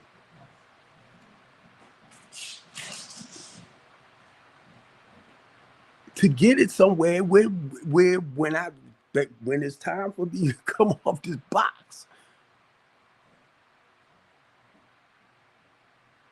I can start doing at least some of the stuff. I can't jump out like I was before. I'm not gonna do it. I wanna get somebody, y'all. I just love our people so much. That's why I tend to cry the way I do, because I just want the best, y'all. That's why I tell them, I say, I'm a very emotional person. Because I care, and sometimes I don't like it. But I gotta get the truck, y'all. Pastor Shannon, I hope you don't mind. I had got some people, we had to move some stuff out of Pastor Shannon's office, right? All that stuff still on the truck. And the goal was to take it to her. But because she don't really need it, she was like, well, I don't need it because I was checking with her. Because either I'm gonna donate it or give it, take it to the guy I know, or I'm gonna have to take it somewhere and dump it. Still on the truck. It's a kitchen set on there. It's a nice little shelving thing on there. Like an office space dresser thing. Oh, that sucker looks nice. But when she said that she didn't have nowhere basically to put it or whatever, so now I gotta get that and I gotta clean it off the truck. So hopefully it's not uh by being on there for a year that the rain hopefully did nothing damage the stuff that's on there. If it did, then I'm gonna have to find a dumpster or something to put it in. But I haven't seen my truck yet. And I want to go get it or get somebody to bring it here. But we'll put it on the street, on the hill. But then the guy was like, you don't want to do that because the window is busted. So you don't want them to think it's abandoned. So I'm like, God dang it, I got to get it from where his shop is at. And I have to put it on a lot somewhere safe. Now, the only reason why I'm going through this, y'all, because the truck was given to me to give back donations to Baltimore City. I can use, I'm just saying, I'm thinking about once I get things straight, maybe I do Amazon with it. But my heart been for just what Hammer Builders gave it to me for, is to get donations and give back, and I help people move. That's where I'm at with it. I can make money. I can make money with it, and I probably go there. Well, the reason why I'm studying like that, right? Because my heart is to continue doing what was so. What reason why I got it? But shit, excuse my language, but I'm getting to the point I want to make some money. You get me? And then people trying to buy it. Do we want to sell it? No, I can make money with it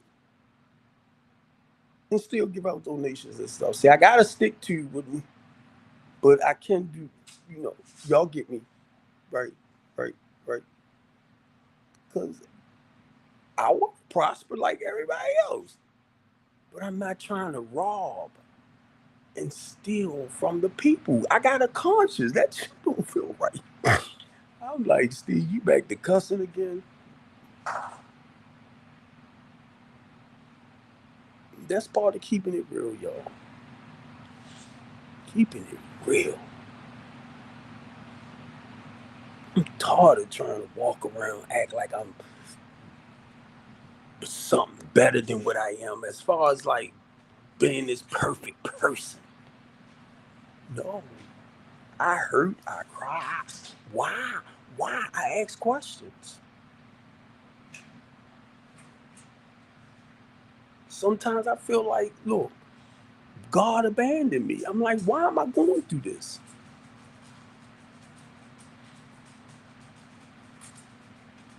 And I'm being real. Sometimes I feel like God don't have me. Why am I feeling what I'm feeling? Why am I going through what I'm going through? I don't feel like I deserve to be where I'm at. But I understand it's a reason why I'm going through what I'm going through.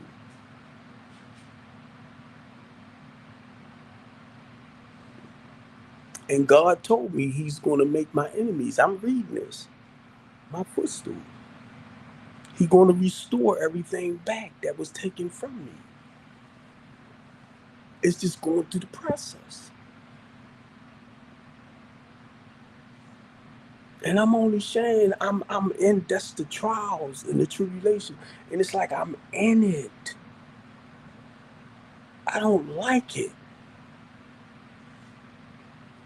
And see, a lot of religious people or holier than thou, for the grace of God. I'm like, I ain't for that. This is real. I'm feeling. I'm, then I be like,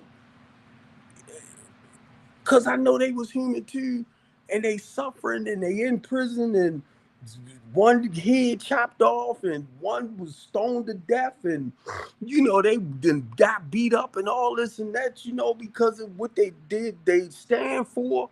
And it's like, you going through the same things. Did they feel like this?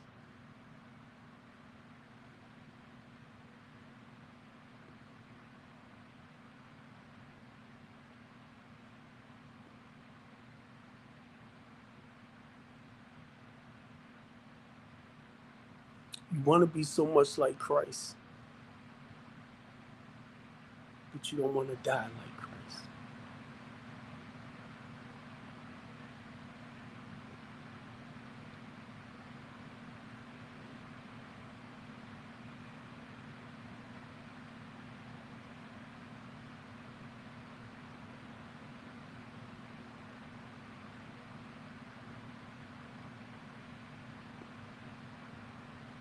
I don't want to complain, because I hear y'all say, just go through it gracefully. Some days are better than others. I can tell you personally,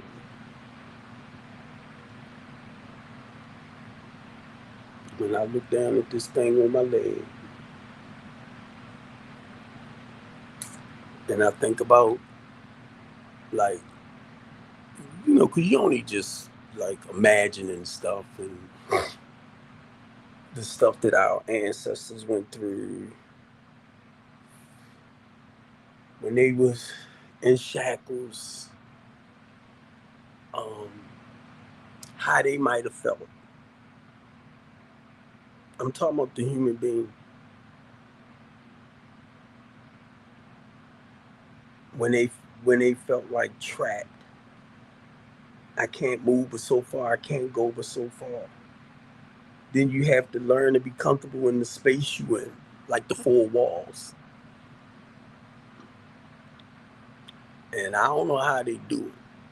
I'm talking about when they go to prison. Because I'm gonna tell you, the little bit of time I was over there, that's no joke. That's no joke to be in a place where you limited when you used to going, and it messes with the psyche. Play what you say what you want. Like, take it for a joke. But when you so used to getting up and running around and doing what you do, and then it gets to the point you can't. What? What? Yeah, well, thank God. No, no, no, no, no, no, no. Sit in my space. And then after about a month or two, tell me it's not that I'm not thanking God. Right. But I'm only sharing the truth of what's in here.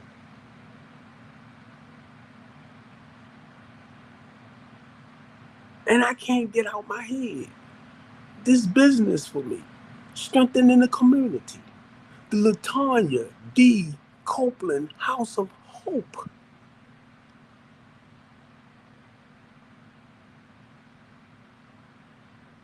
It's a temporary housing program, temporary, to help you get into a permanent place.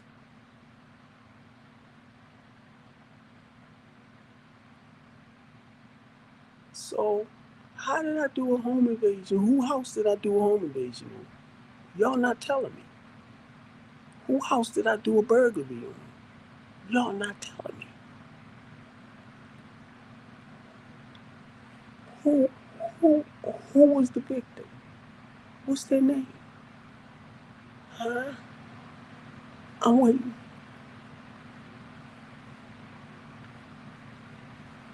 I was asked by a young lady that I call my niece. She calls me Uncle Steve. Can you help my nephew? I took him on. I said, yeah. I went and got him, brought him to the house. That's her nephew, but that's my nephew. You didn't know that, did you? That's me, right? I paid his phone bills. got him a job. He quit the job because he didn't want to get paid every 2 weeks. But I'm the bad person. I got what's name a job. He was doing roofing. Got him a job. Regular job where he can work 40 hours a week. He go down there with that same prison mentality and they let him go. But I'm the bad person. And then the police worked with him and his sister. And that's where all this came from. I only wanted y'all to get this boy some help. Got an emergency petition on his sister too. She ducked. And y'all played it. The police's.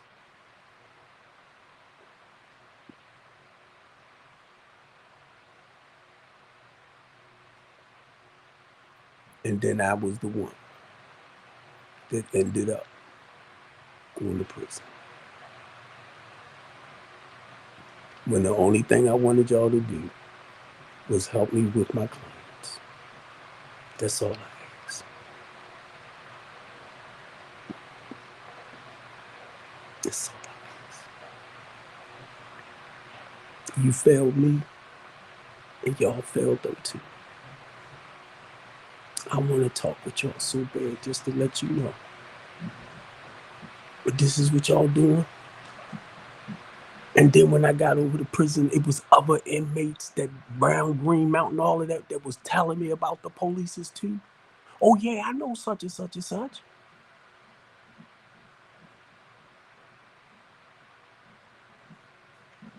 And I told them, I said, once I do what I gotta do, if y'all want to come along on here because they done did this, they done took from y'all, they were telling me all of that. Because they called them the new Gun Trace Task Force.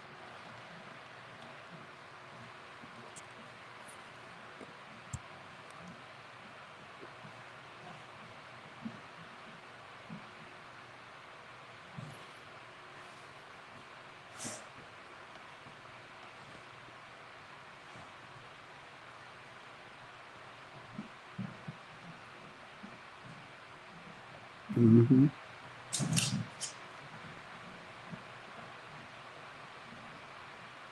So a lot of times, what I start seeing, they training them.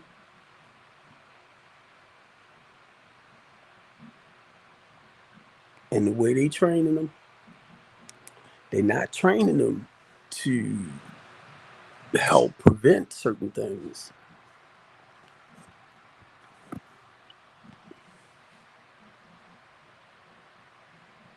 They training to help us destroy each other. Just from listening and talking with them. And from the training they get at that time. Because I don't know if they still trying to do this what was it that which name came here with? Trying to think of you don't hear them talking about it no more. But I think it's the dissent decree stuff. It took the power out of their hands as far as say like the polices that want to do the right things to help reduce stuff. It's like they moved them out the way and they came in with this whole different team of people. That's why I kept asking people, what in the world is going on with the Eastern District Police Department? So seasoned members, good lay, bow, lay down. But I don't know what you're doing. You over there making all that noise.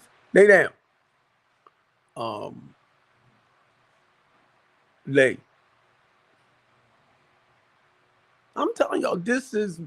I'm talking to other people about them. What is going on with them? It's the way they was being faced. Mr. Copeland, that's the way they, the new cadets, they're being treated. So they're not helpful. They're not helpful for the inner city black community.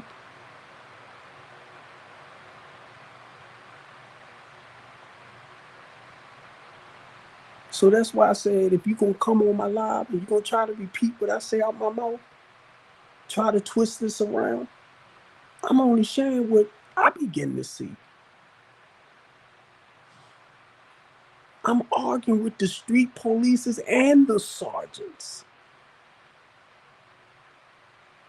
One police officer, young girl, came out. I called them to find out, well, how did this boy get in my house when I changed the locks on the door? He could get in if he called me and said, I ran the house, I want to get in this. I was changing locks until I could find somewhere else for him to go. That's more, productive and suitable that can really work with him. I'm not going to toss you out just like that. So anyway, I called the young lady. She goes over there to talk to him, and she came for me. A police officer tried to fight me one night, and another officer had to hold her back. So I jumped in the truck and drove down the street some, right? Because I asked them, they was listening to him. Nobody, it's like they turned on me. So I had to call the police on the police. Y'all ain't realize I was going through pretty hell dealing with them last year.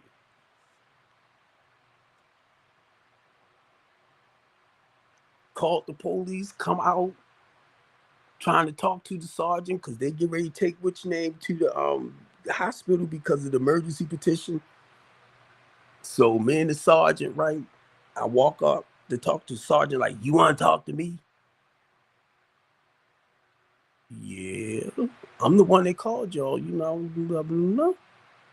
Yeah, well, Dre told me this, Dre told me. I said, oh, never mind, give me your badge number, your name.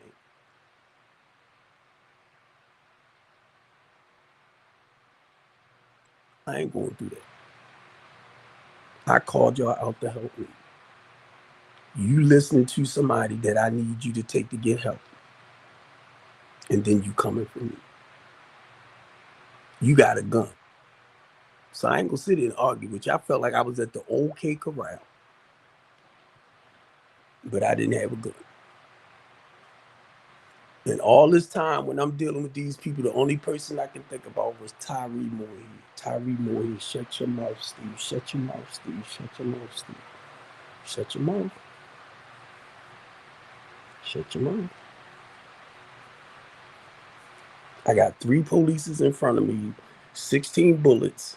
That's what, 30 something. I'm reaching for, like, I had to reach for my pocket or something like that. My phone. I don't make no sudden moves because the way I'm telling you, I felt it in my spirit. I felt it. It was like, Steve, shut your mouth.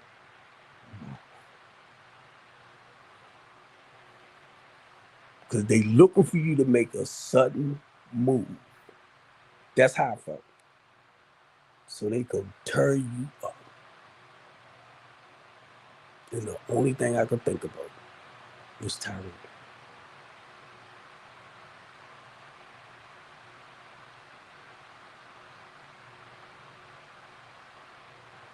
I don't know, I'm having flashbacks. That's probably what is happening. The only thing I could think about was what happened with Tyree.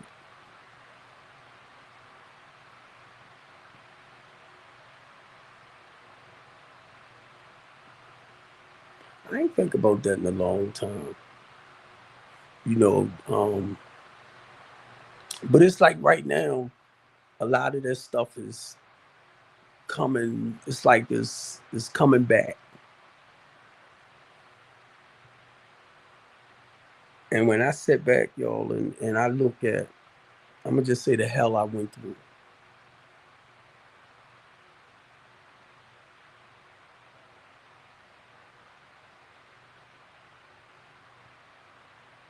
And to me, it's more like, why? Because, being an activist and just trying to represent, being a voice, because that's what they are. If you look up the word activist, if you look up the word advocate, we are basically lawyers for them, because we represent the people. But I'm not one of those, like, went to school, because they tell you it's just the opposite. I mean, it's not the opposite. It's basically we doing the same things for the ones that have law degrees and stuff like that. But it's just we're not on that level, but we do speak out for people and we represent the people. And you learn a little bit about the laws and stuff like that when it comes to dealing with stepping up for the people. So now, um, reason why I'm saying that, because I'm looking at like my daughter, by her having her bachelor's of art degree, and I'm showing her, I'm like, this what your daddy do as far as fighting for the people. So wherever you gonna be a prosecutor, defender, a family lawyer, whatever, you represent your clients. Do not, if you gonna represent your clients, come on. Whoever you represent, you stand firm on your beliefs. That's what I try to teach my kids. Your morals, your values, your principles, whatever you believe, you stand firm on it. Don't be wishy-washy. You get me? So that's what I have to like tell my kids and stuff like that, as far as teaching them to be independent and strong, will-minded people. So and it's frightening. Like my daughter now, she left. She working with Big Al. She left. She said she didn't like some of the things that they Jewish people. Catch my hint. She didn't like some of the things and certain things, the way she was treated, and she walked away. She gave him like a 2-week notice. I said, why you didn't tell me? You know your father, civil rights advocate, right? Why you didn't tell me how you was feeling and what was going on? How you was being treated?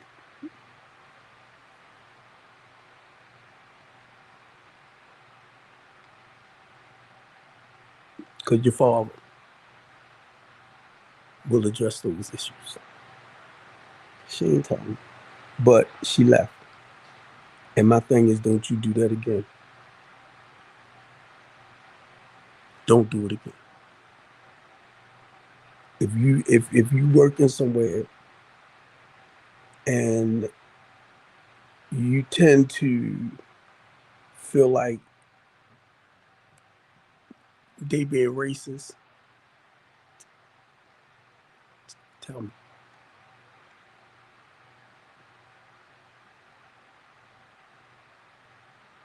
We address the issues. I'm Steve Copeland from Strengthening the Community. And we fight for the democracy of Black people. We fight for their civil rights, equal rights, and constitutional right. This is how I'm going to address you.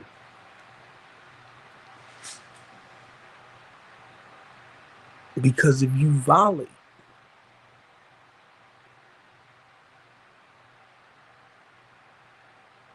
I'm just talking about the way I was taught.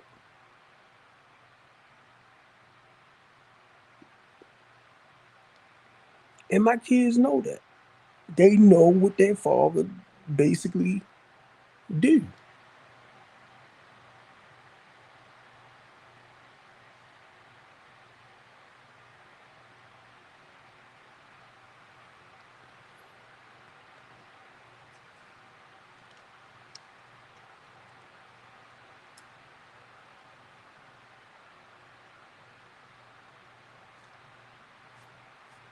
When I look at people like, now, I didn't study Malcolm X too much, but I heard somebody on our panel talking about, you know, he was more like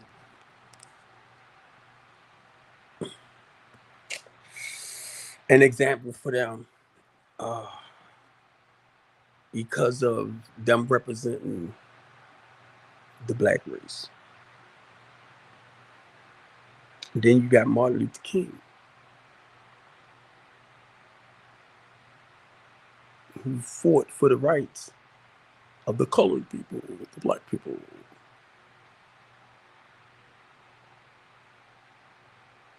Now you got Steve Copeland,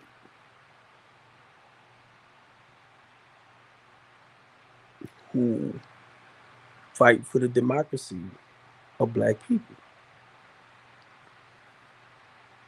Somebody the other day was like, well, what do the Democratic Party do? What do the Democratic Party stand for? What do the Democratic the Democrats, right? I said they fight for the democracy. They supposed to fight for the democracy of. Now I don't want to just say black people, right? Because Barack and them signed with the LGBTQ have rights, right? That's what the Democrats fight for. They fight for people's democracy. I mean, there's civil rights, equal rights, and constitutional rights. Rather it's religion, rather it's their personal, lifestyle, stuff like that. So now they want to make Barack and them gay because they no. That's what the Democrat Party stands for. Their equal rights. No matter what your sexual preference is. Now, the Republican Party, they stand for the independence and stuff like that, but they're more like spiritual too. Some of them are more like Bible oriented, where you're not supposed to this and that. That's why they came up against the trickery people, the people that was reading books to the kids in the library and stuff. And I'm like, no, because I didn't know they went to protest, and thank God I didn't go, because I was gonna go with them, but I couldn't make it for whatever reason. But I didn't know that they was going down there to do the protests at this library for the drag queens reading to our children. I understand where they was at, but when you fight where I'm at for people equal rights and constitutional rights, it's kind of like contrary. So I can't take a side. You get me? I can't. When you're an activist, you can't take a side. It's like I'm right here. And not being smart, people got the right to do rather. And being with organizations that fight for their liberty, fight for their rights, it's like I can't get into that because I'm standing right here as a human rights advocate. So I can't pick a side. Used to being a Democrat, being a Republican, any laws that they create, I'm do free. Democrat, Republican, that's going to hurt the people because of the sort of human rights groups that I be with. We're going to fight against your laws. That if it tends to hurt the people, the inner city people, poor people. So I hope I didn't lose nobody with that, because that's where I have to be. I can't, go over here. I can't go too far over here. So that's why I'm cool with the Democrats, because I know Brandon Scott, I know Antonio Hayes, and certain people. I remember when they was little kids. And then I go over here with the Republicans. It's like I can't. I have to stay here. That's why I pick with Chris all the time, because Chris is one-sided now. He's a Republican. Oh, all the black people need to vote for Donald Trump. Wait a minute. That's like you saying, oh, you need to vote for the man. You might not see it like that, but that's how some of us interpret certain things. And do it mean it's true? No, it don't have to be true. So certain things you have to watch, because I'm a black man. And we know the story of Africa and all that, and how they enslaved the people. So it's just how you put it sometimes. And it don't look right to some of us. And then when I read that documentary where it talks about how this lady, her goal was to wipe out as much as the black race as she can. And she did a great job giving abortions to the Indian people, where their race kind of went down. And I was talking to somebody and they said that they had migrated, the Indians had started migrating into other races to build back up their, you know, ethnicity. Now, and I'm talking about this book called Martha 21 Black Genocide. And it helped me to see. The guy said, this is what's happening with y'all people. I hope I didn't lose nobody. Now, when I first heard Trump at ACN, and he was one of our main speakers, the guest speakers, main speakers, when he started talking and opened up his mouth, I said, oh my God.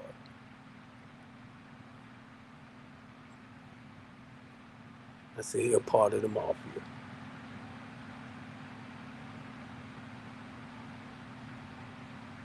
He sounded like a mafia. He sound just like, and now mind you, I'm watching these old movies with the God dang it. Y'all know what I'm trying to say. I'm trying to say these mafia movies and stuff like that, right? And then when you look at the age and you look at like he came from that, and I could hear it. I was like, oh my God. And be honest, the truth, that's why I don't care for him. And I'm not trying to be smart because he reminded me of when my street days. And I don't want to say like James Cagney, John Wayne. I'm trying to think of some of the mafia names, right? And when I heard him, I'm like, oh my God.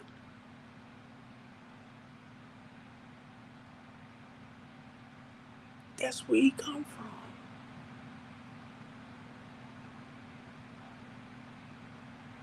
I'm like, he is so good. I'm like, oh my God, listen to him. I watch how he auctioned people off.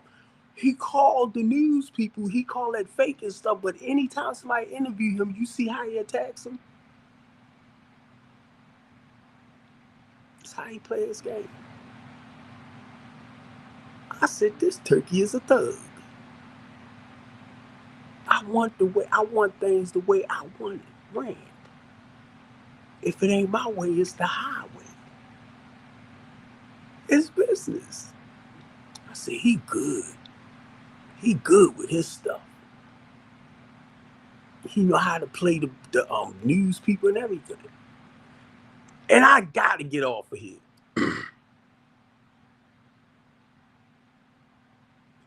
Did y'all see Donald Trump behind his glass?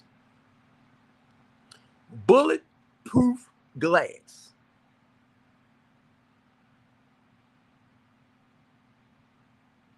He's behind a protective glass. He walks from behind that glass. Somebody over somewhere is supposed to be sick or having a whatever. He walks over to where somebody was having an emergency.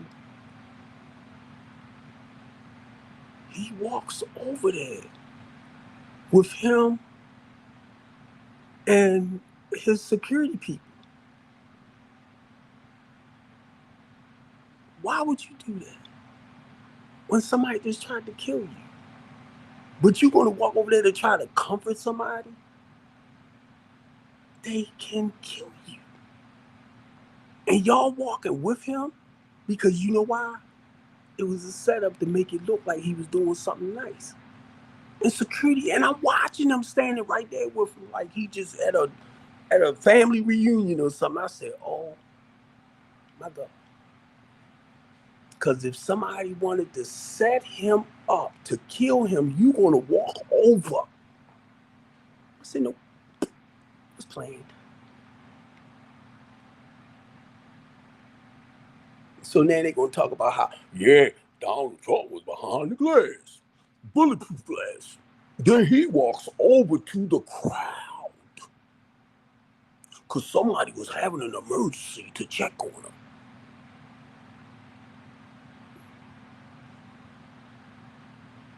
I said it. That's why I said I got to get off of here, because certain things you see. Why would you let this man, and y'all walking with him, the security team and all that, and just standing there while somebody having an emergency, but nobody protecting him? But he was just behind a bulletproof glass.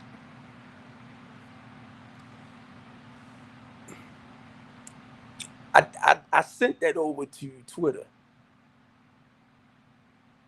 I'm like, look at the boy, John. About a month and a half ago, he was just almost assassinated. Y'all supposed to be on that. When I say that, he's supposed to be well covered.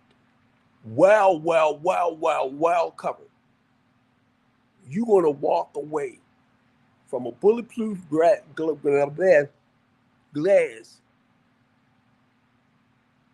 and go over to somebody that's having an emergency where it could have been a setup to actually kill you this time.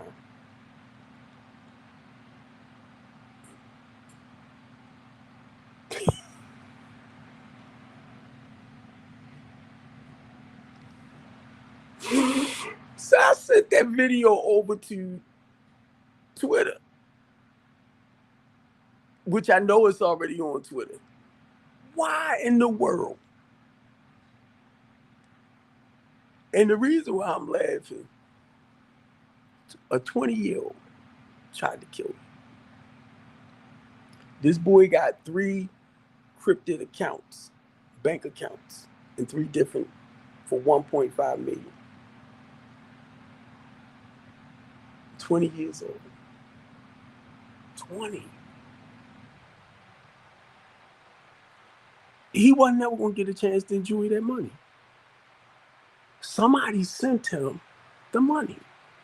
Who wired the money to these accounts? Because it had to come from somewhere. 1.5 million.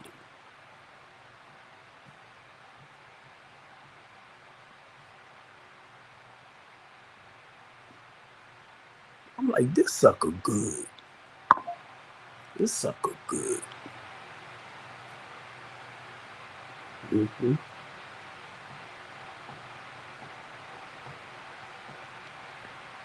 Mm-hmm. And got people falling for it. Hook, line, sinker.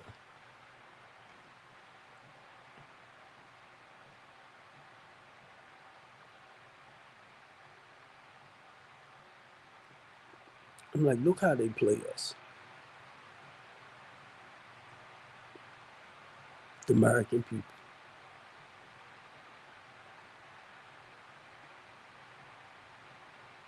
Some things I wish I just didn't see.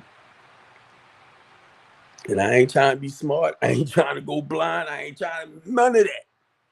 But I'm like, God,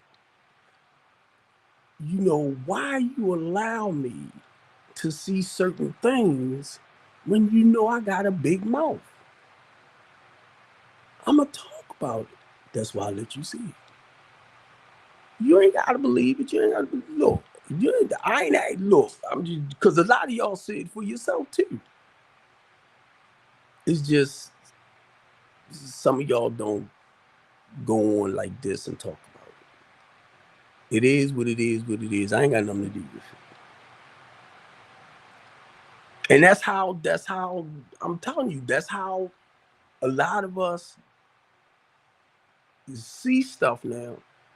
And it's like, as long as it don't affect me and my family, hey, they can do what they want to do.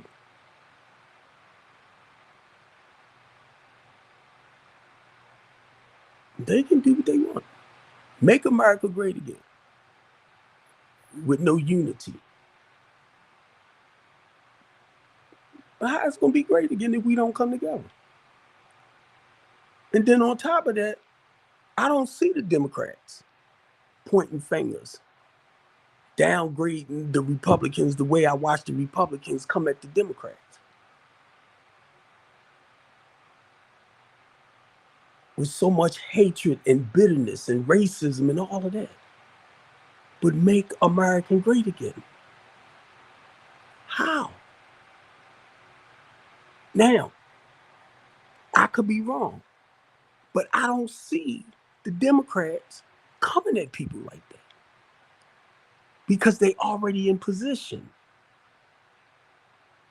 You want what they had, Republican Party. You want what they had, but look how you coming. By degrading, by criticizing. But let's make America great. Trump gonna make America great again. Trump gonna make America great again. With the racism. You want to know,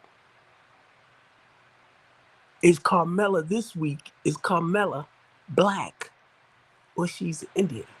Now you got everybody wanting to search for the woman's background. You did that with Obama too, bro. That's what Michelle said the other day.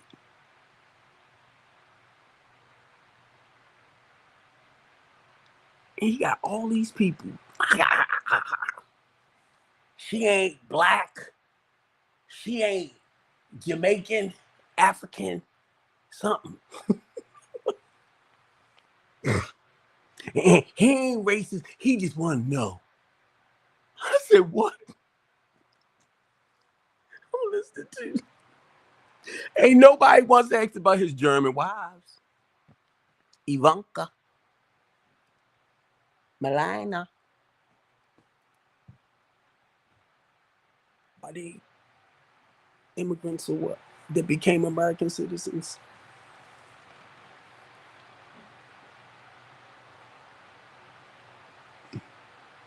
Who y'all think mostly work in his hotels and stuff?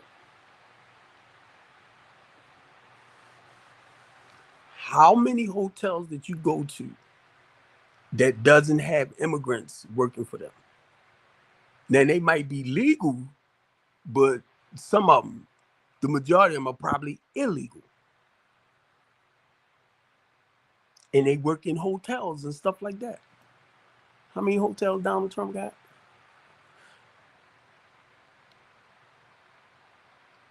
The golf clubs.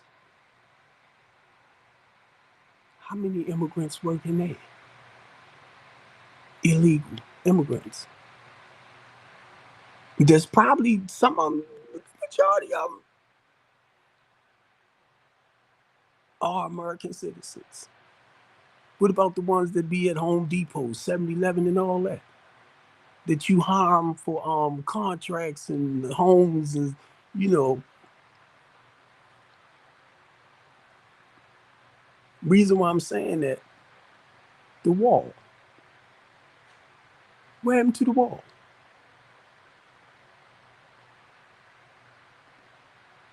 They started building, but was it complete?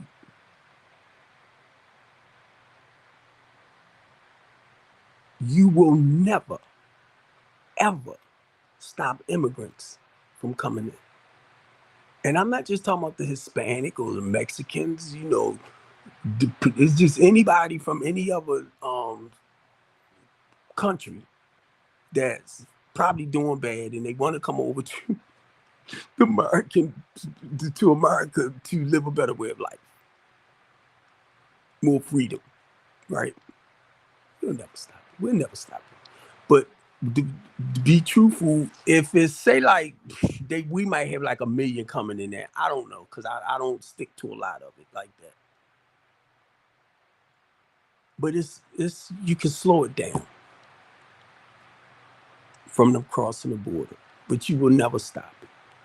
They bringing them in all kind of ways. The same way with the drugs. You can slow it down, but it's going to come anyway. And they're going to get jobs because they can do it for cheaper labor. All right, let me get off here. I think my daughter them coming. I got to find a way to delete this thing. All right, family, I'm out. See if this